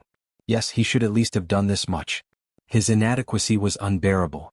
What a strange environment. Is it finally time for me to step in? This guy and that tattoo remind me of someone. No. Dragon from One Piece. That he then jumps off a cliff and comes across a cave emitting madness. If shall he tries the seeds of madness. returning once again to the immortal king's new castle, with his new subjects. He begins to analyze the new war scenario of the Duchy of Rohan. The Duchy of Rohan, it is surrounded by northern mountains on three sides, like a faint candle about to go out. His mind was at ease, knowing that the Empire and the Holy Church had not sat idly by. It will be difficult for Heinrich to move at the moment, as long as he cannot leave his post as the squad of heroes is being formed. And suddenly an apparition appears. My lord the king, have you come up with anything, Olivia? He has compared the list of insubordination division members that you gave me with the information we obtained from the executive we recently arrested. Executive? Is he the sheik who is rumored to be the manager of the Toko branch? As a result, among those he was already monitoring, he discovered a partner. Wait, a partner. Its location is the city of Tuvia, near the capital of the Asrian Empire. If it was the city of the Tofia, it is subject to the emperor's authority. There is the high-ranking partner of the disobedience division, who secretly moved the Ubercio clan. And we see our succubus return. She panics and gives orders to retreat. Hurry, hurry. We have to leave in 10 minutes. This is impossible, it's impossible that they've discovered it. She's here. Where did she leave a trace? She has even kept quiet the fact that she's a Scopus. Will she return to the immortal army? She hates that with a nasty hatred. We want you in the immortal king's army. Welcome. Damn it, he should have run away since the pencil sharpener. This savage first appears in the fight against Persian, then suddenly his vision goes dark and the reinforcements coming from the rebellion department are cut off. There must be a faction targeting us. If the information leaks here, it will be dangerous. Hey Andrew, have you packed up the contracts we've been working on? Yes, Sienna. He made sure to take care of her first. If as long we take what matters to us and run, everything will be fine. This city is full of all kinds of defenses. And this palace is even more fortified. Unless the immortal king himself comes, we have a chance. But suddenly they are attacked. Impossible. They're already here so fast. It's an invasion, why now and suddenly like this? He sees that she has been living in great comfort lately.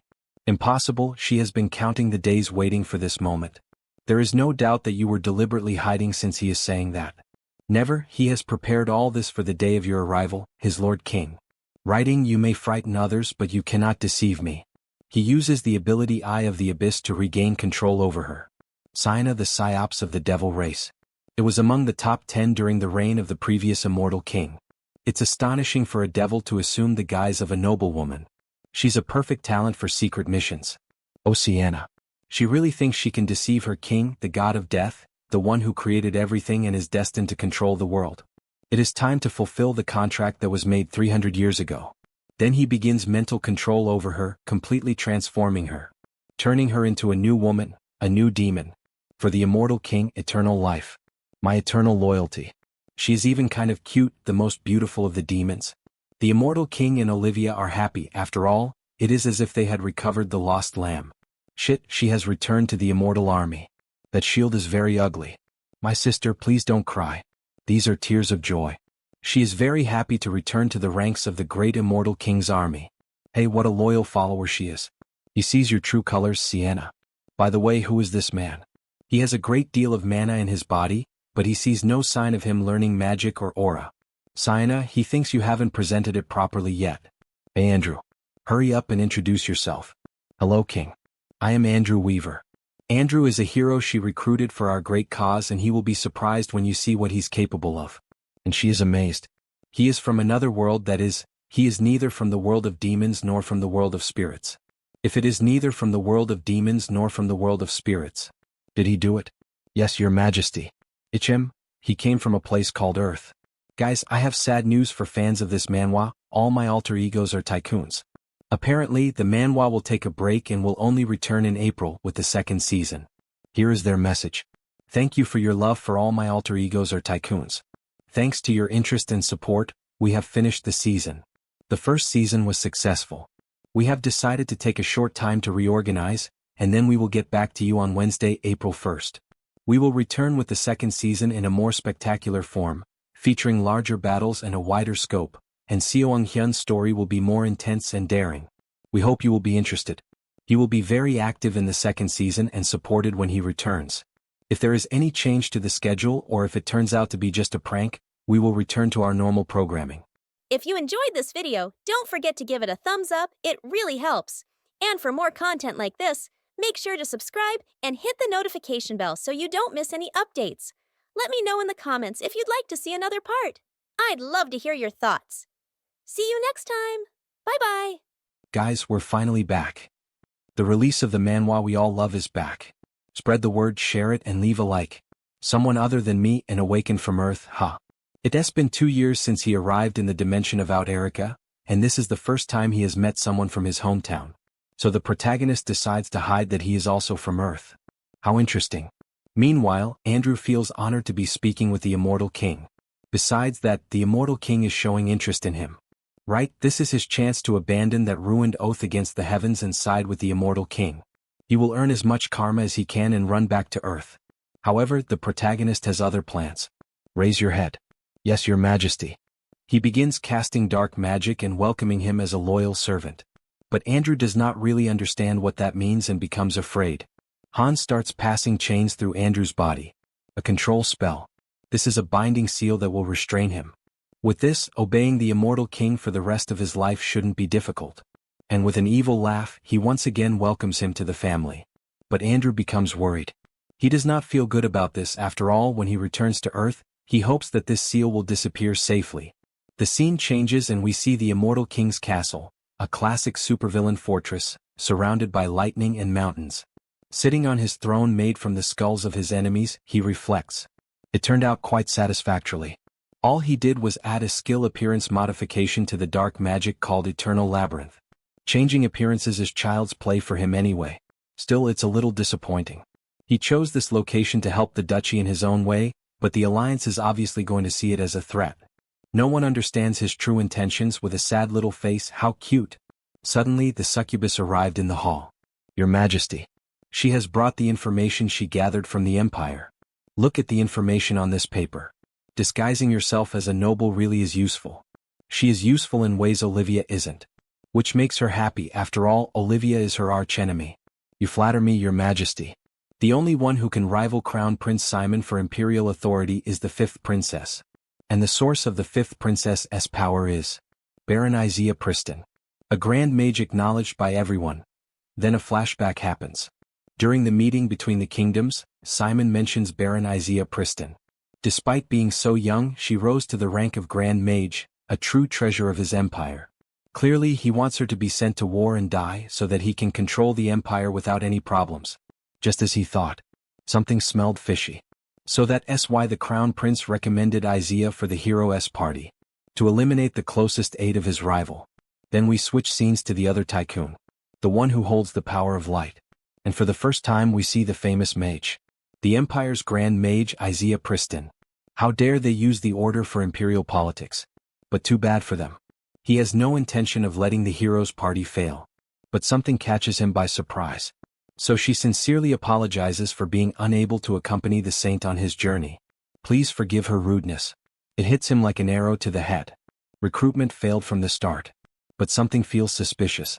Becoming a grand mage in her late 20s is already shocking enough, but she looks this young. He would believe it if someone said she was a middle schooler. He understands. Everyone has their own circumstances. But she adds that there is someone she must protect, and that is her top priority. He heard that the 5th princess is especially close to Baron Priston.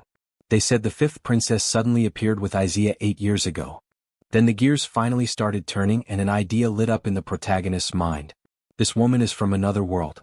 That's how someone this young could become a grand mage. Backed by the princess's support, she must poured everything into magic power through the karma shop. An otherworlder grand mage. There's one perfect use for that. Of course he would never force her. But as she said, the world is in chaos. There are only a few people capable of putting it to rest. But with a worried look and her hands almost trembling while holding the staff, she only apologizes again. So the protagonist decides to appeal to her emotions. Is it truly impossible for you? With a golden aura surrounding him, making her nervous. But once again he is rejected. If there's anything the Empire can help you with, we will do it. Recruitment failed completely. He understood. Then it can't be helped. He hopes they may meet again under different circumstances. Baron? Thank you, Saint. Then she shall take her leave. What a shame. If he stayed by Isaiah's side, his new mage avatar could grown incredibly fast. And in the end, we see the protagonist's true intentions. He only wanted a tutor for one more of his new avatars. Maybe he should postpone the youngest one a little longer. However, a paladin enters the room shouting, "Sir Heinrich, the Saintess is looking for you. An emergency meeting has been called at the Grand Temple." A few minutes later, everyone is seated in the meeting room. This is serious. As if the Rohan Duchy wasn't already in enough danger, now the Immortal King's castle has been built as well. And at a time when monsters across the continent are rampaging because of the madness. Then the Saintess adds. On top of that, tens of thousands of undead have been detected inside that castle. The Immortal King has gathered all the forces he's been building up in one place. Wait, which means? Yes, it's a declaration of war. But in truth, that was not what the protagonist was thinking. This is beyond people misunderstanding his intentions. For the greater good, concentrating troops at the Empire's border would be the right choice, but how could they abandon the countless people who are barely surviving in the Rohan Duchy? So the Immortal King plans to mock them while watching the choice they make. What a cunning bastard. They cannot leave the Immortal King alone any longer. No, why are all the arrows aimed at Hans again? This is driving him insane. When he first came up with this plan, Hans thought he only needed to deal with a few bad guys.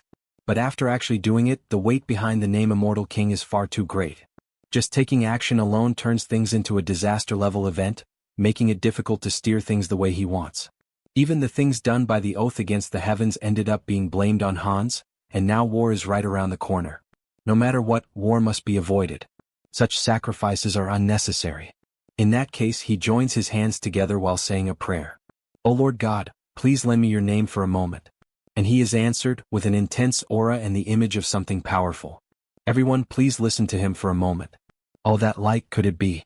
This overwhelming divine power. Perhaps the Lord God himself. Yes, just now. The Lord God granted me a prophecy. What a great chapter, everyone. I'm really happy that it finally came back. I'll keep things updated whenever more chapters are added. Thank you to everyone who follows along.